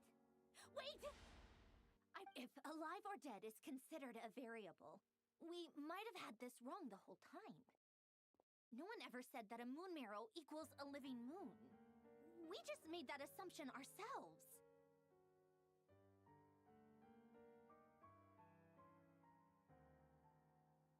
Initiate secondary process. Scan again. This time filtering out interfering perimeter. Moon marrow. I don't care if they're natural or artificial. Get them out of my search Why? It says 3 moons still exist in Teyvat, even after excluding the moon marrows. But we know for a fact that 2 of them are dead.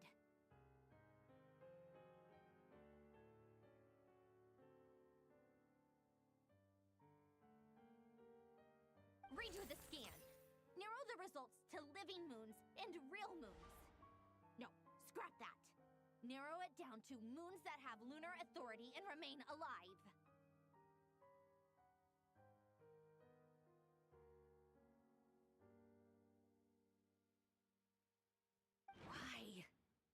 Why is it still 3? What is this, Columbina? Has the world lied to us? Or are you the one pulling the wool over our eyes?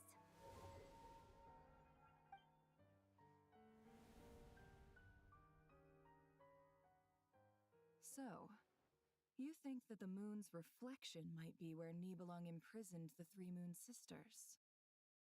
Yes, it would explain a lot, such as why that space would respond to a moon goddess's power, opening the moon gate at her command.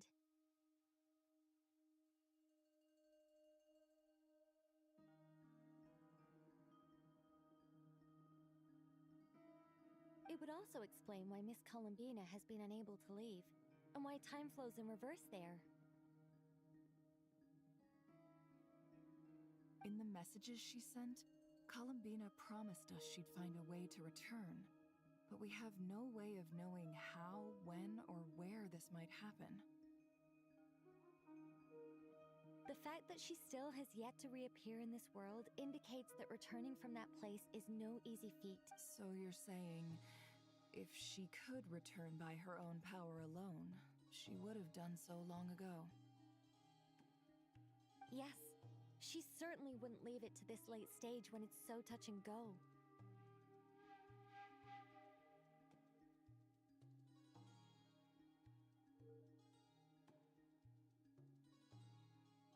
I've been giving this some thought, and I've come to believe that Luana's Har might be an anchor that she left behind, as a sort of future waypoint.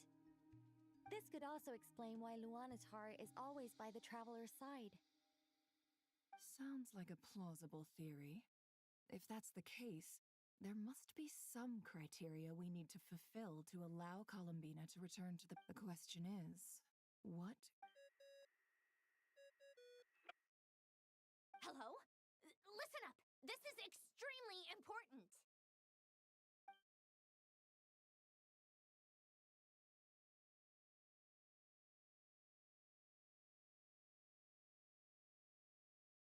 Not only is Columbina alive, but she may well exist in a form unimaginable to us.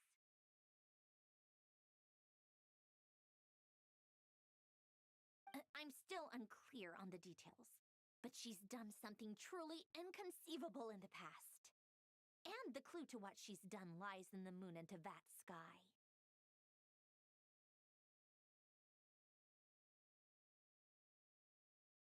Truly amazing. Oh, I'm so delighted for her. I'm sure we all feel the same. And I'm sure Columbina is ready to... I'll keep my calculations going and try to find some way of coordinating with her. But that's not... How can the dead moon still live? And Luanatar...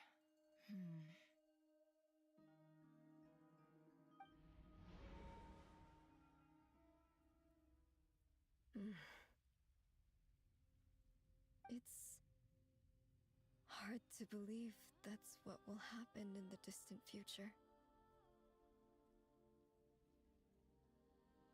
Our authority is linked to the most fundamental rules of Tevat.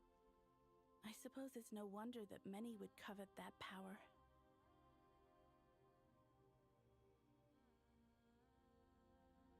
I didn't realize that when you said friends, you meant people who live down in Tevat.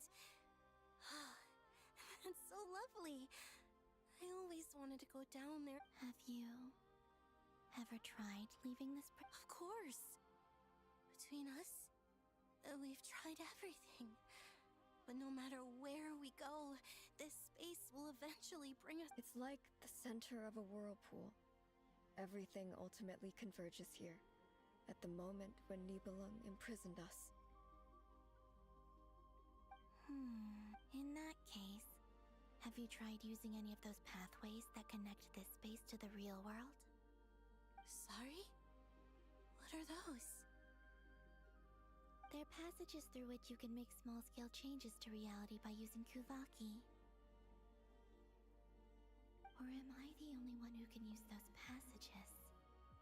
Because part of my soul remains in reality.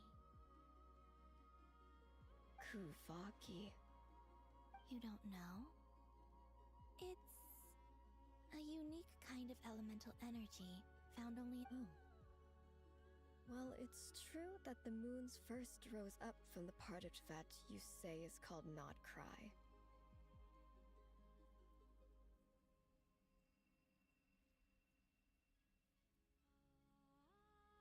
But there is no difference in the elemental energy between there and anywhere else. What? Could you show us some of this Kuvaki? Hyposelenia? Maybe if we... Okay.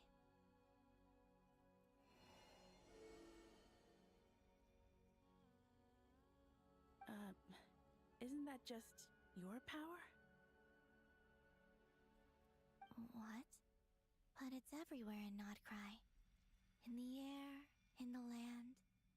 Even the creatures who live there have adapted to its influence.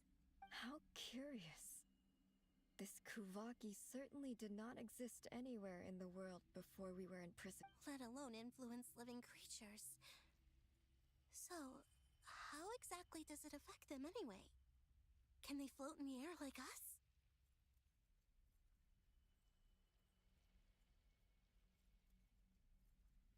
This is so strange. Why would their reality differ? Columbina, you're looking for more than just a way out of here, aren't you? Yes. If I am to help my friends, I will need tri-lunar authority on par with that of our foe. You mean... you'll need our power? This sounds extremely risky. The Three Moons' powers are not mutually compatible. Concentrating them into one goddess will be a very painful process. And if anything goes wrong, it could tear you to pieces. I know. But I'm willing to take that risk. Even so, let's say we successfully transfer our authority to you. How will you take it outside this prison? Nibelung constructed this realm specifically to prevent us from using our powers to interfere in his war. No moon goddess can leave this place alive. What if I don't leave alive?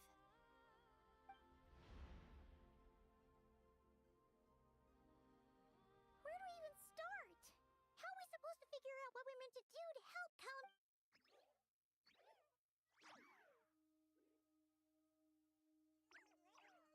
Columbina, what do you need from us? If she really got to the beginning of time in there, how do you think she'd leave us a message? You don't think she'd write it down on a stone tablet somewhere in the... Seems unlikely. Columbina may not talk a lot, but she thinks deeply about issues like this.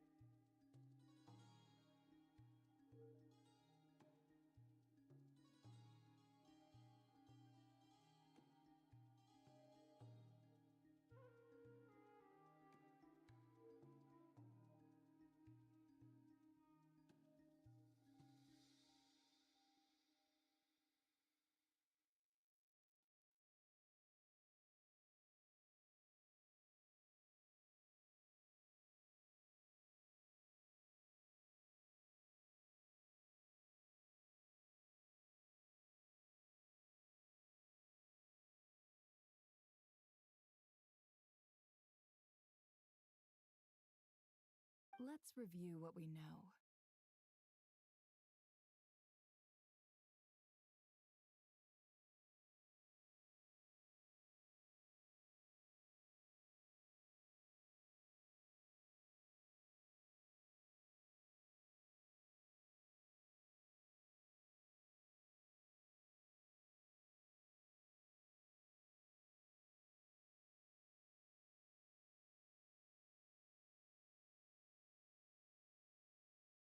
This is the Columbina who fought alongside us against the Rahir of Solnari, and with whom we celebrated Moon Prayer Night.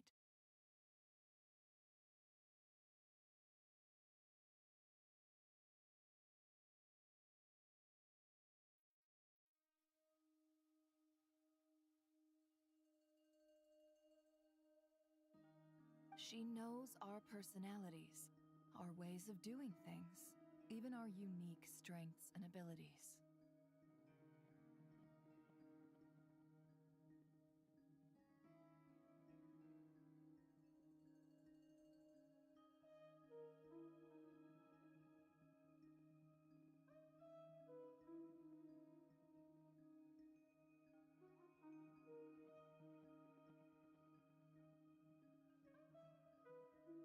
So, if she wanted to tell us something from a long, long time ago, what would she do? Oh.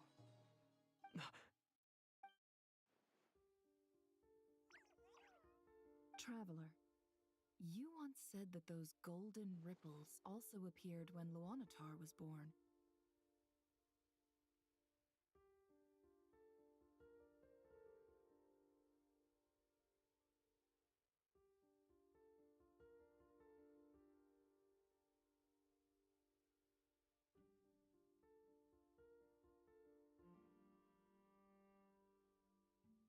What if Columbina left Luanatar here, not just as an anchor to the real world, but for some other purpose?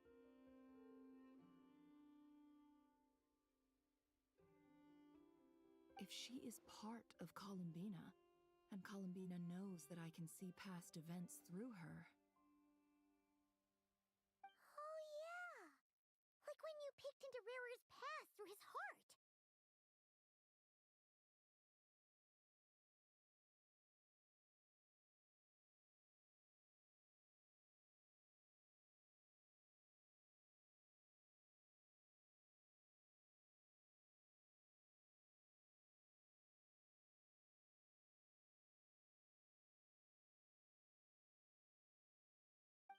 Nefer, wait! If you're right about this, and you can really see past events through Luanatar, your eyes, they'll... Oh, I know. Looking at Rarir's past in Conria was already enough of a strain on my eyes. Looking this far back into the past, it'll surely blind... But it's our only chance. This is the only way. Boss.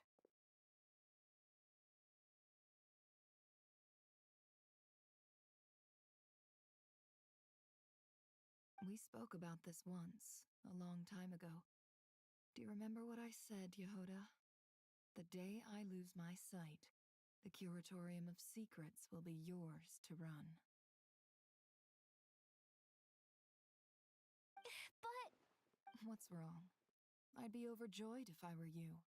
This day's come a lot earlier than either of us expected.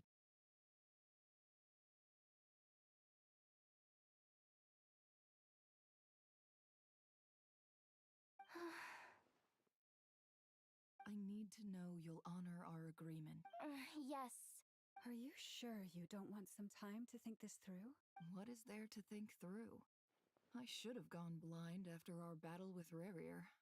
Frankly, it's almost criminal that I got away with it for this long.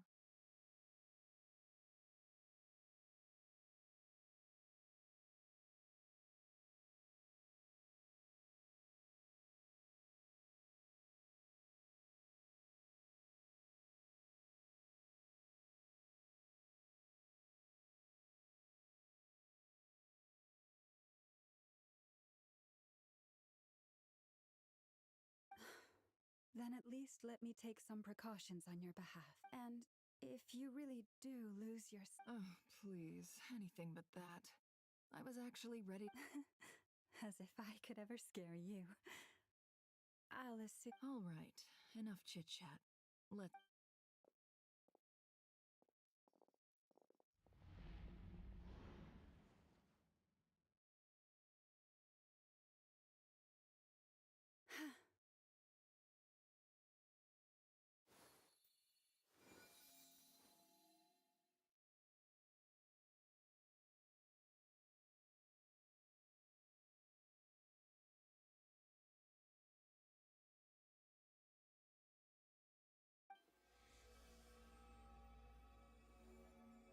All done.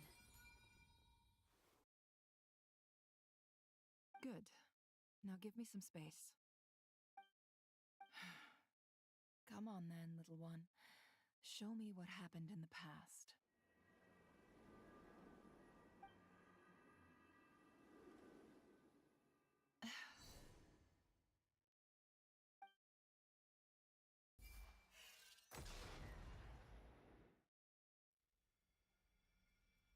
Between the Trilunar Authority, Kuvaki, and the soul-surviving moon, the Frost Moon.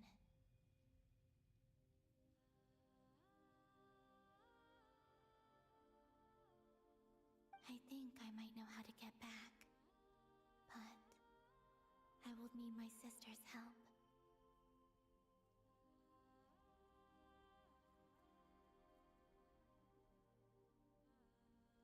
Time to go talk it over with them.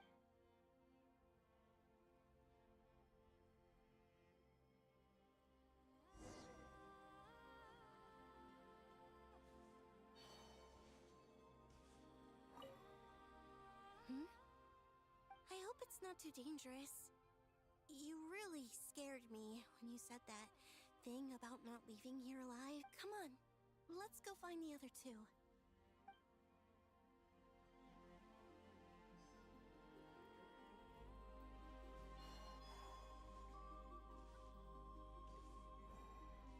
It seems you have reached a decision. I'm all ears. What do you propose?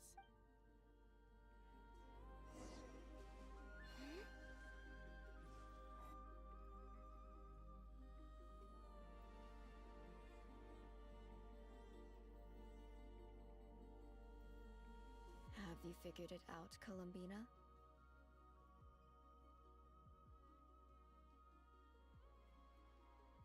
Tell us, how do you plan to leave this place?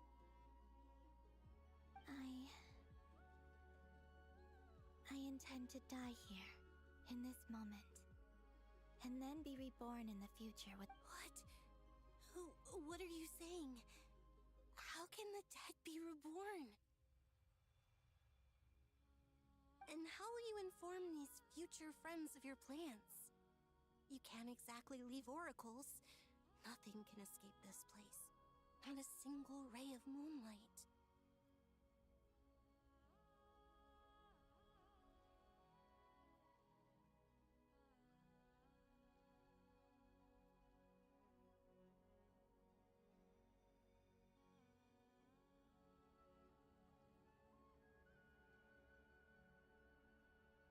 And even if you found a way, what if they never find the message you left for them? No, that won't happen. Come again? They will find my message. I'm sure of it. I'm not following. How exactly will you... It's quite simple, really. First, I will leave my soul here.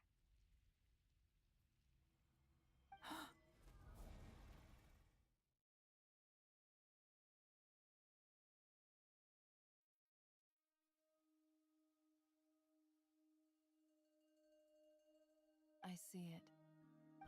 Your soul? You mean you're a divinity? Yes. I once left a portion of my soul in the future. One so small that this prison barely noticed anything. In this very moment, she can resonate with my soul across time. When the time comes, I believe that she can serve as an anchor to pull my soul from here back to the future reality.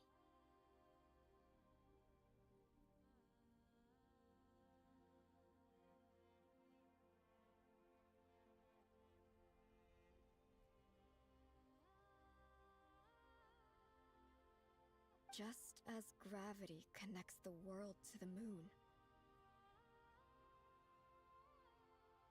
Exactly.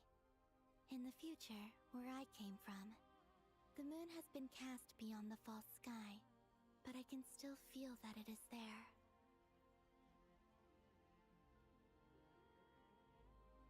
In a similar way, I can feel a connection to the soul fragment I left behind even now.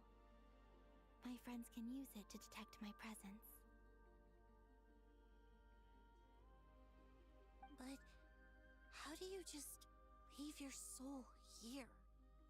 Is that On my way here, I met an ordinary mortal who entered this place long before I did. Her body is long gone, but her soul remains. And before that, I encountered an old enemy whose entire soul survives here intact. While the So, perhaps this space is specifically designed to imprison divinity and authority, but not the physical body. Still, even if your body can escape, would it not just be a lifeless husk without the soul inside? Wait, is that what you meant when you said you wouldn't leave alive? Yes. I shall turn my body into moonlight and pour it over Nodcry. That power shall protect the land and quietly blend into it, awaiting my soul's return in the future. However, I would need your help to do this, so I'm humbly asking for your assistance. Oh, dear sister, you need not be so formal. As I said before, we are but remnants of a bygone age. You, on the other hand, were born alone in that distant future, and you have walked a long and lonesome road since then. How could I bear to let your story end here in this dungeon?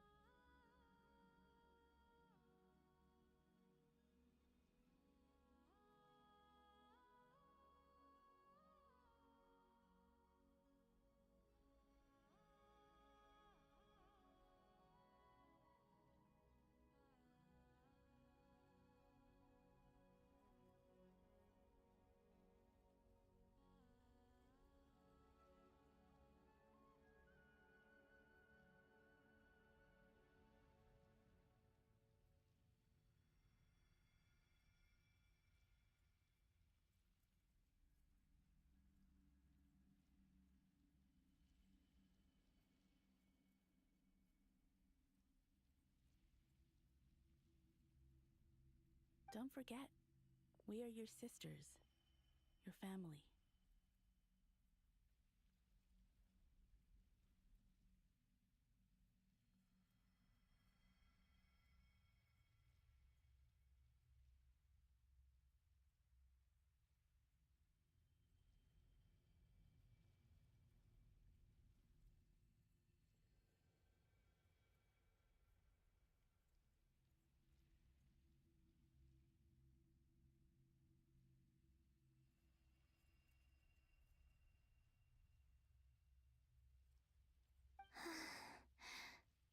Arya's right.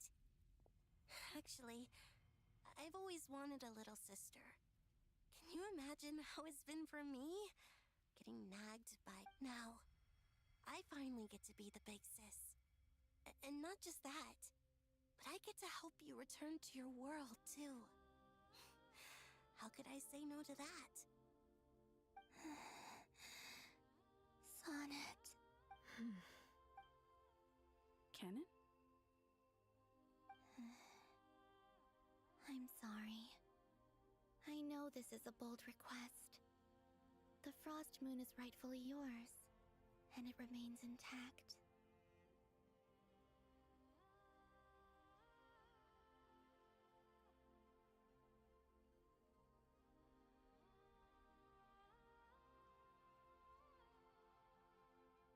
Oh, no, please. Don't misunderstand me, Colombian. I was just thinking back on the years that the three of us once spent together.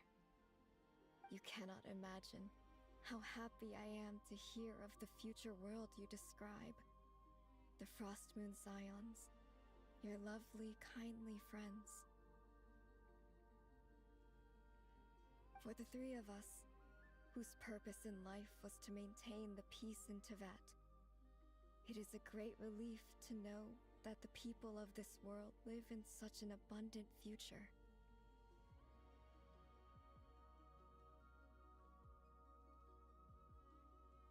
If your plan can save them and save Nodcry, I will gladly give you all that I can.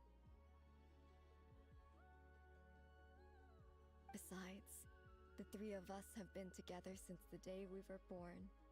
I could never abandon them to live on alone without them. Canon. Still, I do have one question I would like to ask you before we... Certainly. Why do you cover your eyes?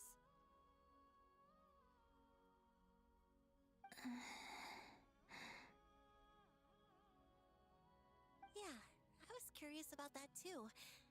But it seemed personal, so I didn't want to intrude.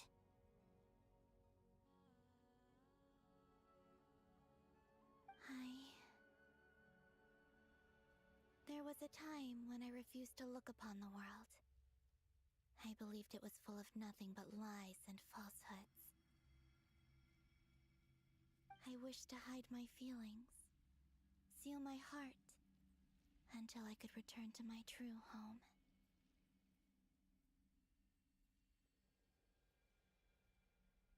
I see. Perhaps that decision saved you from ever having to see the false sky again.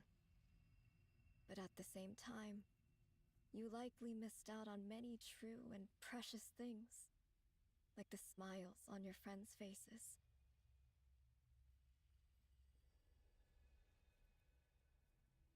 Promise me this, Columbina. When you return to the future, open your eyes, take a look at the world around you, and see your friends. I'm sure that you know this already, given that you long to return.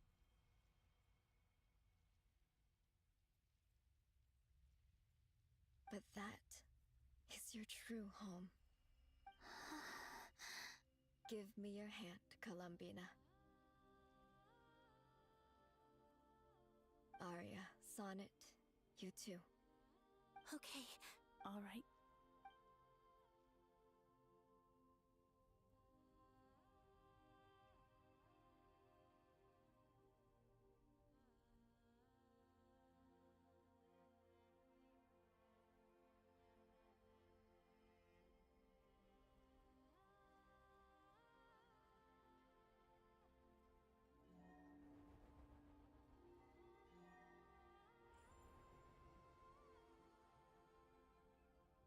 We once were the songs sung for eternity, but now it is you who must continue to sing.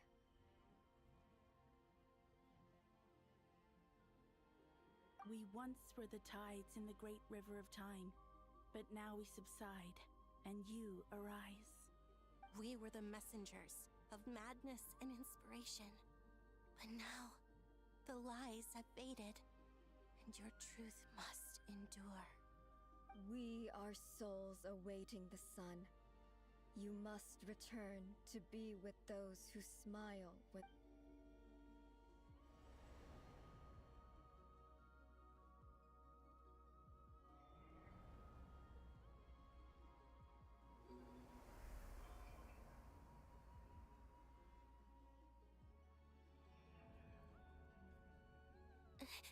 Is it done?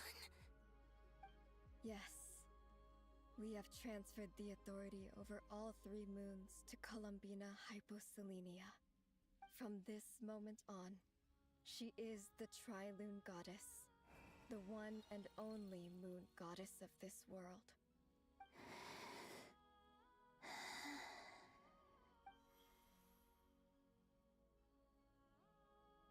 Thank you.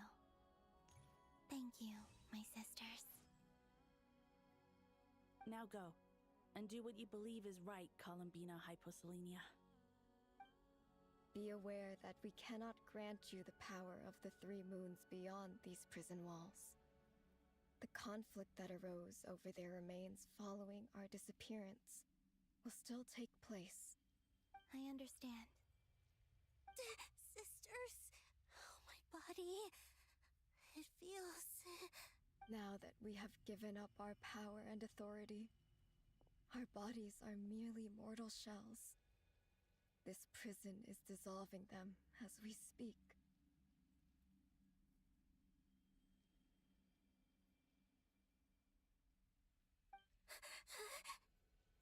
It's okay, Sonnet.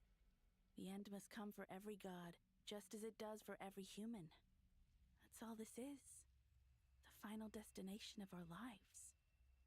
Canon and I will be by your side the whole way. We have one final request, Columbina. Could you use the 3 moons' power to send us back into the real world?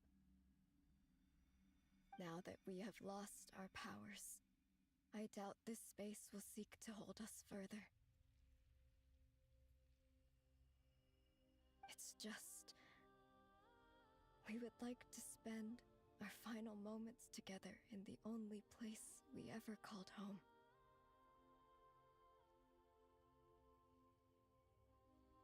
Of course. Sonnet. Yes? Don't... I wish I could tell her not to give in to the abyss. Not to be afraid. But is this really what I should say at this moment? Don't forget. I'm so glad to have a big sister like you. No, Hypo. Thank you. I'm okay. I'm not afraid. As long as my sisters are with me, I won't be afraid.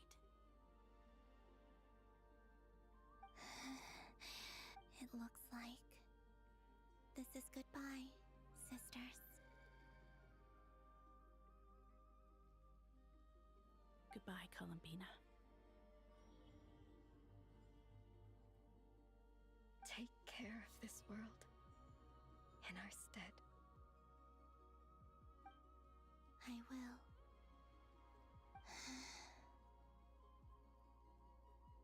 And now, it's time for me to bid farewell to my body, too.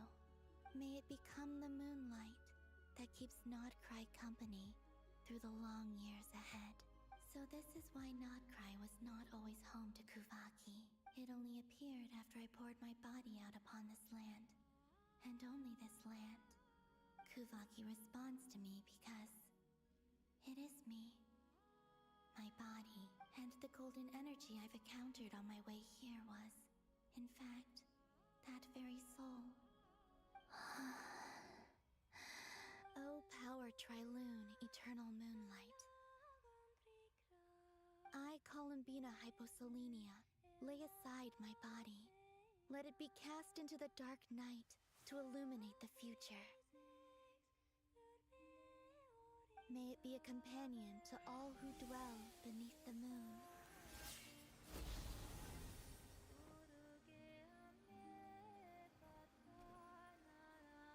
Until the time comes for me to return home.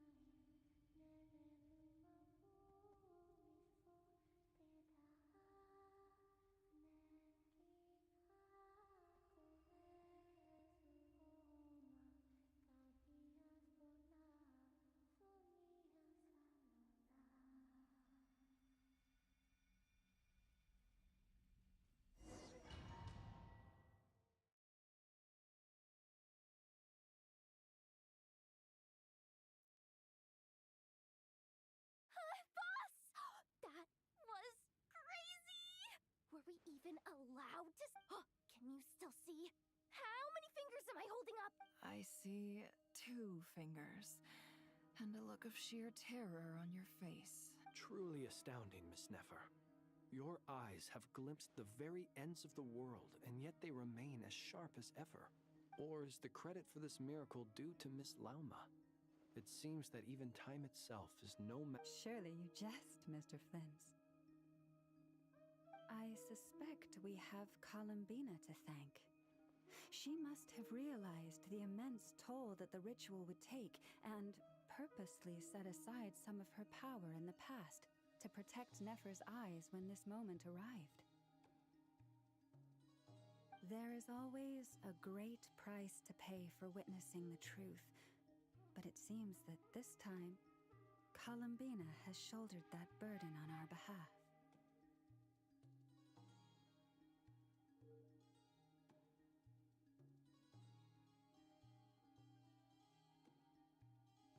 She chose the perfect method of getting a message to us. Though her eyes were always shut, she was clearly so despite being separated by time and space, we're seeing the same possibilities, and We still don't even know if she's okay right now. But as long as there's a chance we can do something, we'll fight. We'll get you back somehow, Columbina.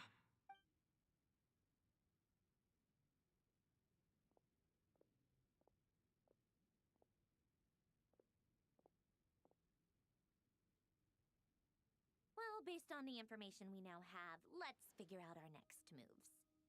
Thanks to these gentlemen, we have a much clearer picture of the situation with Dottore. The civilian population has been moved to safety, so we no longer need to hold back. Miss Androne, how are the calculations going? So far, so good. I'll keep seeing how far I can push the system, though. Can't have Hatman being powered down for nothing.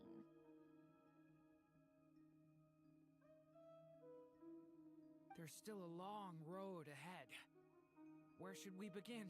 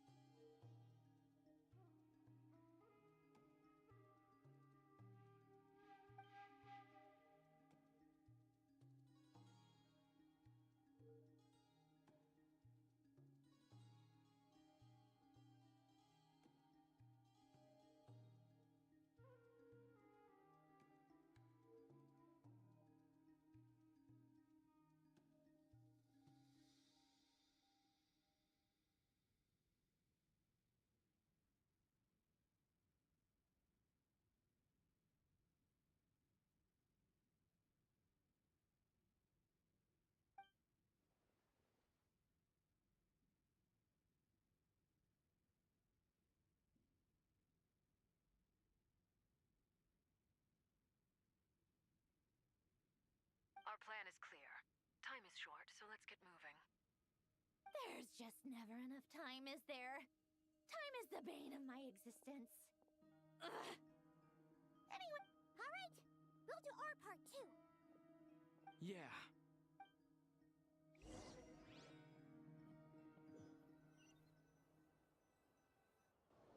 Albedo's theory says that elemental energy can dilute the light realm's power.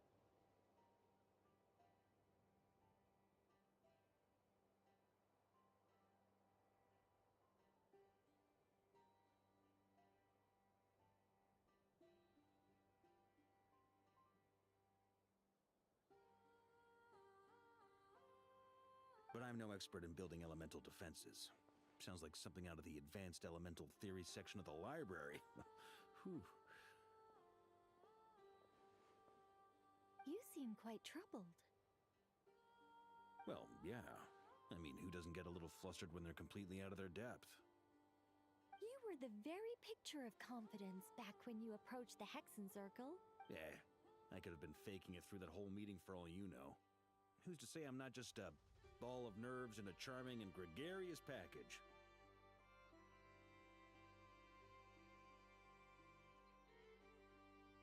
Oh gosh, really? I'm so sorry, I had no idea. Still, I was much more in my comfort zone than I am here. At least in Mondstadt, you can cry for help from a cliff top and actually stand a chance of summoning Barbados himself. Things have never looked bleaker than they do now. If we don't pull this off, Tevat's doomed, isn't it? Oh, you think so? Actually... It's a shame. Don't put too much pressure on yourself. Tevat has faced annihilation many times in the past, but it also gave us you. Hey, don't give me that. It's not like I'm anyone special. I disagree. Every human born in this world is special. We angels have always believed that.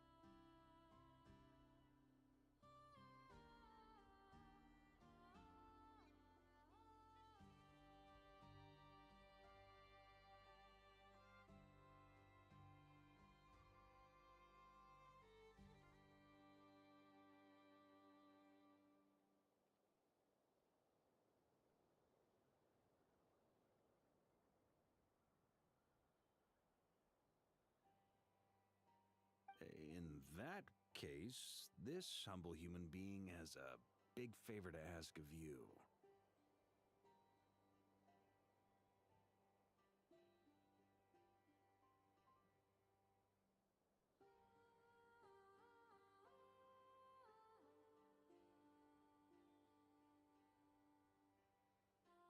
I thought you might say that.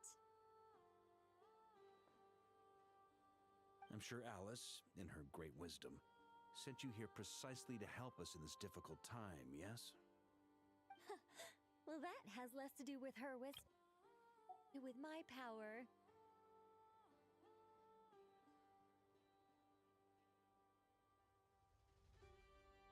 Of course, of course. Well, the thing is, these elemental defenses we're about to build, I don't think it's a question of if they'll fail, but when. Durin's findings from his patrols make it clear that expanding his territory. First it was his lab, then the design bureau, and now this.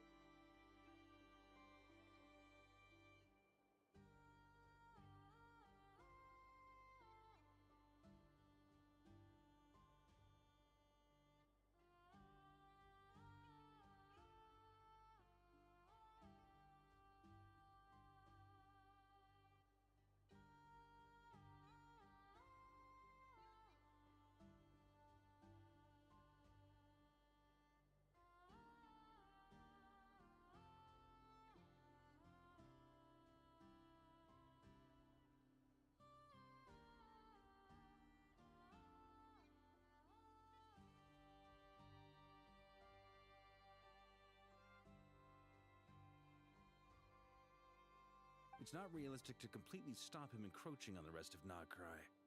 Rather, our goal should be to stall him for as long as possible.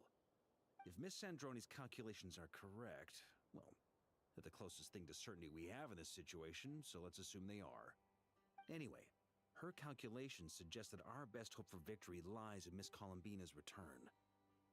It's up to us to slow Dottori's advance and buy time for her to make a return.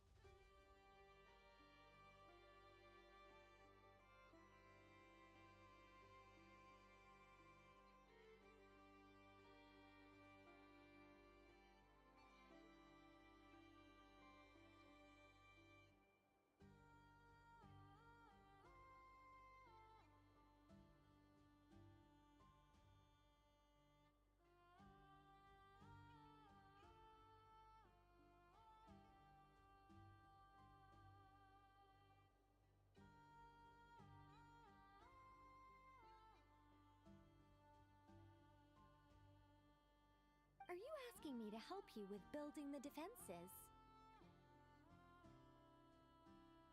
No. I'd like you to prepare for what comes next. When he eventually reaches us, we will have to fight him. You were an angel once and a mage now. I'm asking you to lend us your protection. Oh. Can I take it that you're triggering the terms you fought for during our three-way talks?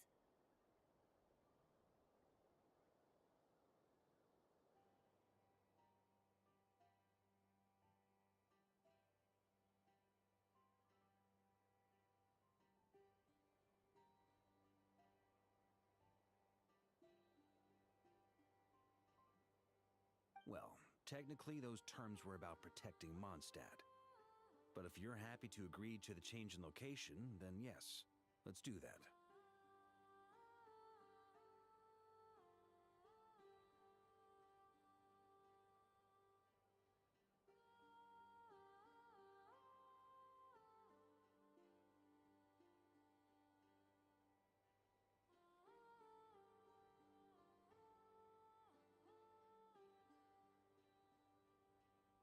You're cashing in on this much sooner than I'd imagined.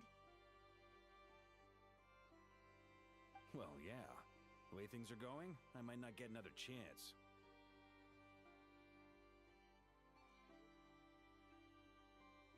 Very well.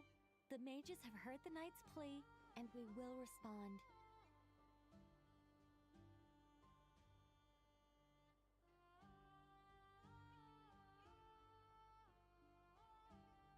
To tell the truth, Alice and I had already discussed how we might help you all, so I didn't come empty-handed. I always like to be prepared.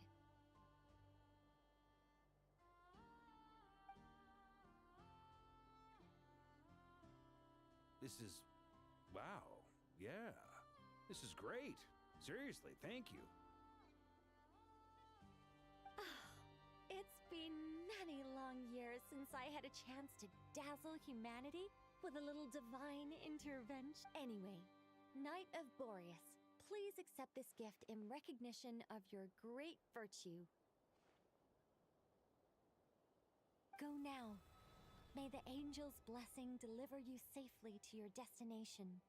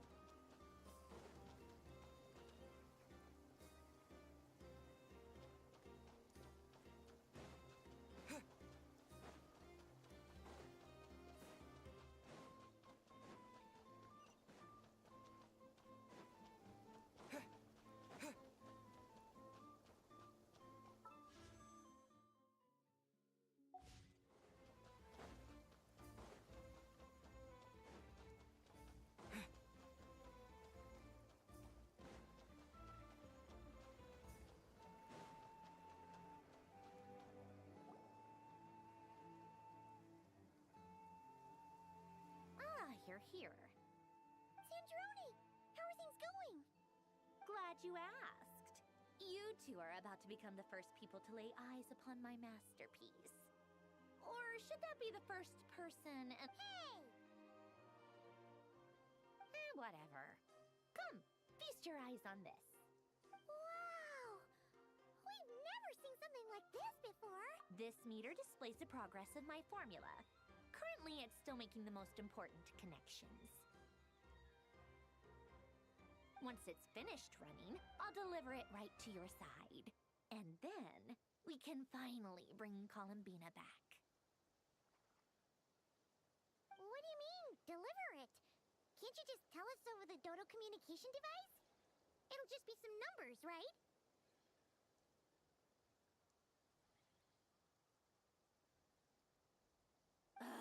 You're such a greenhorn.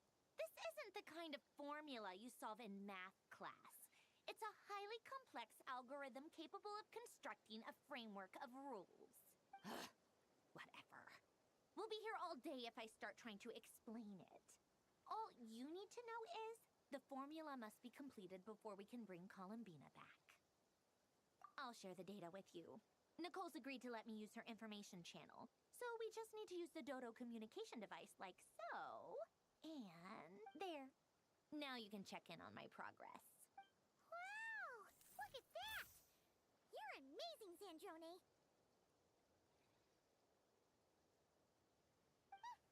About time you recognized my genius. Took you long enough. Anyway, that's all for me. You should check on the others if you have time. Make sure we don't have any weak links in the chain.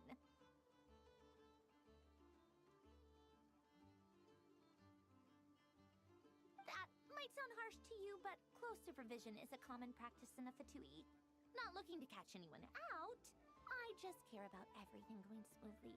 I'm kinda stuck here while the formula's running, so I need you to be my second pair of eyes in the meantime.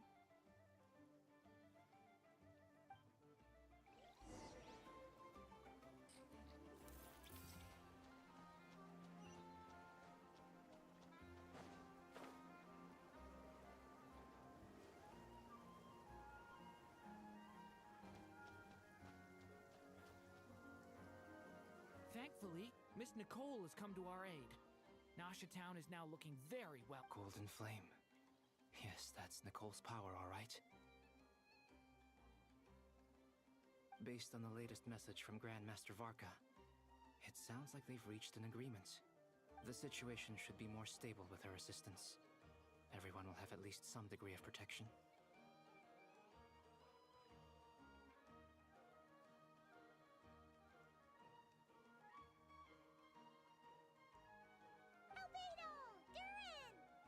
Hello there, you two. Are you well rested? That's good to hear. As per the plan, Albedo and I will be in charge of Nasha Town. As Dotori's energy field expands, it's creeping ever closer in that direction. But we will do our best to hold our position. We fought side by side many times before, and always with great success. I believe this time will be no different. So don't worry about us. Focus on fighting Dottore.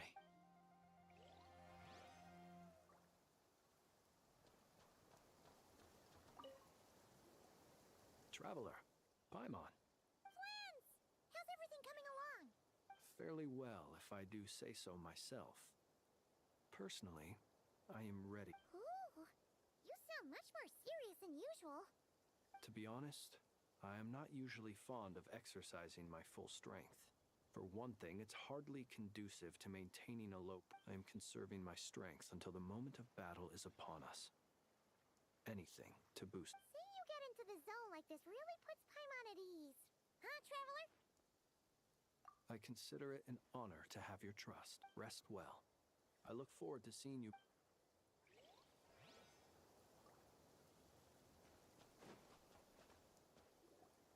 Yes, Miss Moonchanter? What are you staring at? You always address me in the strangest ways. Lady Moonchanter 1 minute, Miss Moonchanter. Yes, and? Are either of those incorrect? Not as such. It's just that I simply call you... Uh-huh. That's my name. What's your... The point is I don't add any honorifics or title. Meaning what? That maybe we're on friendlier terms now that... Is that how you see it? And I thought I was the one with eye damage. Never! Wilma! Paimon, traveler. Just swinging by to check in on you. How are things going? Did you manage to get some... Don't worry about me. I won't slow us down. And I give my all to ensure our victory. Ah, yes. Allow me to give you two a quick checkup. All done. You're both in good shape.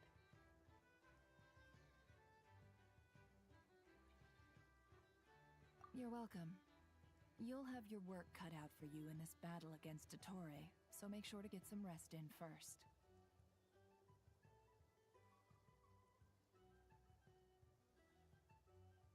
Paimon will keep an eye on him. Don't you worry. I'm glad to hear it. Take good care of yourself. Sure thing.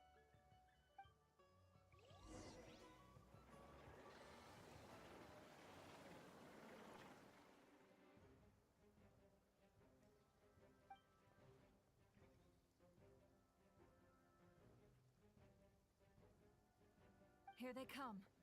That's quite a horde. As we expected. Get ready, everyone. Take your positions and prepare to engage. Let's begin. I'm at the ready.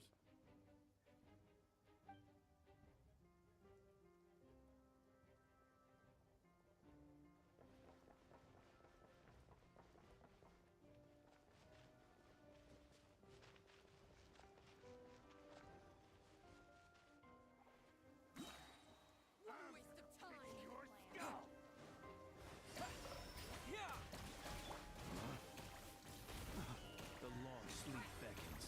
Be silent. Observe. Keep your... Be silent. Another one. Fine.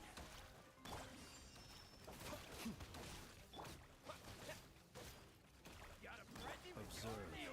Be silent. Water!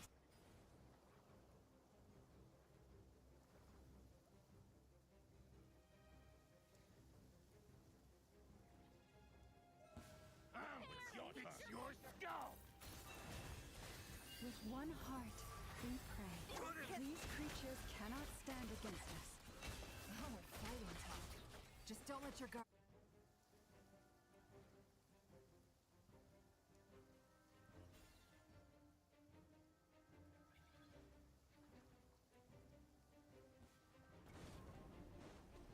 Feel this ancient power. Lament for the end.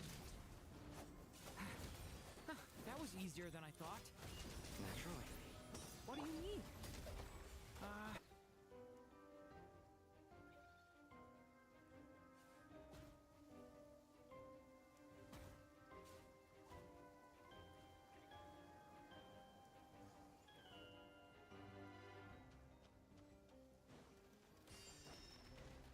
Water jet! Wipe out! It all adds up. Leave this place. No more lies.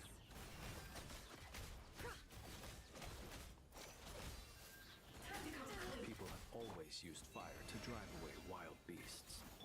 Wouldn't a lantern work just as well? You read my mind, my dear friend. I was just about to say that. All right then, dear friend. Bring the light!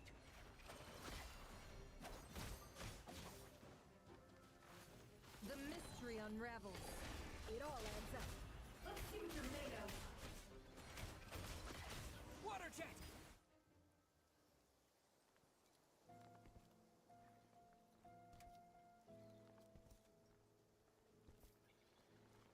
You're looking well. I trust you've had a good couple of days. Dottore. It's actually a good thing, in my view. If the subjects of my experiment were to die prematurely, it would throw quite a wrench in the works. And so, I must thank you all for your resilience. We are no longer on the same level, but you are nonetheless worthy of my respect. A creator god should be merciful and gracious after all.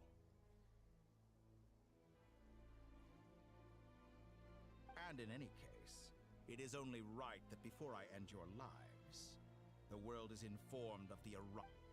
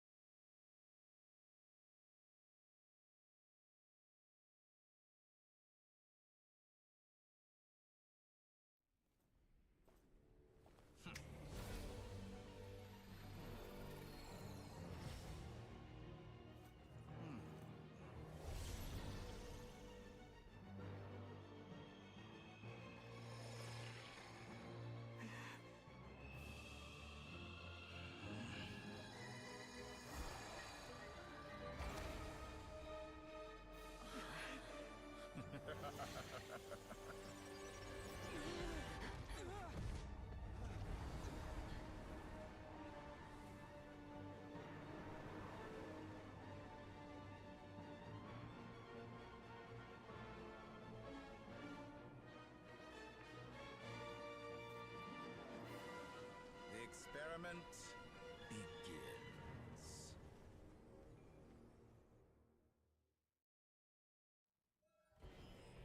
With the marrow of the three moons in my hand, behold the false moons fall!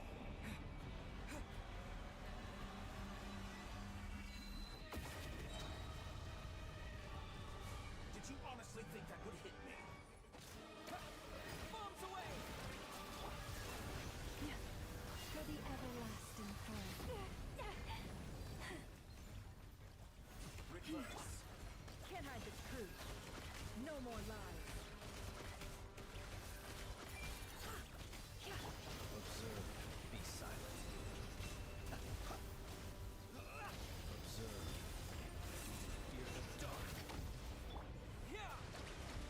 Water jet! It all adds up. No more lies. Stay your hand. With one heart, we pray. It all adds up. Excellent! You barely managed to touch my level. The deception ends Leaving here. openings on purpose. Confident, aren't we? Can't hide the truth. Taurus, protect us. Did you honestly think that would hit me? Be silent. Be shackled. The poor lost land. By the frost moon of old. No more lies. Can't hide the truth. Like an ant in my palm. I've been moved inside another space, and it's sealed off. Looking at the structure of it, it seems like the Torii intends to trap us here. There's no exit. Our endurance is about to be put to the test.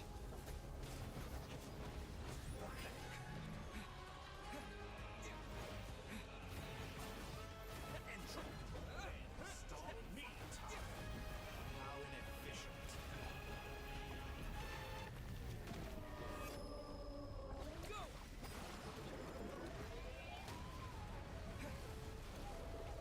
You cannot face me. Found. With the marrow of the three moons in my hand, behold the false.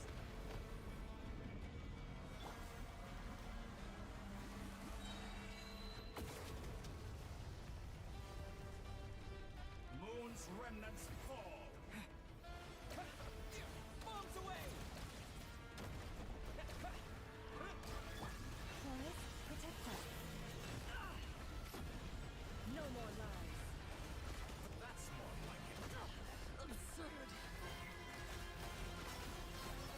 Tell me, within. where will you try scurrying off to next? Looks like Dottore has opted for a divide and conquer strategy. But we will not allow him to triumph. Now, I shall pray for our victory.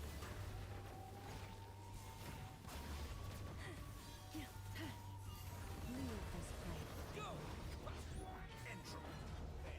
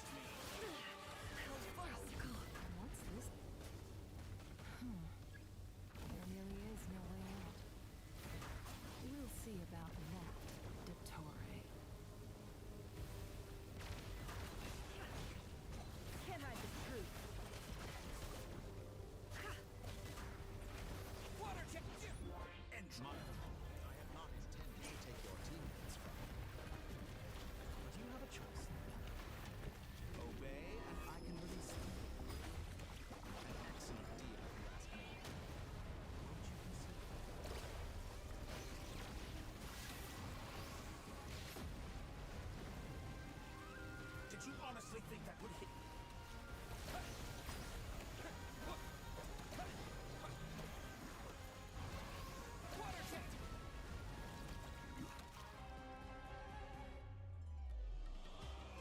aware you've been working on some little tricks to surprise me with, but it appears that none of them have come to fruition. My guess would be that you're trying to bring Columbina back. But then, where is Sandrone? Or are you trying to buy time for her?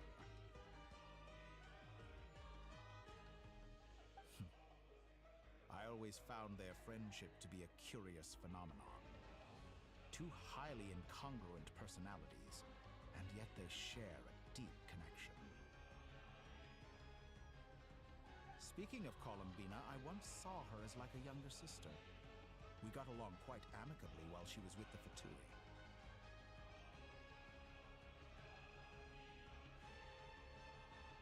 But then one day she suddenly decided she would refuse to take part in any further experiments. To this day, I truly don't understand what... It's such a pity. I could have had a sister, a family. But alas, she grew to dislike me. You're not fit to be family to her. That I can't deny. So many people, all obsessed with playing out the same tired old dramas. This world is rotten to the core. And then there's you. You had every opportunity to reach the right conclusion. The thought of killing you off like that. But I maintain that I approached you in good faith, so I will offer you another chance. Will you work with me?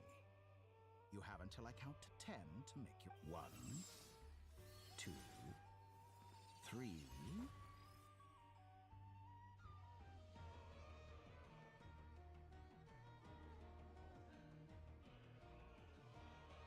Not in a million years.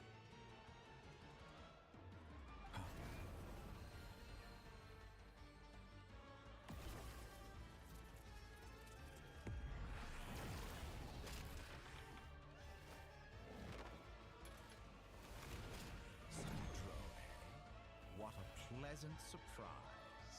I didn't think you'd join us all the way up here. You're as sick and twisted as ever. Don't fool yourself into thinking anyone's grateful for the chances you're offering them.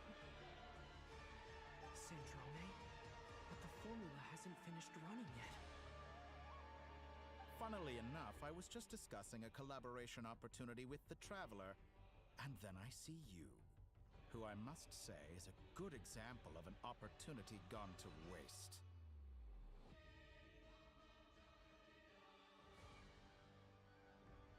Gone to waste?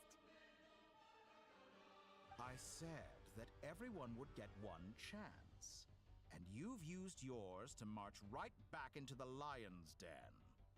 So yes, it's an utterly wasted And what makes you think I believe a word that... I was planning on disposing of your little formula after wrapping up more urgent business here. But since you've taken the trouble of serving it to me on a silver platter, I can simply bring it forward in the schedule.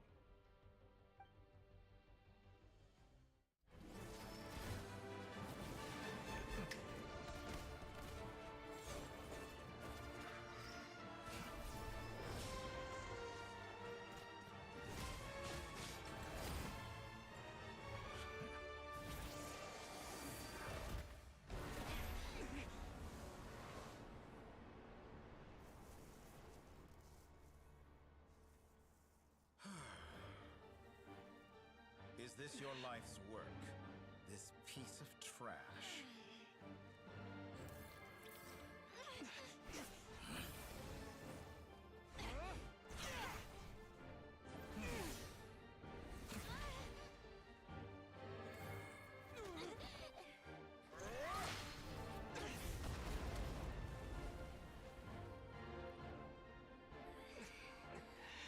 Your formula runs too slowly, Sandrone.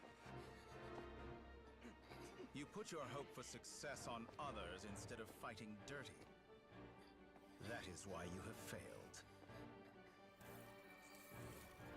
Now, whom should I slay first? Any volunteers? No one? How nice of you to leave the decision to me.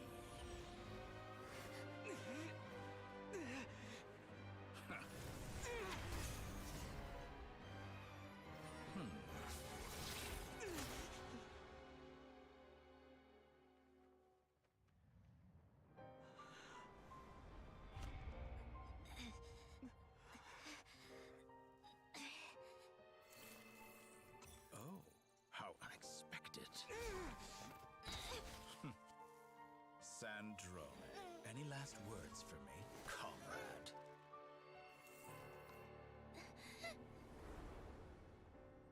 Is there anything you wish for? Not really. But I've always known what I don't want. Go to hell, Dottore.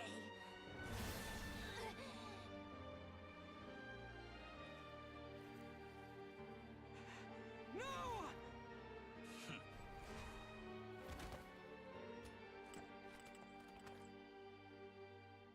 And now, you have failed.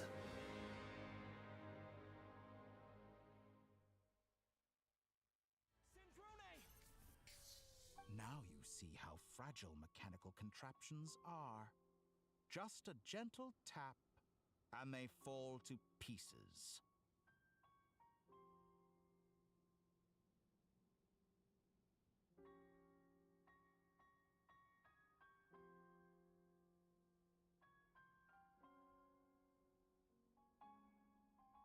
However keen of an inventor Sandrone may have been, her death spells the end of the formula that was running inside her body.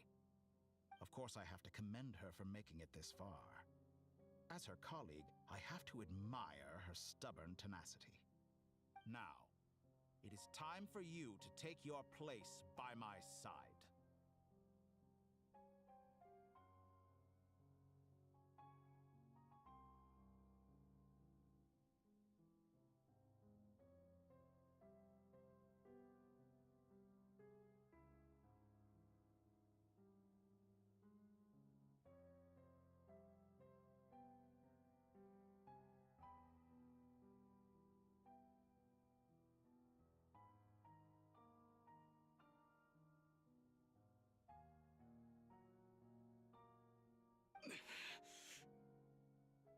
My count was interrupted, but the second chance I extended to you still stands.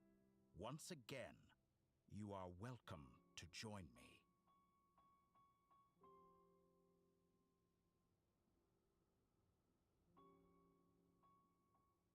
By now, I'm sure you have gained a greater appreciation for the power and authority I wield. What is stopping you from embracing a new world of endless possibilities?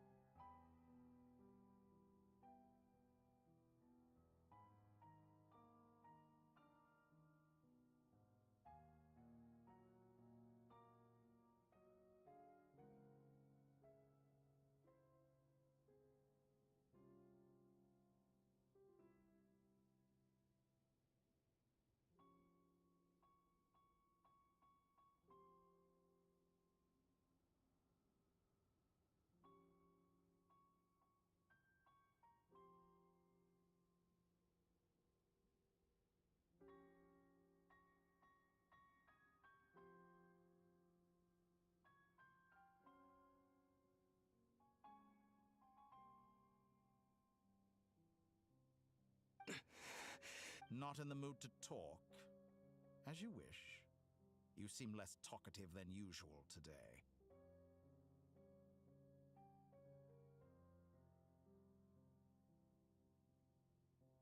I'll change the topic to something more apropos.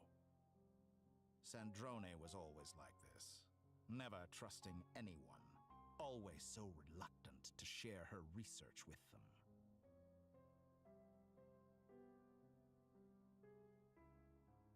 Objectively speaking, she had her strengths. It is remarkable how she extracted and even optimized the world formula from so much data. But her inability to trust was her undoing. Had she allowed someone else to monitor or run the formula for her, you might still have a chance at victory even now.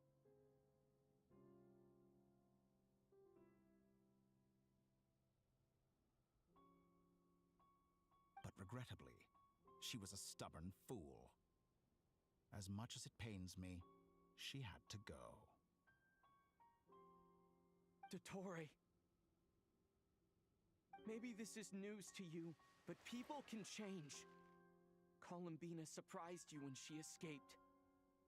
And I think Sandrone would surprise you too.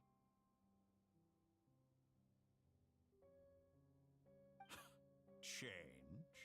You can twist the truth however you want, but I see it clear as day. You're the one who can't trust other people.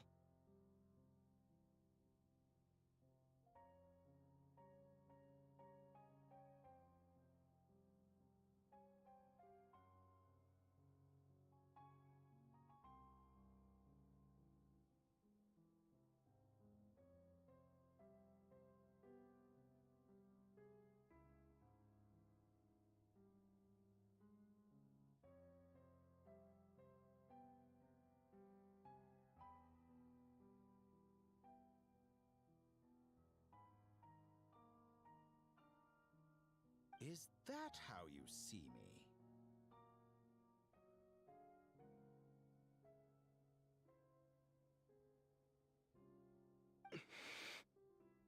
By this point, what can you hope to do about it?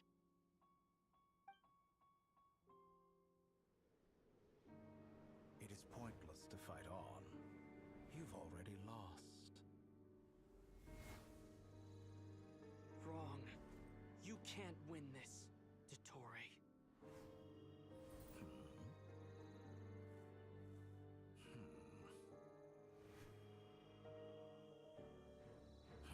What?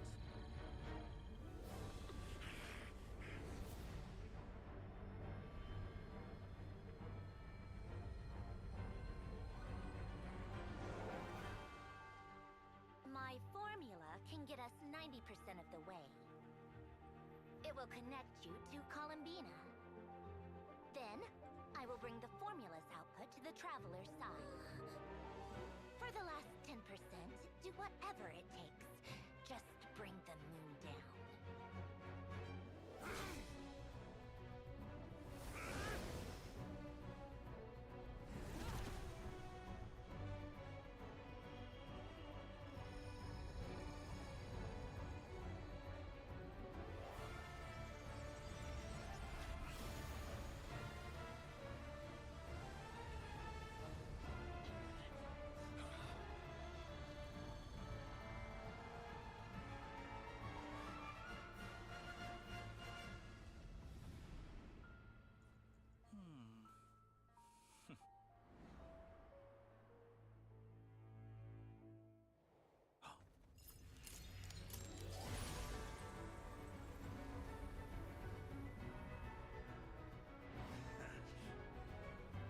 The moon will never be yours.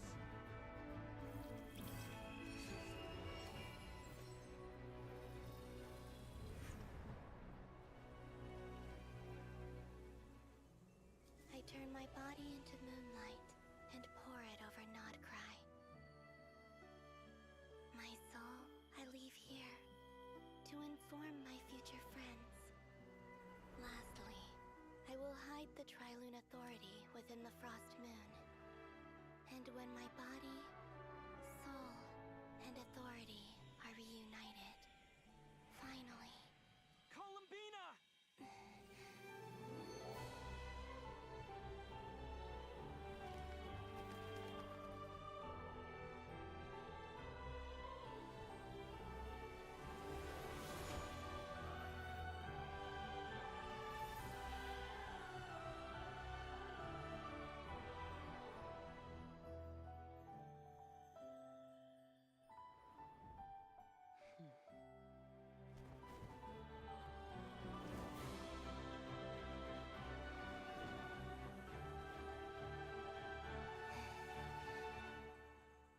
too long. I'm back.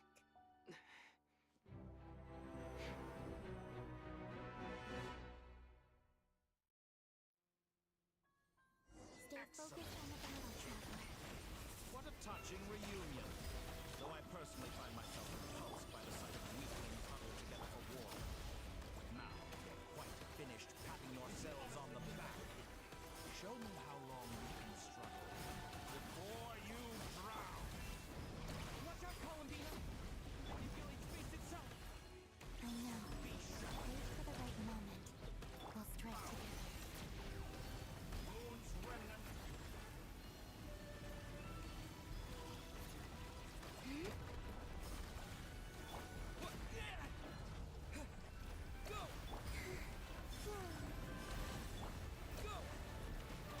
Such a simple attack, and you're already struggling.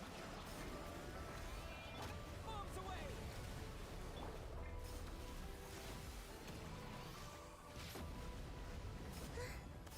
How dull. Enough! Like an ant in my palm.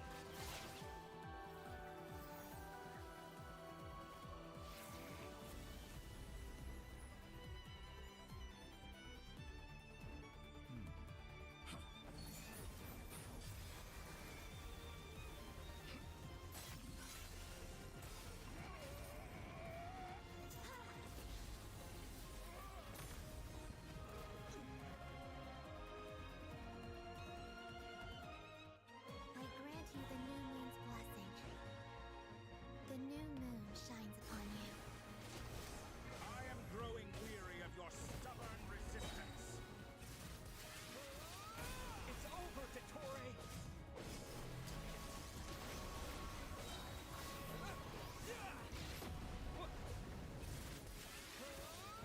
Time to pay for your heinous crime! No longer must the world cower in the cold night.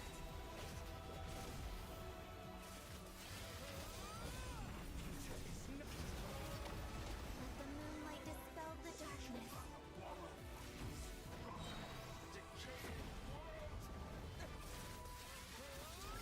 Everlasting as the moon. Could have shaped the new world. Only I.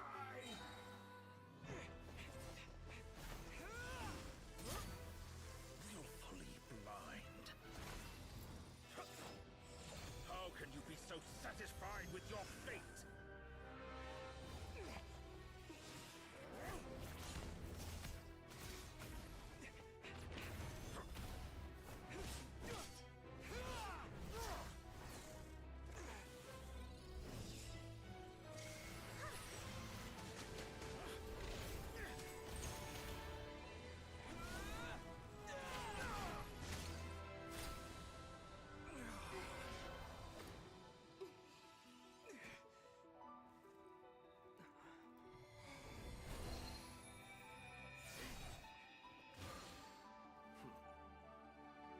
This battle was never about fate.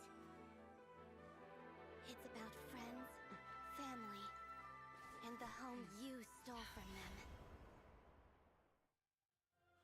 So dull. Only the weak rely on each other for comfort. You shall see. Once I transcend fate, you will be nothing but fodder for my grand experiment. That will never happen.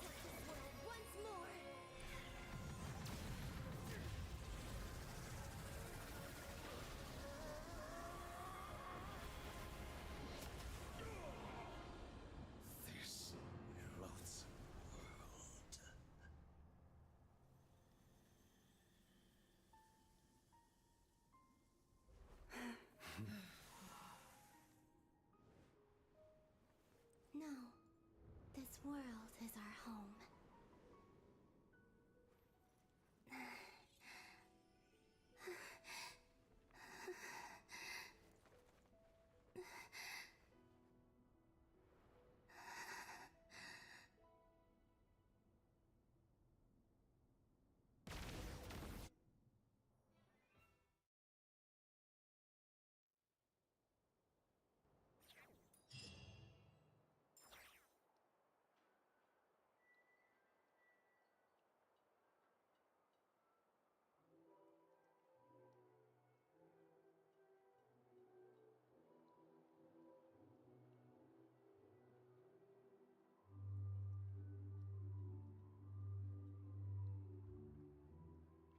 No, you're doing it wrong. The moon looks like this now. What are you drawing, children? The new moon, Mom. It looks different than before, doesn't it?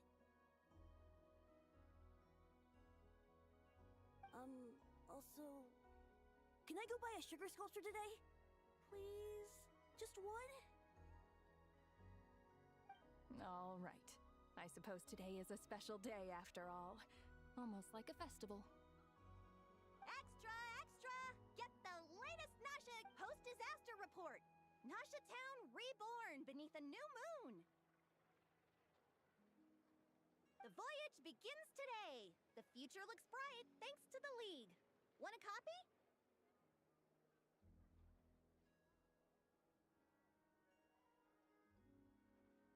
I knew things would be different. But I didn't think that would... They say a new moon goddess has been born. A new moon goddess? Who's saying that? The Frost Moon side? I guess so. I'm not too clued up on the details. As far as I'm concerned, the moon's still in the sky and it's business as usual. Hey, since we've come all this way, shall we grab ourselves a... Are you a convert now? Or are you... Oh, come on. What does it matter? After everything we've all just been through? That smells good. All right, that's it. I'm hungry. Time... Come on! We gotta get there early, or there won't be any good spots left!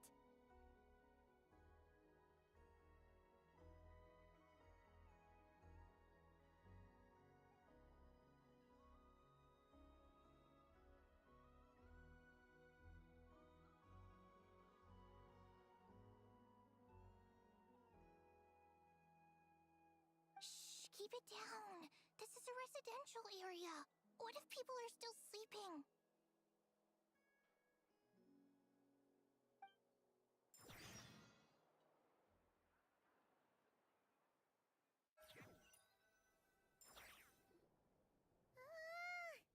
Why is it so noisy outside? It's okay. Paimon was pretty much awake anyway. It's been so long since we last had a chance to relax, huh? What about you? Did you rest well? Still winding down from everything that's happened? Or are you wondering how our friends are doing? Or is it about what Dotori said to you?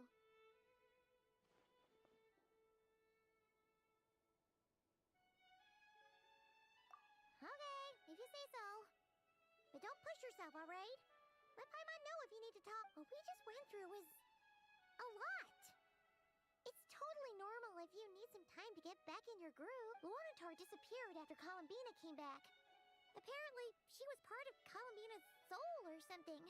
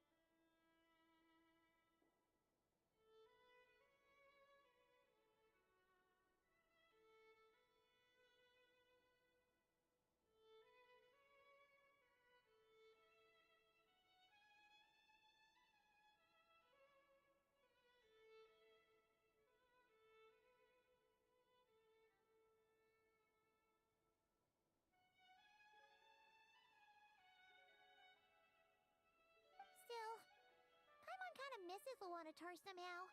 But anyway, you did great. So did Paimon. We all worked our butts off to contain this disaster, and in the end, so chin up, Traveler.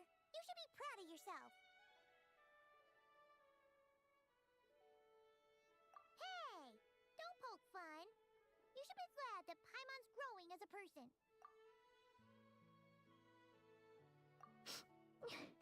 Paimon didn't think you'd mention it. You have no idea how anxious Paimon was. She was worried sick about you. Well, if you really want to show Paimon you're sorry, you're gonna need to make it up to her. You better be ready to splash out on a lavish meal.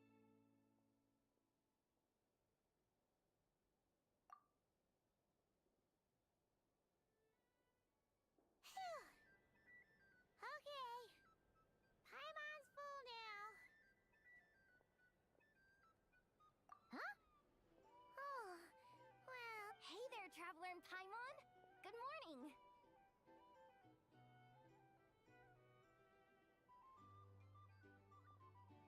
Morning, Yehuda. Here for some breakfast?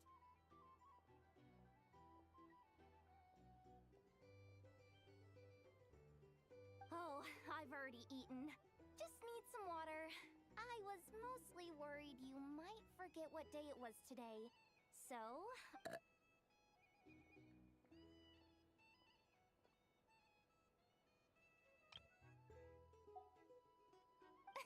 Careful there, Paimon. Too much food will make you drowsy. Don't let anyone catch you hiding at the back and nodding off during the League meeting.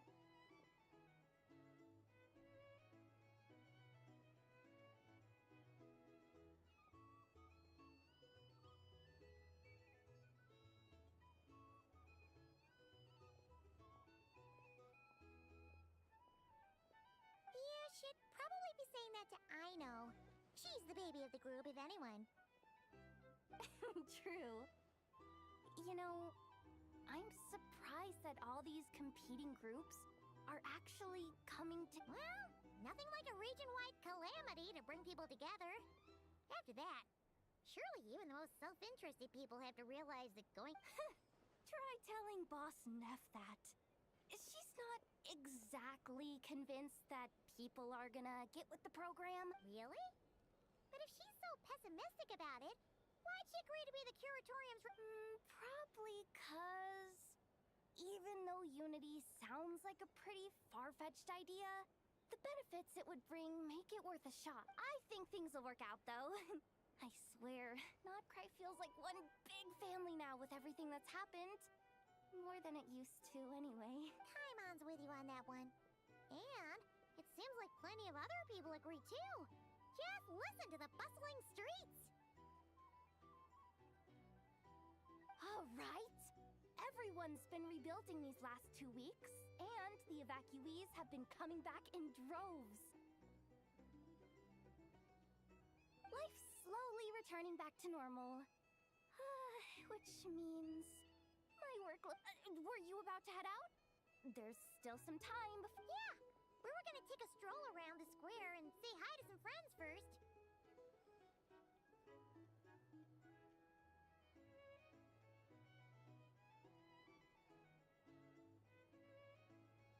Sounds good.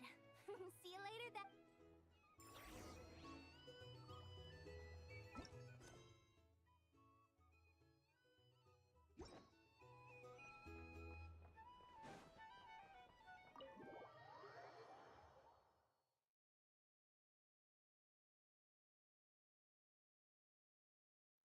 Please accept today's boon. Have a nice day. Are Paimon's eyes deceiving her? Or is that Inepa handing out food for the Frostmoon Scions? Hello there. Would you like a feast of the moon, along with some snacks of the day? So, what's new, Inepa? It was only a few days ago when we last saw you, but it looks like you've joined... And Aino, too? What are you talking about, Paimon? We're just here to help. Duh.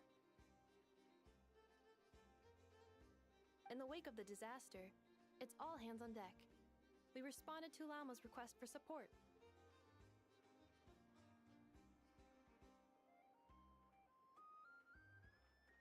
At times like these, the smallest good deed can inspire others and help them through the hard days ahead.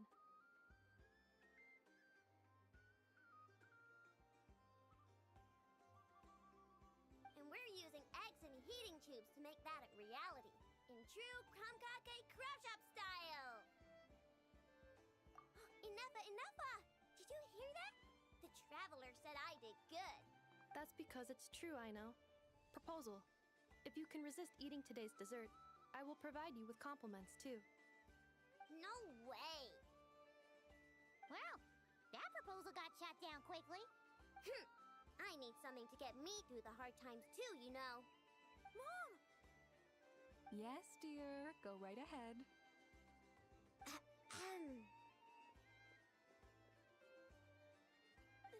Excuse me. Could I take a photo with the robot lady? She helped us get safely out of Notcry, and she helped us get back home too. She's the best. Of course she is. And since I'm the whiz kid who built her... But you stole my snacks, though. Oops. Shall we move to the open space near the center? The view there is better. Thank you! Aren't you the better pick for this job, Flint's? You underestimate yourself yet again, Master Ilua. Not at all. I rarely come by Nasha Town. I don't know any of the big shots here. All in good time. Socialize. But you're much further ahead on that road, aren't you? You're not seeing the full picture. You know the truth now. There is no question about it. The Lightkeepers need a representative in the League. Someone who is upright, cares about other people, and can realize their self-worth through group action. You say it like you wouldn't make the cut. I am most flattered that you think I would.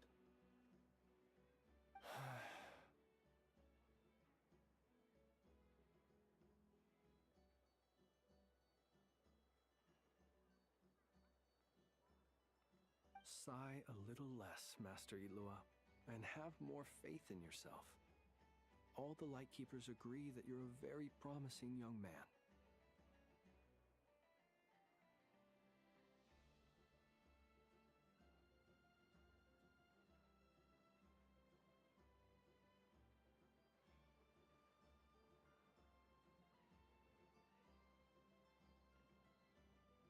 That is precisely why Starshina and Nikita felt safe delegating such important work to you.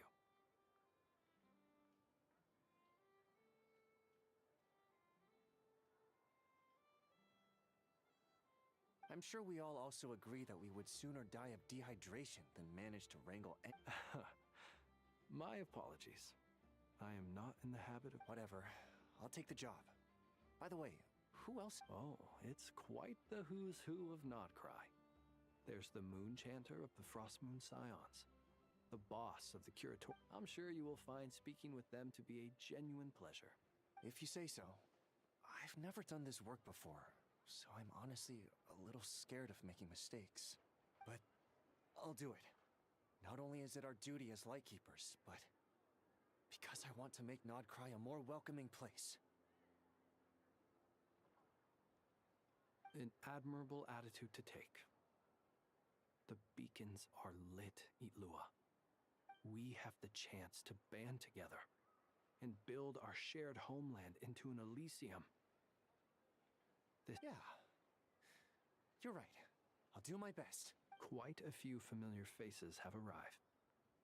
Let's go, shall we?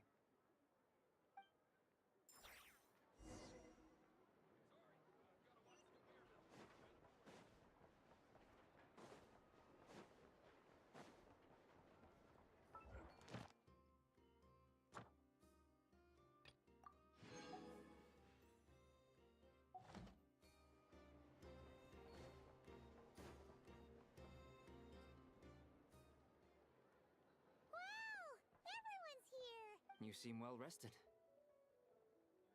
know no one's asked, but I'm sure you all want to know, so let me just say, we're doing great. Thanks.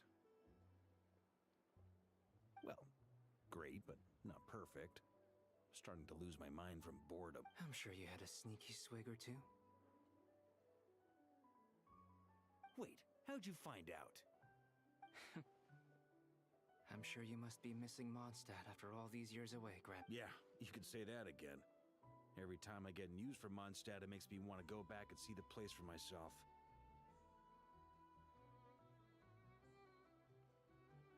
Honestly, once things are wrapped up here, I think it'll be time to head back home. Hey, looks like someone's taking the stage. Can everyone see okay? Anyone need a boost? I'll just listen from the back. It's fine. You're taking this pretty seriously, huh, Durin? Well, it's not every day that I get the chance to see how people speak in official settings. Soak it up like a sponge. I'll make sure you get a chance to practice for yourself later down the line. Mr. Varka, are you forgetting that I'm not a Knight of Favonius? I can knight you. Any particular title you'd like? Is he joking? I really can't tell. You'll have to figure this one out for yourself. It'll be a good learning experience. It is my honor to host the opening ceremony for the League, and to have this opportunity to speak to you all in my capacity as Voynich Guild representative.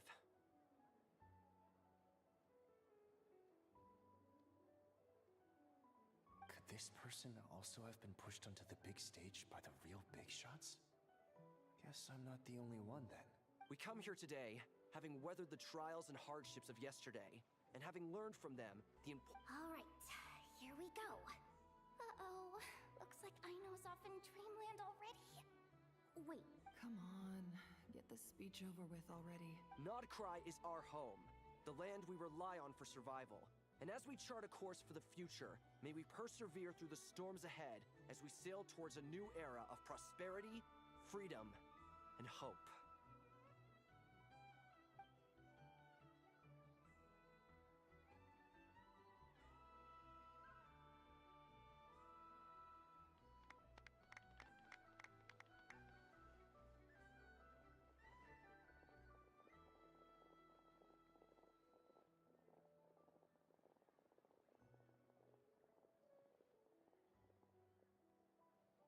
Looks like we'll have more opportunities to travel in the future.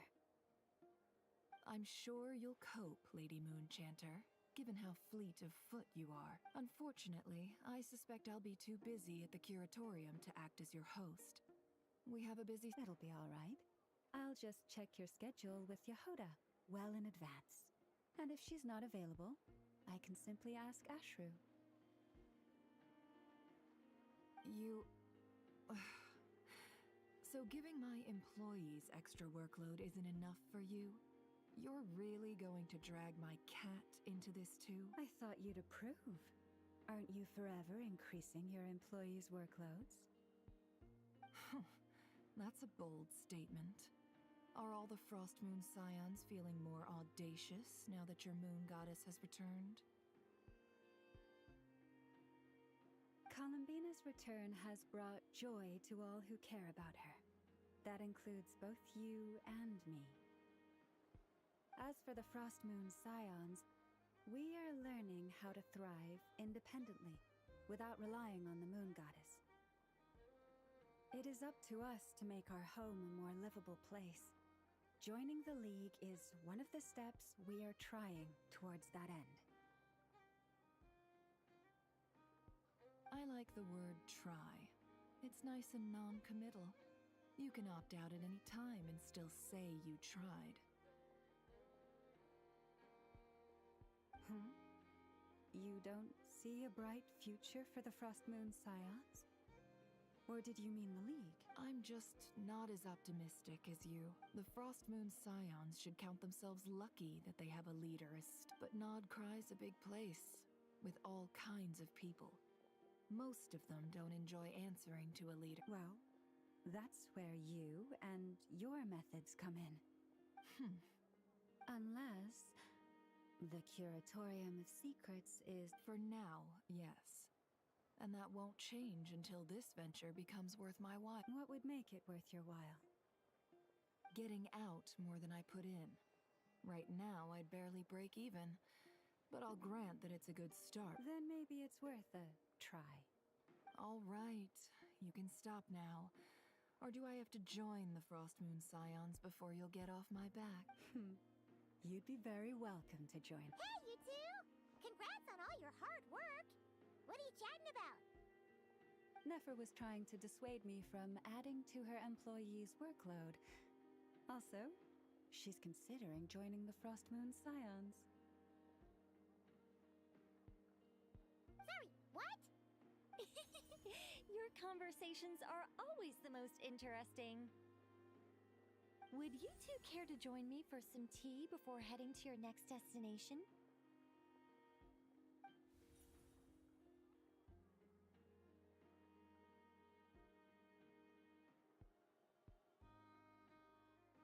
Nicole?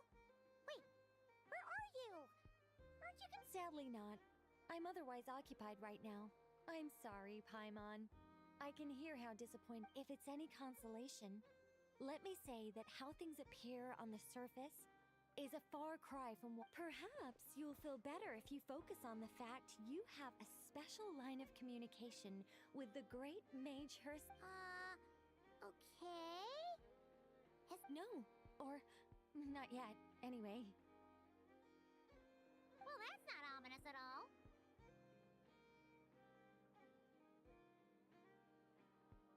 Not for the time being. Just think of this as a general check-in to make sure this communication system is still running smoothly.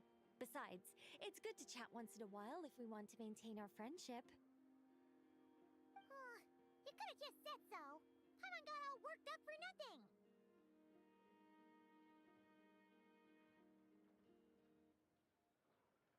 Still, the best friendships are built through face-to-face interaction, you know. It's never gonna stop being weird having tea with you when you're not there, and... All right, fair point. I'll bear that in mind for next time. Yeah. Any update on that crisis at the world's borders? Alice just informed me that they had their work cut out for them. And now everyone's thoroughly exhausted. But they did finally get things back under control. Still, we can't let our guard down. The disruption caused by this disaster has made Teyvat easier to detect from the outside universe.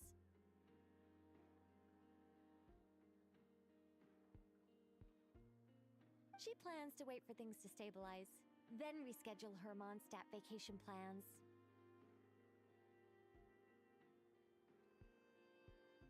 As for me, I agree with Hat Guy's perspective. This is a time when many new variables are emerging, and the situation is changing constantly. Plus, most of this change is for the worse. We have to remain vigilant and ensure that the embers of chaos are not I did notice that the energy in Nodcry changed somewhat after the War of Funerary Flame, but since it was still aligned with the Light Realm, I never gave it a second thought.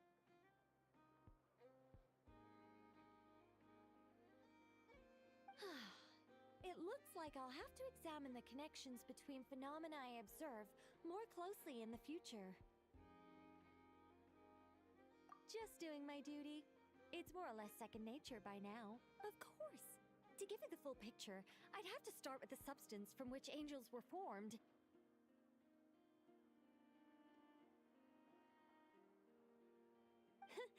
Never mind. Paimon's right. Showing off my knowledge would be much more satisfying in person. By the way, you did receive the gifts from the Hexen Circle, yes? I'm not trying to claim credit or anything, but my pride demands that I at least mention it. They're quite similar to the protective talisman that Alice gave Dory, but with some very special enhancements. Oh! So that's what kept our friends safe when Dory trapped them.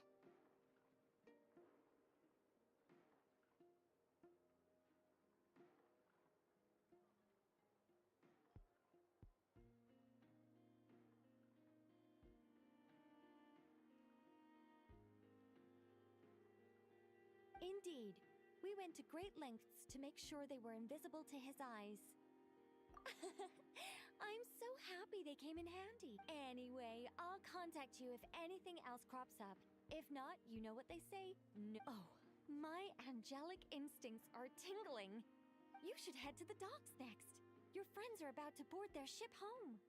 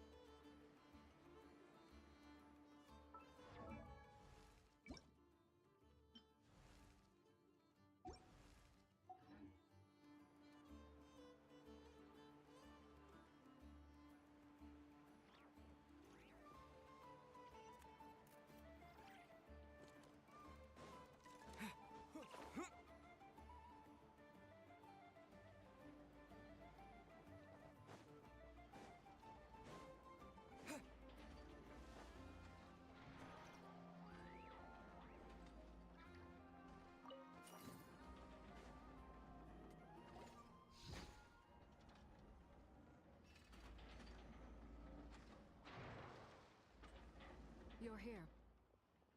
You're here too, Hat Guy! Are you heading back together? No. I'm bound for Sumeru, and she for Fontaine.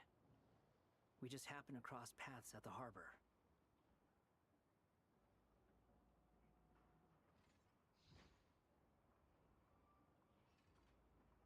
Everything seems fine. Sandrone may have an abominable temper, but she's always been very responsible with important calculations, and things entrusted to her by valued friends. You always speak as if you know us inside out, Mr. Hat Guy. Maybe I'm just a good judge of character. I certainly hope that's all there is to it. Regardless, you have been a significant help in this matter. For that, you have my gratitude. I didn't do anything special.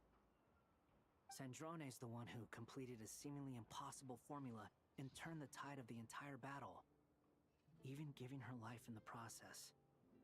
She's the one we should be thanking.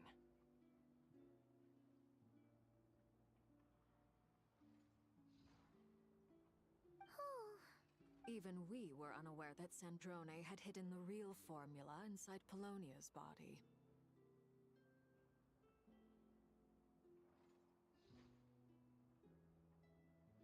She managed to fool Dottore into thinking the formula was running in her system by installing an identical-looking decoy within her.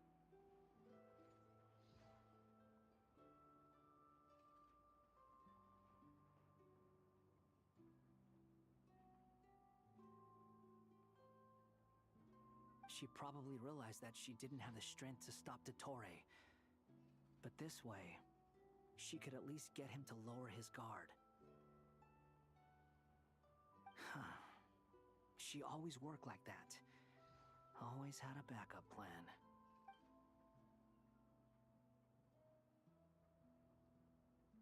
Well, that's why I'm traveling to Fontaine. She made a request of me long ago, and the time has come to fulfill it. Think of it as her will.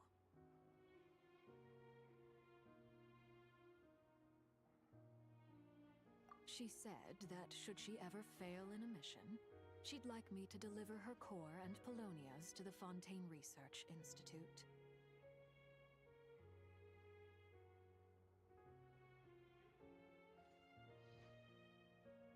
She also mentioned that she had made arrangements for people there to set her affairs in order. Some of her personal effects, such as her notes, were left to me. I've decided to take them back to the House of the Hearth, for safekeeping primarily, but also as mementos, I suppose.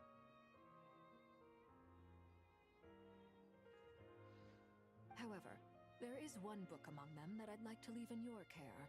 I'll have someone deliver it to your residence at the flagship at a later date.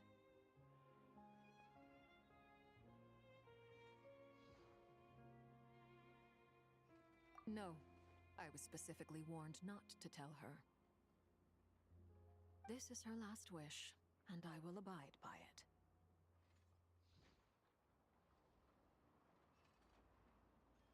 I can only hope so, but none of us here can know for certain.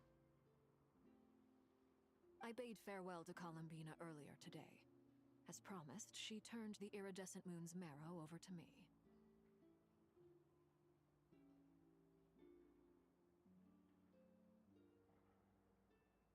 She spent a long time with Sandrone's body, saying her goodbyes.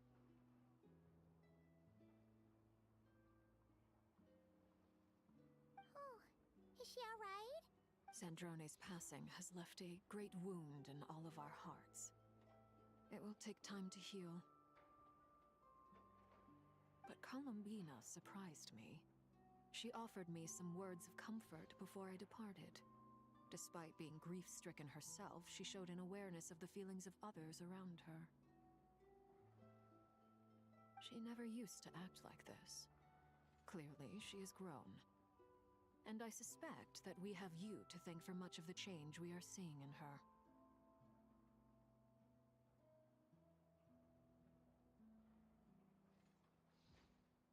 Huh. After these recent events, Masaritsa has revoked the Pale Star Edict.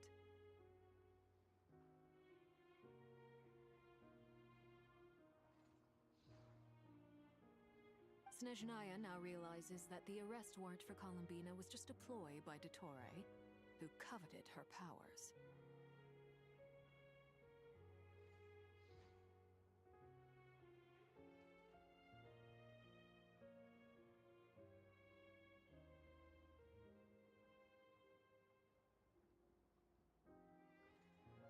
I shall return to Nodcry to see her as soon as I find the time. I hope that from now on, she too will explore more of the world.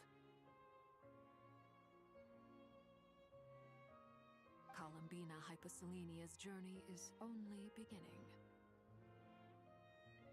My ship is here. Traveler, Paimon, we shall meet again. What are you still bumming around for? Isn't Columbina waiting for you? I thought today was the day you'd agreed with her to go find out the truth about your sibling.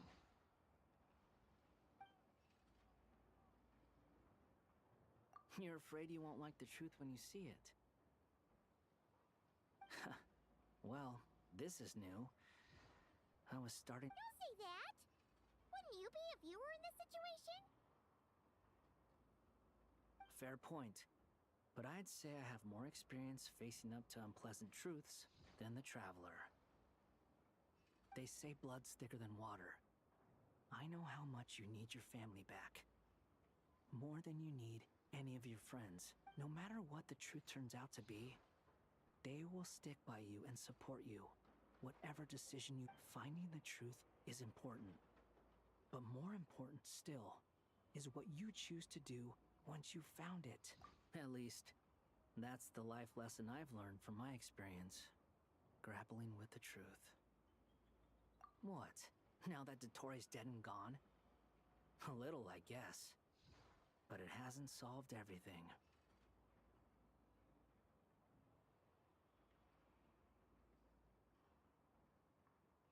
Maybe I regret not getting to end his life with my own hands. Or maybe it's something else. But for whatever reason, I still feel like I have a chip on my shoulder.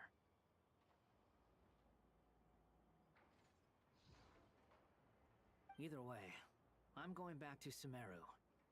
Lesser Lord Kusanali is gonna need help dealing with all the chaos Dottore left in his wake. Not just from this incident, but everything he did in the past, too.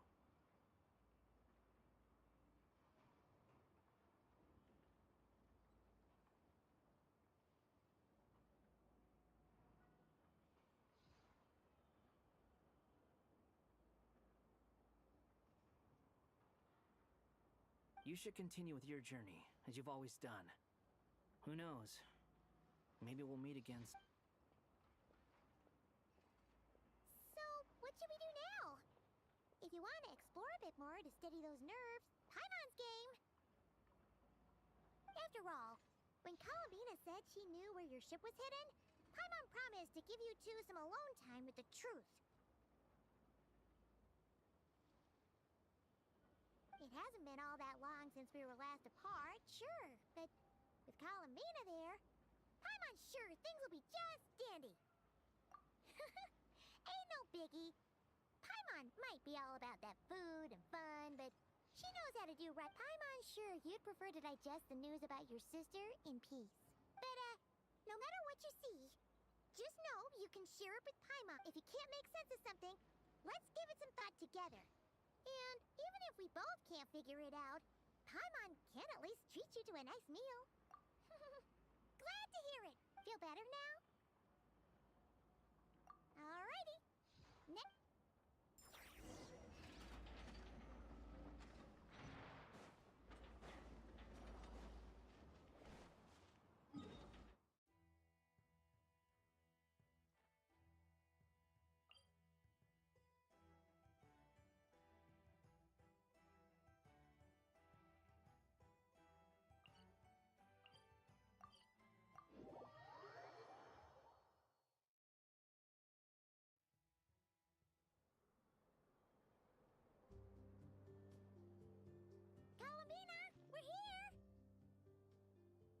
Can't quite believe we're meeting out here. We've gotten used to walking over to Silver Moon Hall whenever we go see you. Well, you're still welcome to go there whenever you want to see me. It's just, now that it's all over, I've decided to make some changes. Try and fit in with the Frost Moon Scions, like Lama suggested. The older generation are still timid around me. They don't dare get too close, and they bow their heads when I walk by.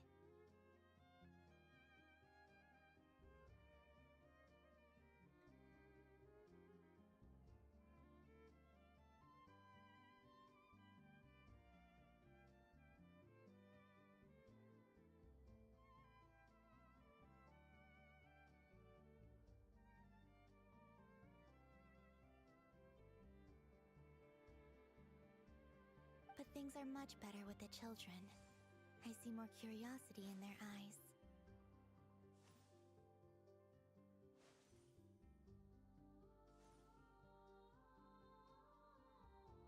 Hopefully, by the time the next Moon Prayer night comes around, I can— You'll do fine, Columbina. Paimon's sure they'll realize you're super nice once they get to know you better. You really think so? When we first met, you thought I was a little up in the clouds.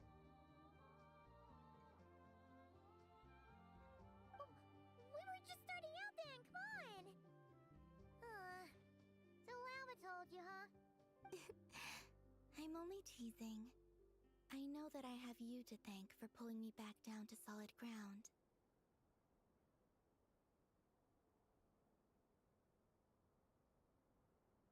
It feels good to finally stand firm on the earth where I was born.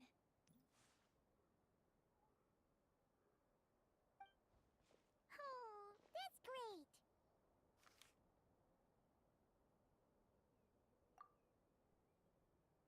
Thank you. I'll make sure not to lose it this time. Well then, are you ready? Lumine, what happened to our spaceship back then? Why did you leave? It's time to learn the truth at last. Good. Then let me open the way for you.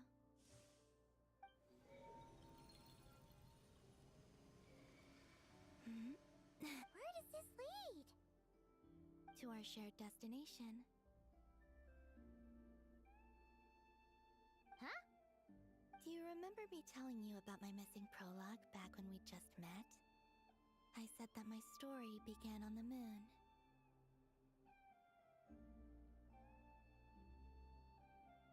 But while I was inside the moon's reflection, I realized that my prologue was really hidden in the future.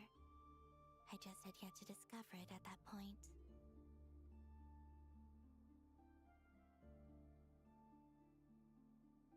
The story of the time before I was born was in fact the story of my distant future.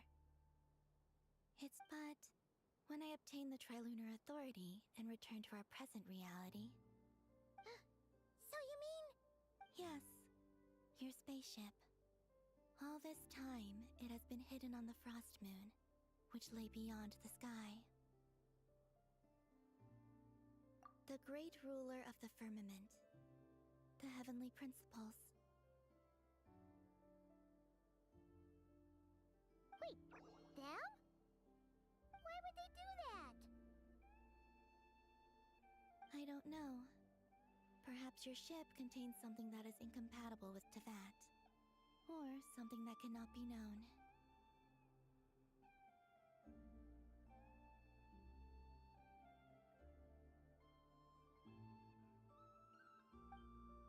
Oh, did I pick a bad time to say this? I know it must have been hard to work up the courage to do this. Maybe I should have waited until you were on the moon, with no chance to back out.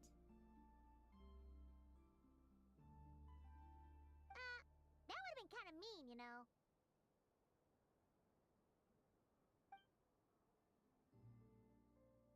Take me there. Oh? Whatever is hiding in that ship, it belongs to me and Lumine. Those memories belong to us. No one else has the right to decide whether I should or shouldn't know about it. Not even the heavenly principles.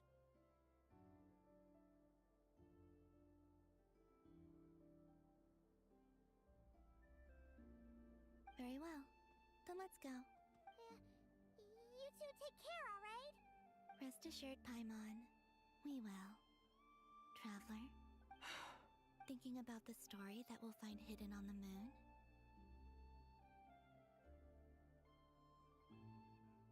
Yes.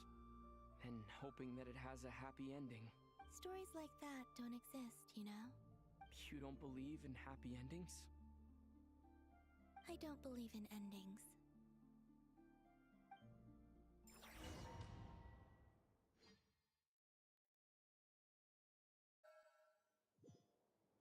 Where am I? This is the pathway I built between Tevat and the Frost Moon. The moon is very far away from us, so it could be a long journey.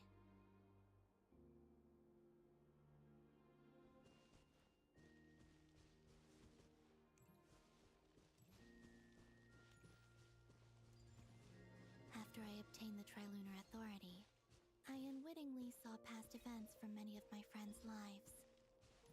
One was Lauma. She was so young when they chose her to be the Moon Chanter. From then on, the Frost Moon Scions looked to her to bring messages from their goddess. But, for better or worse, I had left Hisi Island before she was ever born. It was not until much, much later that she met me.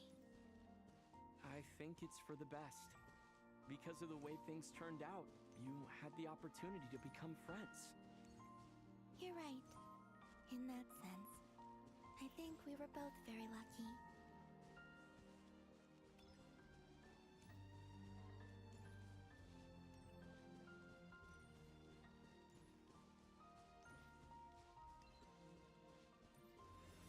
Oh, and about that mage, Nicole.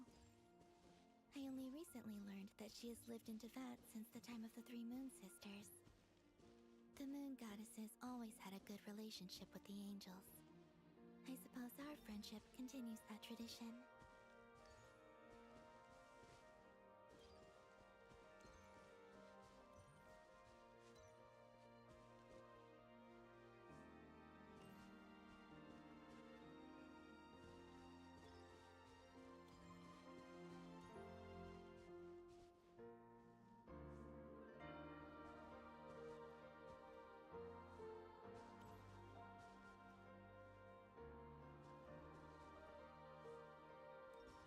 And then, there's Sandrone.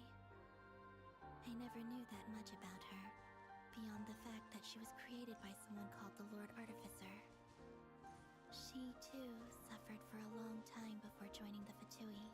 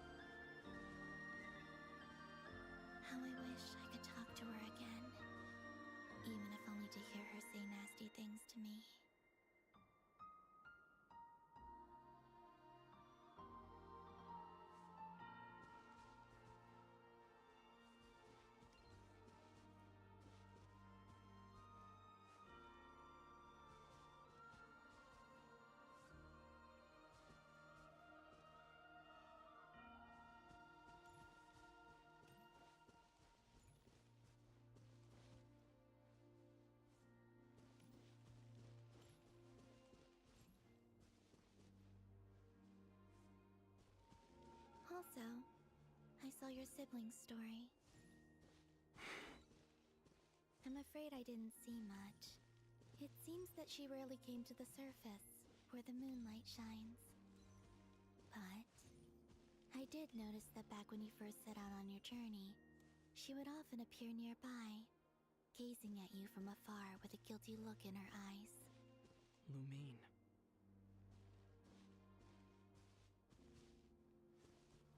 Let us speak no more of the past. I probably shouldn't reveal so much about my friends. It's not my place. Let the moonlight carry us forth. We are very close now.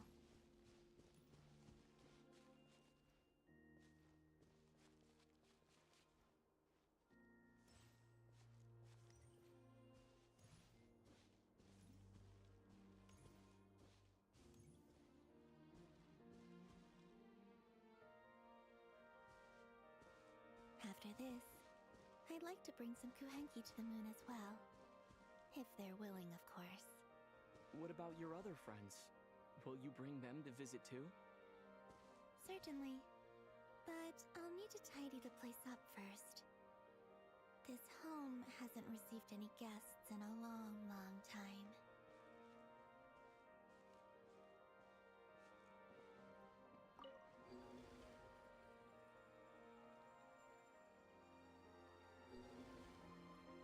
I remember writing something similar with you on Moon Prayer Night. I believe it was called... Dodoko's Whirligig. Yes, that was it. You asked me if I was afraid to return to the moon, and I said that I was. The idea that I had gained something precious, only to lose it so quickly. That frightened me. But I'm not afraid anymore. Besides, this time, we're traveling together.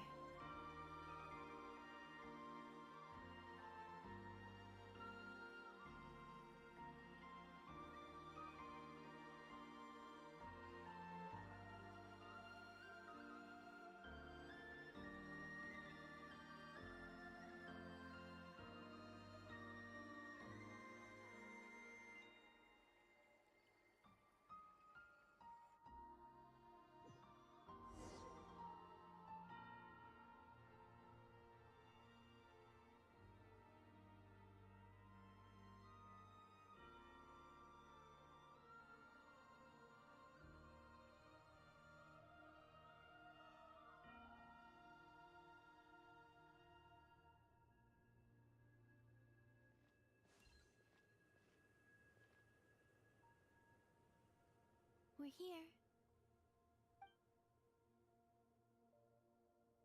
Over there.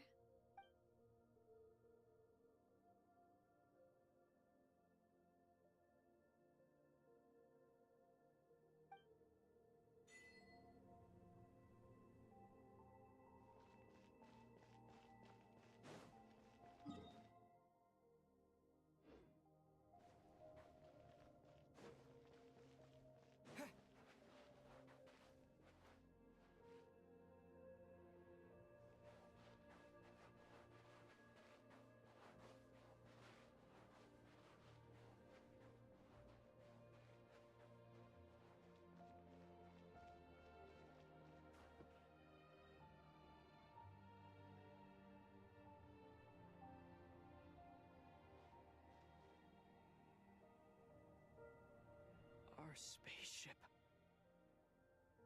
It's huge. I suppose that the moon is the only place one could hide it.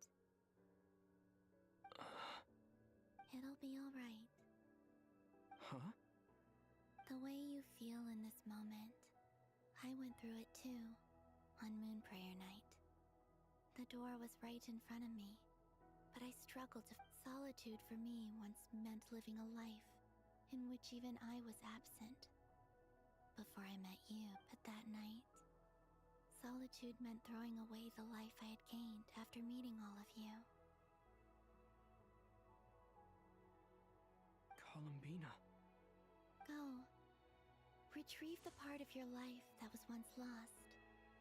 Trust me, you will lose nothing by doing so. Look, Tevat is right there. All of our friends are down there, waiting for us. You're right. Thanks, Columbina.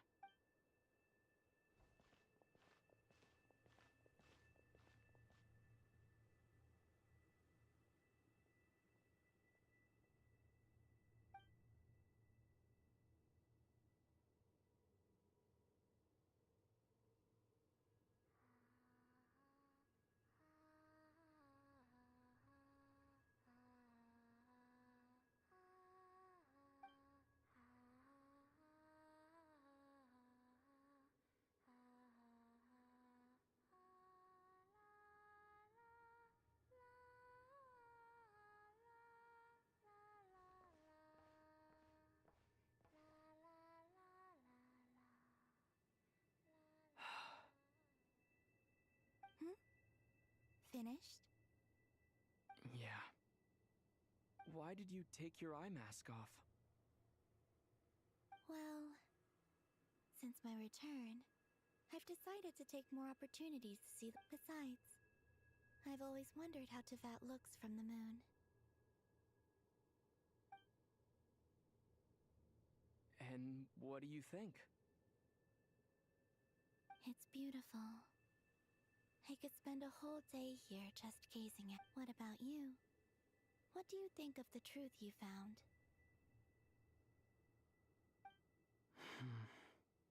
I haven't looked at another person's expression in a long time, but I think yours is saying it was neither good nor bad. Keep this up, and it won't be long before you give Nephra a run for her money.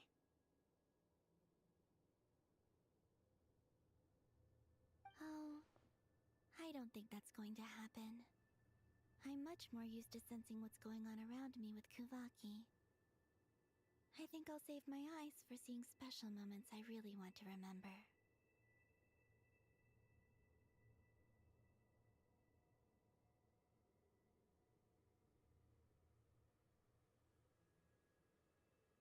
I read the spaceship's flight logs.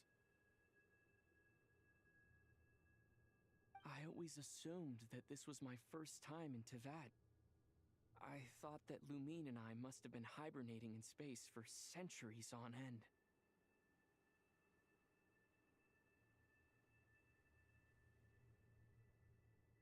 But the logs show that our spaceship flew over the skies of Tevat once before. A long, long time ago.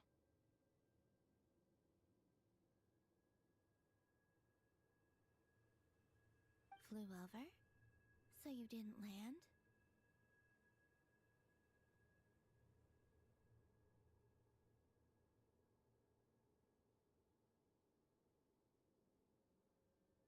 No, the ship barely came to a stop before flying on again.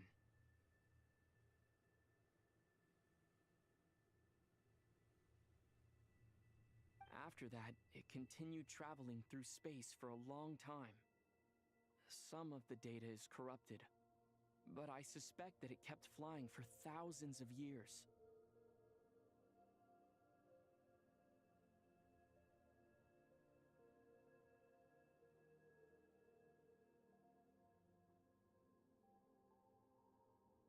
It was only after that that the ship made a forced landing in Nodcry.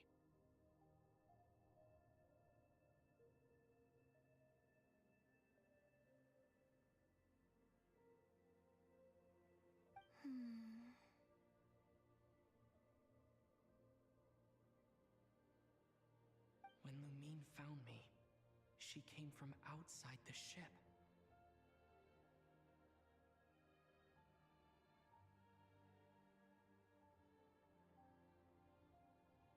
Could this mean that she left the ship long before I did? Maybe even during our first pass over Tevat. Are you alright?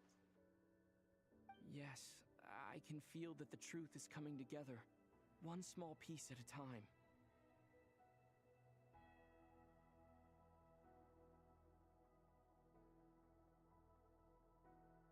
I remember Lumine telling me that when she first arrived in Conria, She could not recall the past. So this might be something that even she doesn't know. Here, I made some space for you. Your mind must be racing, and this seems like the perfect place to relax and clear your head. Oh, wait, there's one more thing. What is it? Wait here a moment.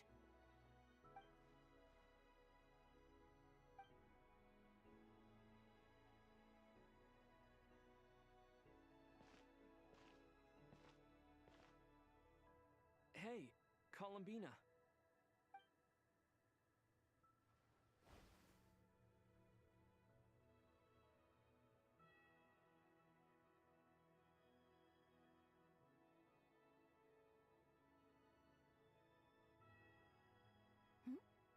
Is that a new outfit? An old one, technically. It's been in a cabinet inside the ship this whole time. It's a matching pair with Lumine's. She always liked this set more. Huh. I don't think there's a huge difference. Really? Yes, it's still the same you. You're the same person, no matter what clothes you wear.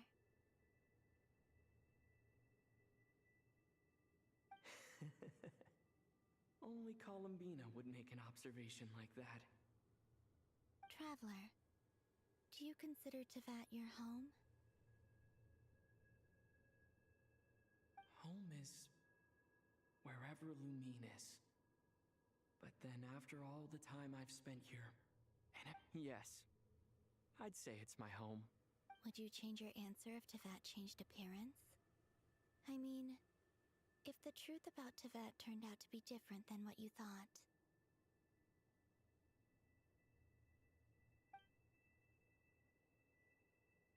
I don't know. But I don't think so. The truth is not what matters most to me about Tevat.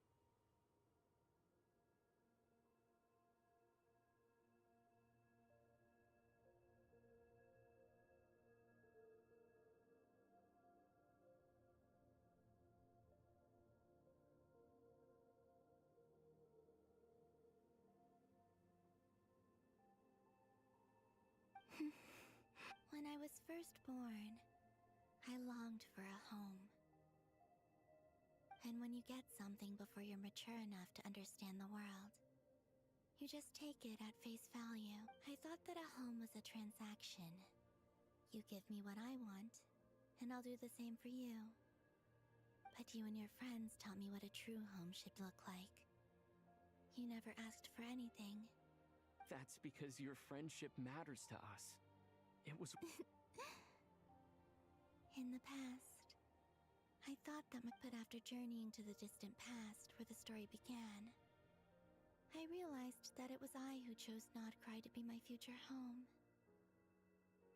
Now, I am glad that I made that choice. I'm sure your friends are just as glad. In fact, I intend to make the same choice today as I did back then. What do you mean? Well, I've given the Eternal Moon's Marrow to Lauma, and the Iridescent Moon's Marrow to Arlecchino. And now, I shall return my Kuvagi to Nodcry again, that it may continue to protect my chosen home. Wait, but what about your body?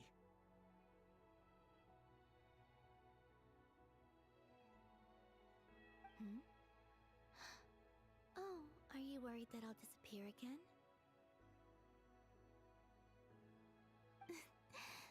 I won't. Not this time. The Frost Moon has now entered the fall sky, and I am the Tri-Lune Goddess.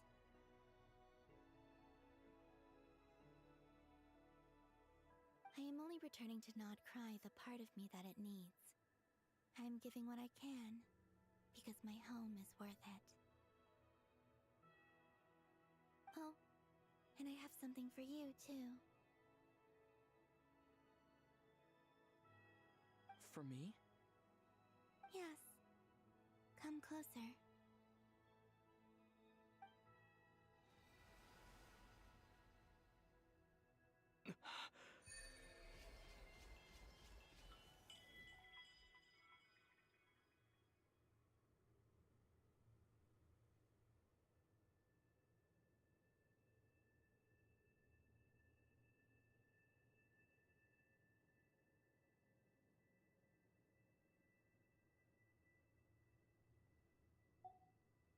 What was that?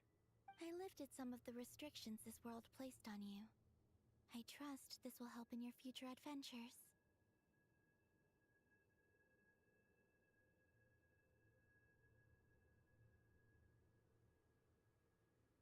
My power. It feels like it's grown. I can use the elements more freely now. Thank you. This will be a great help. You're welcome. I see you as family. And up here, this flower is for you.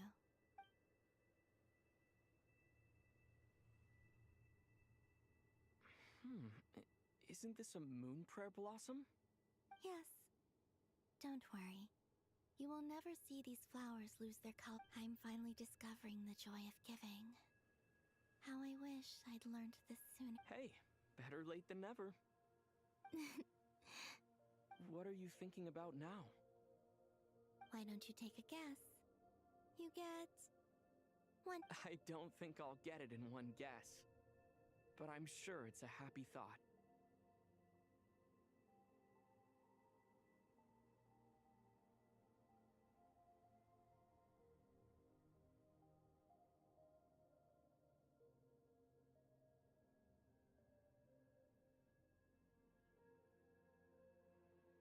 That's kind of a sneaky answer. I can't say you got it wrong.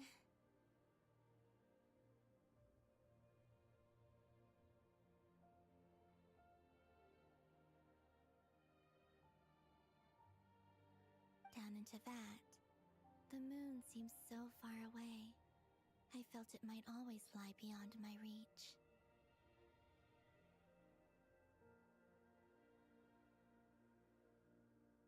But on the moon, everything feels so close by. The haze that once enshrouded the skies has finally been dispersed. I feel like a traveler on a winter's night, starting a new chapter in my tale by the warmth of a bonfire. I don't have a lot of luggage, but I do have a lot of hope for the future.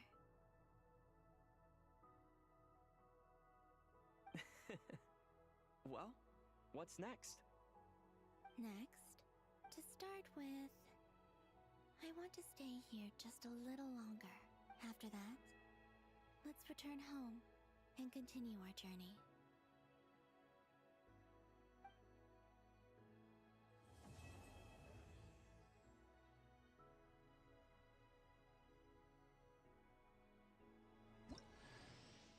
These clothes bring back so many memories.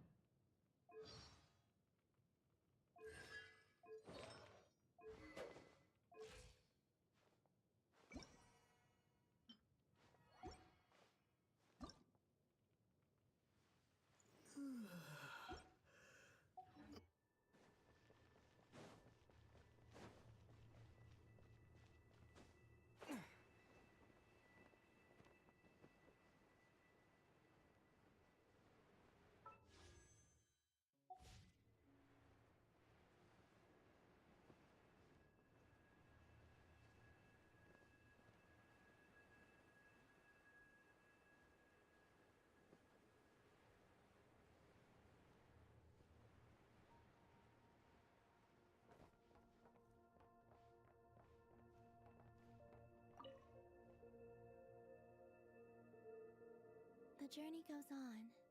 For you, and for me, like I said. This is not the end. I don't believe there has to be an ending.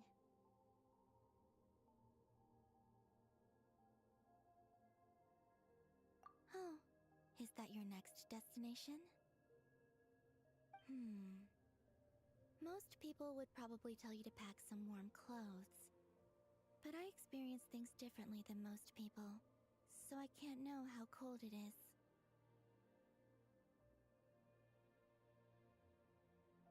In fact, it is home to quite a wondrous heat source. I think they call it Kreshnik's torch. Every city in Snezhnaya is built around one of those.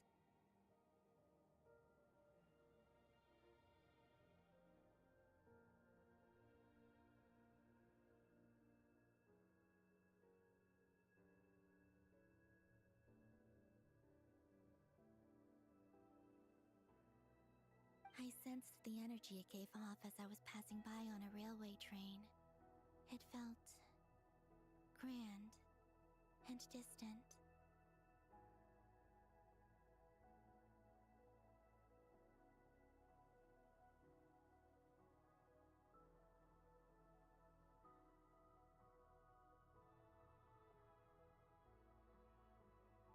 I also recommend the Korolievsky troupe in Snezhnograd. They give performances quite regularly, and entry was free for harbingers. I liked them a lot.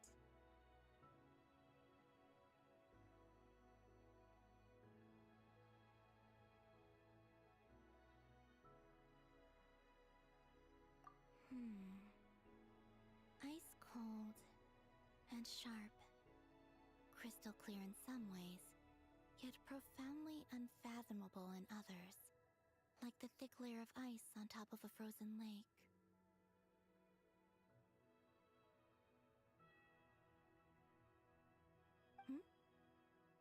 That's just the impression that Tsaritsa gives me. I was never able to glimpse what truly lies beneath that icy exterior. In fact, I don't think the people of Snezhnaya even know what kind of power their god wields. Maybe that's because the Tsaritsa herself has never acknowledged, nor accepted that power.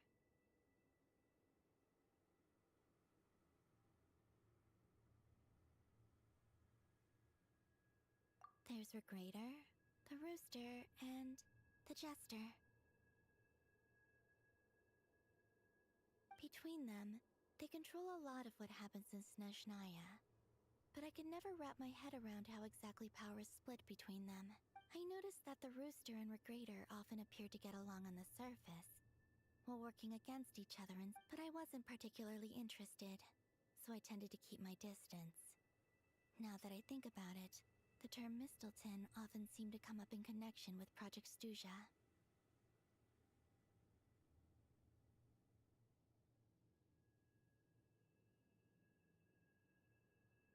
Once things settle down in Nodcry, I'd like to explore the world beyond Snezhnaya.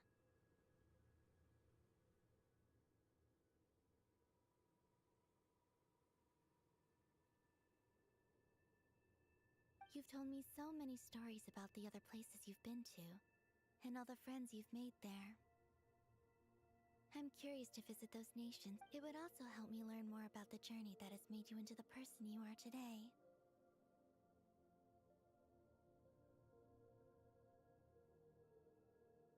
Okay. As you continue on your journey, don't forget to gaze up at the moon once in a while. It is, after all, it shall cast down its true moonlight.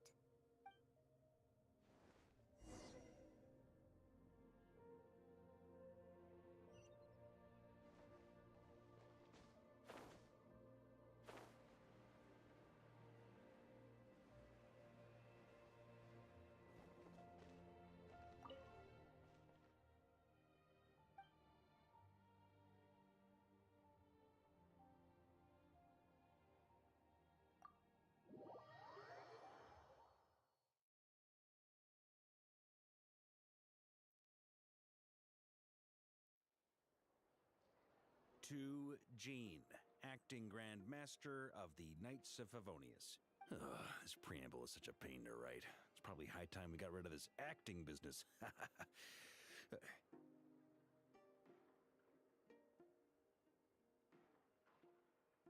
I trust that Dern has updated you all on recent events. Hope we didn't worry you too much.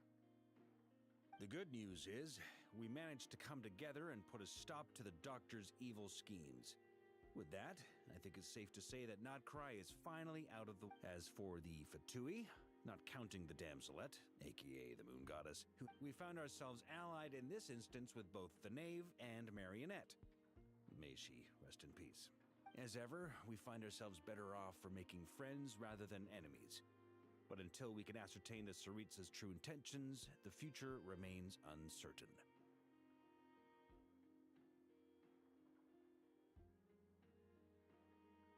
In a short while... Wait. How am I meant to surprise everyone if I tell them in a letter that I'm heading home? Oh, that would be a huge... Okay, I will begin sending the expeditionary team back home in... I hope they won't gloss over the details of my many heroic deeds. But if they do, I think of Mondstadt daily. Please give everyone my best regards. P.S. The honorary knight went above and beyond this time. Are there any other honors we can give him? P.P.S. Please be extra nice to Klee for the foreseeable future. I cashed in on the last favor that the Hexencircle owed us, so we need to earn... And that, as they say, is all she wrote. End of an era. And with the moon shining down brighter than ever, I think everyone is going to sleep well tonight.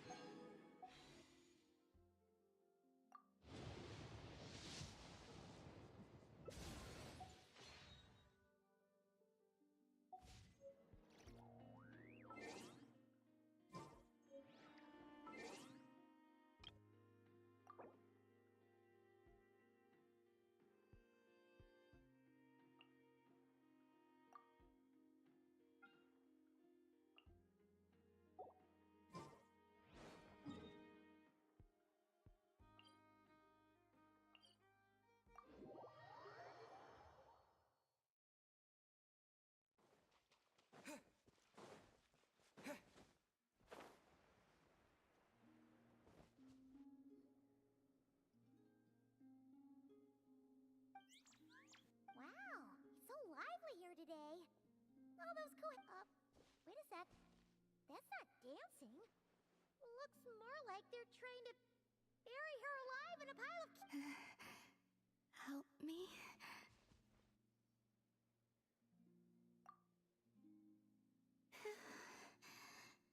Thank you. Why were the Kuhenki acting like that just now? They're not... Well, I decided to play a game with the little ones. Crowding around you like that after playtime?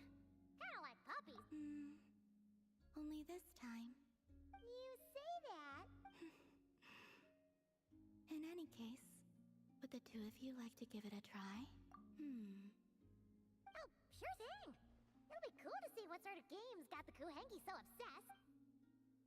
Go on now.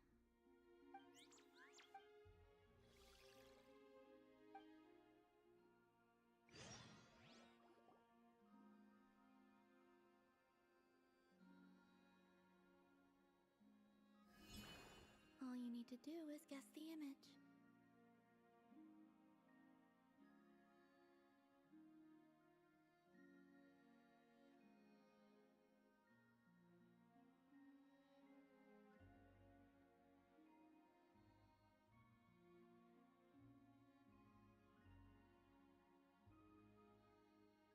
Huh? But... Did you actually manage to get the right answer when you played Columbina? No, I guessed wrong. Huh. Well, Paimon's gonna quit while she's ahead. Why don't you take a guess, Traveler?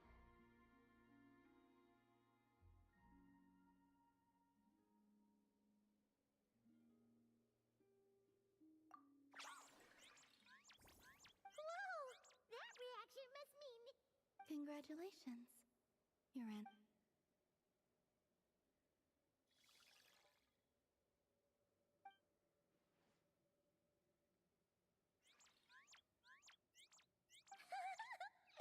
Guess this means reading... The Kuhenki have taken a liking to you. I can feel it. They are just as rhyme-horned deer fawns are given to bathing in the moon. Oh! And what would... A certain...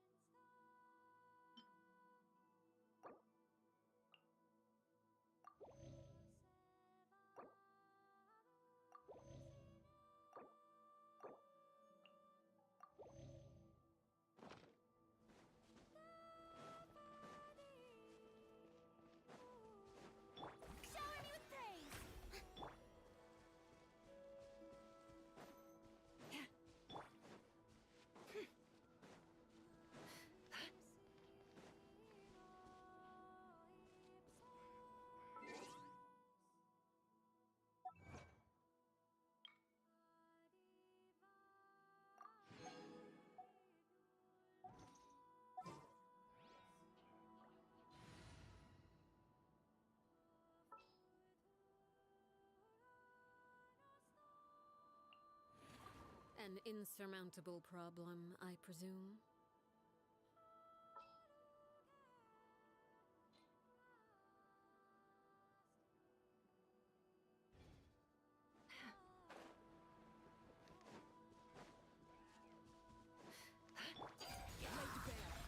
No more lies. You poor lost lamb. It all adds up. I better wrap this up. Can't hide the truth.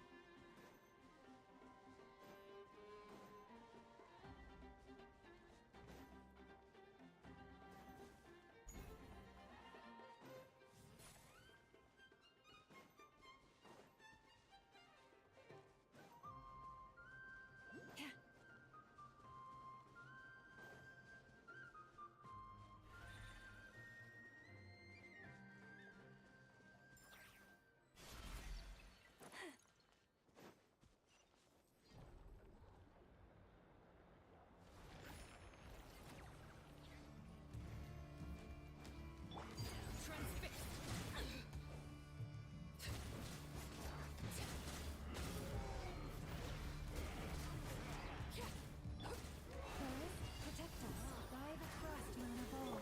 The mystery unravels. It all adds up. Wanted my full attention, did you? Laid bare. Can't hide the truth. I saw this coming.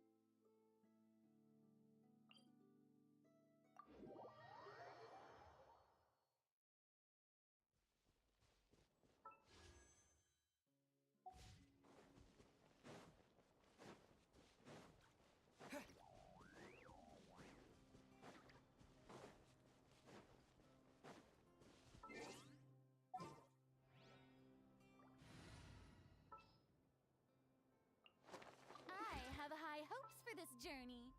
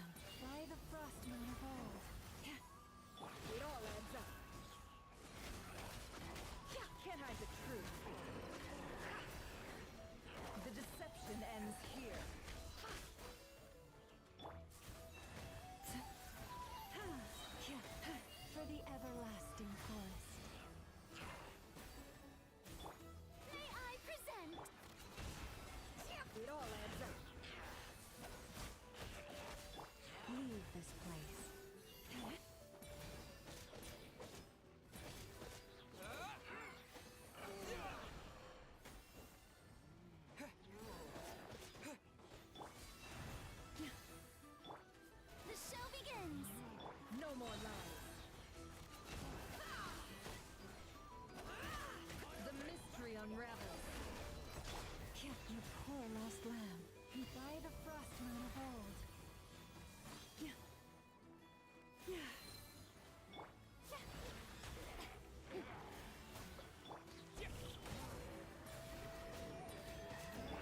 Forest, protect us.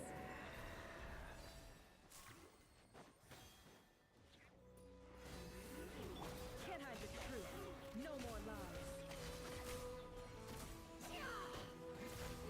The sands of time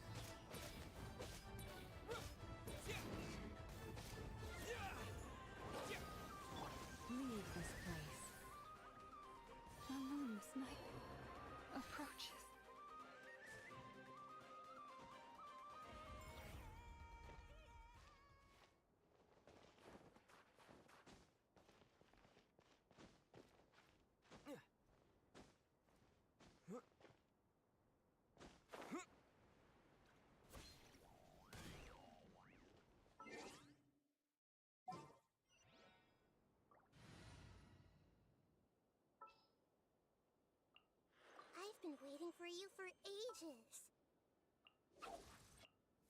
What is the situation?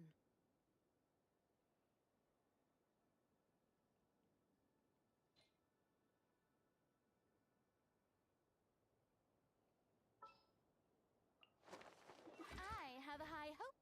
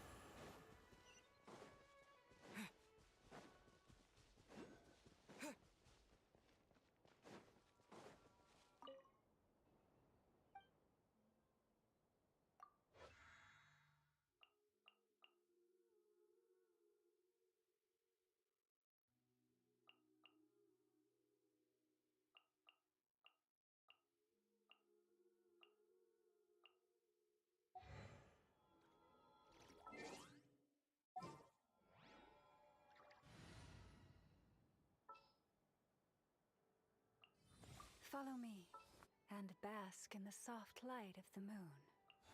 Lucky you. I have some time to kill. Witness mime!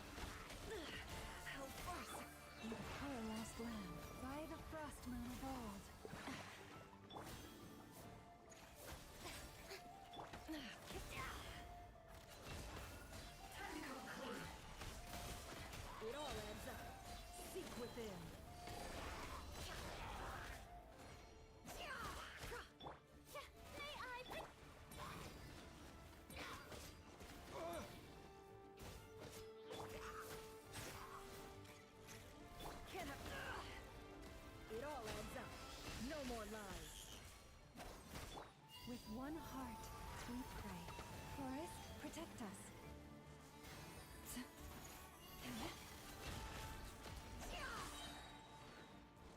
The deception ends here.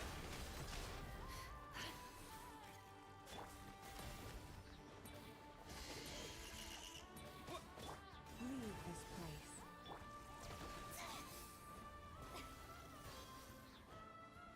It all adds up. The sands of time got me.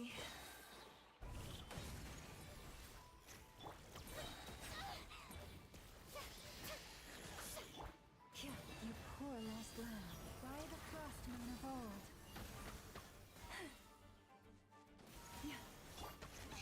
Someone help me! The show begins! Let my name echo in song!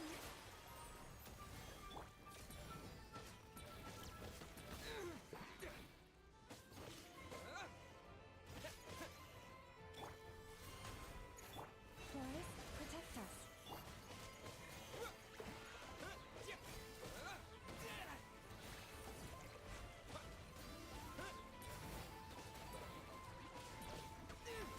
This is not the end.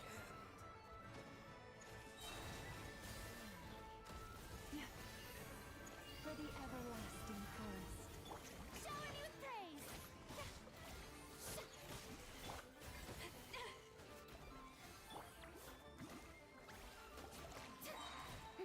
Let the world come alive!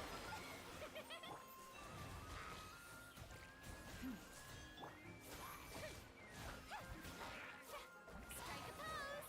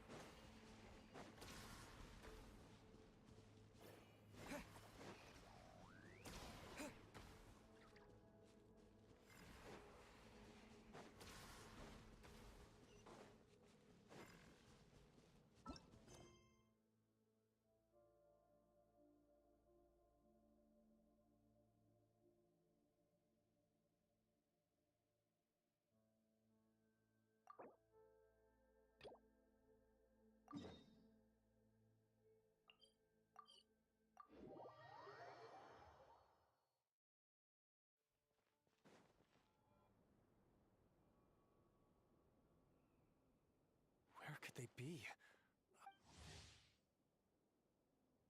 What now, boss? Forget our brothers and sisters. Yeah, we gotta think of something, squad leader. Don't worry. Head back to your posts. Traveler, Paimon, good to see you.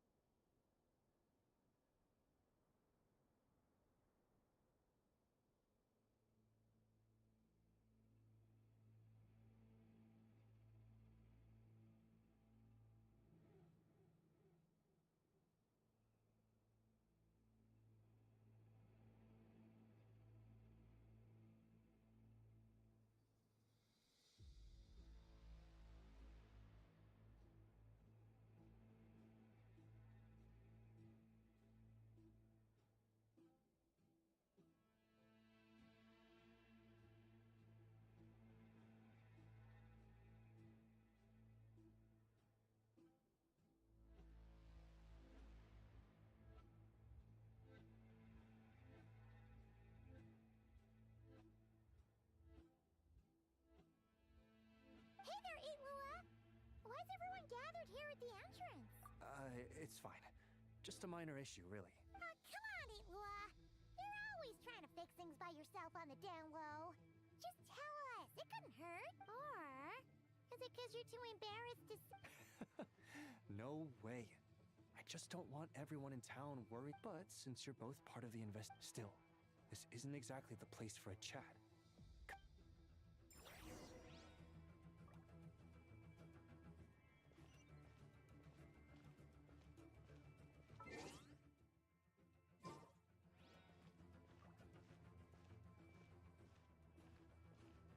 Squad leader, I've compiled what data we have on the bases we can still control. My report is over at the command post. Got it. Thanks, Roland.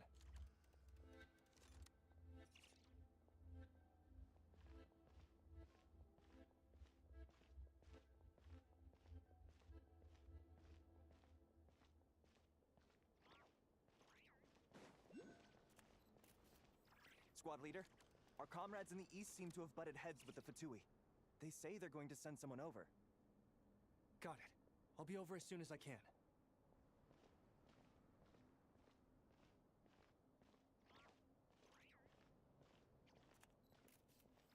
Jeez, Itlua. Are you always this busy? Recently, yes. There's just so much work to catch up on.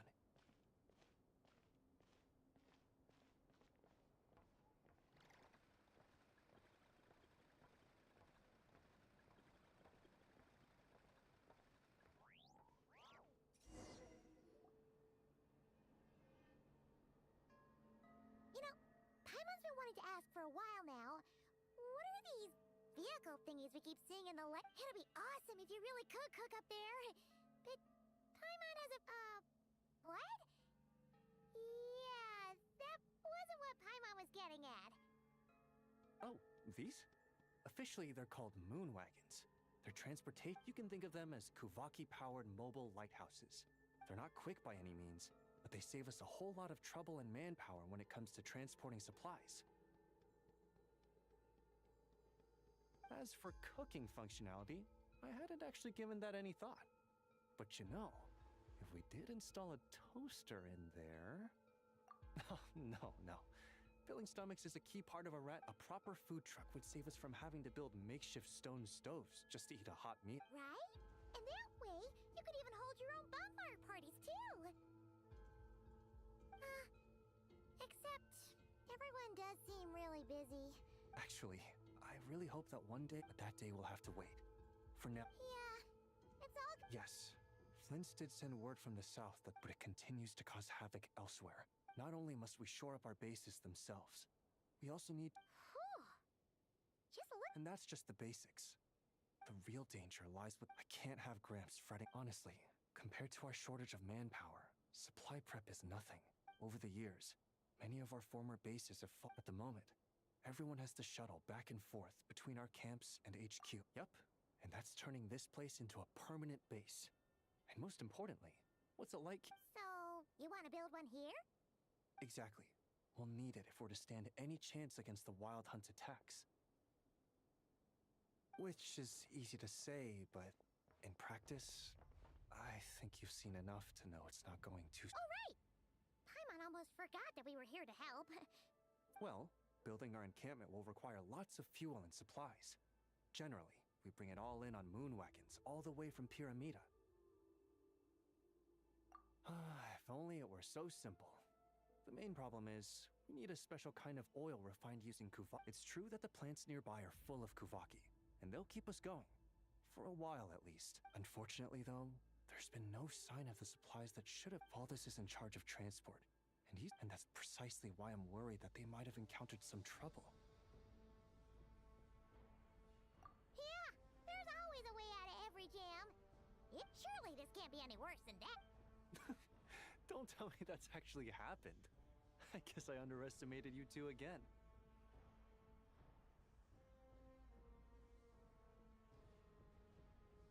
Anyway, we can have a look around. Maybe so. Yep. What?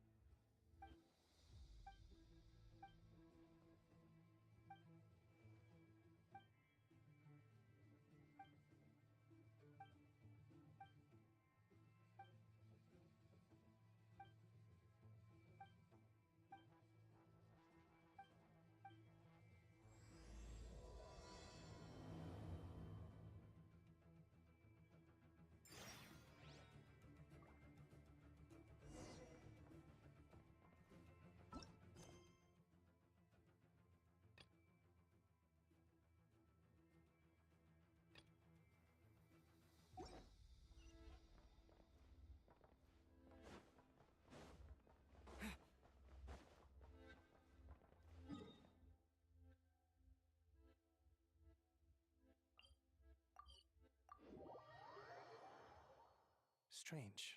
I thought I just heard something. Well, that's weird. That's the vehicle, all right, but...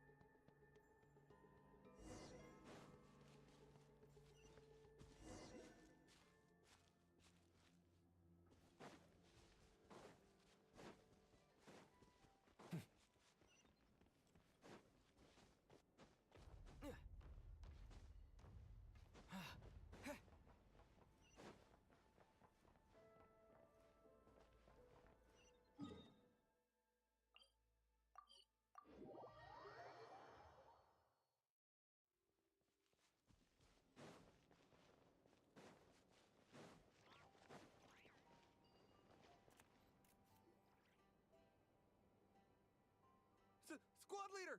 Thank the gods you're here! Please, help me! Valdez, how did you end up here? It's a long story, but the... Something about this doesn't quite add up. This place isn't on the main road from... And as for the Mandragoras, they wouldn't usually bother passersby unless they were trespassing. In short, I'd like an explanation as to how you ended up here. And a reasonable one at that. Or you might have to stay in there a while longer. Ooh, you don't usually see Itlua getting angry. Paimon's kind of scared now, too.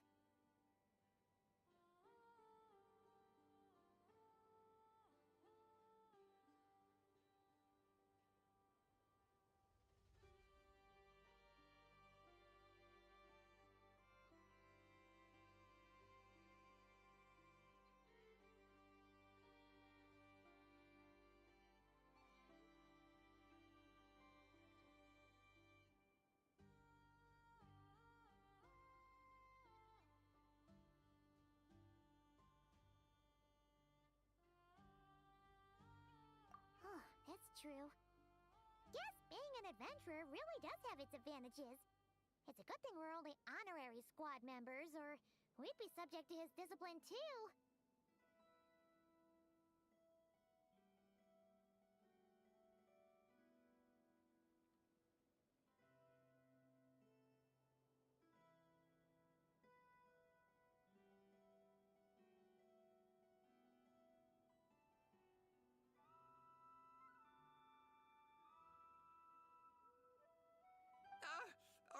All right.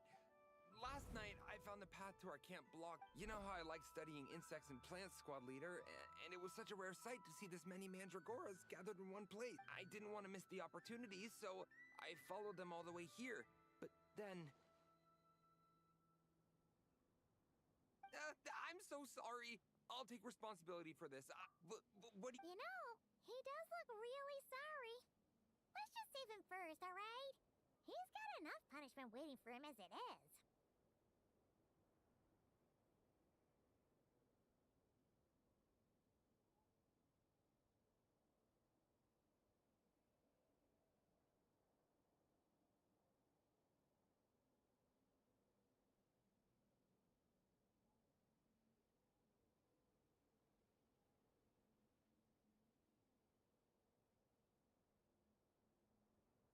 You're right, Paimon. We can discuss the breaking of regulations after we get back. For now, let's concentrate on getting him out of here. I could...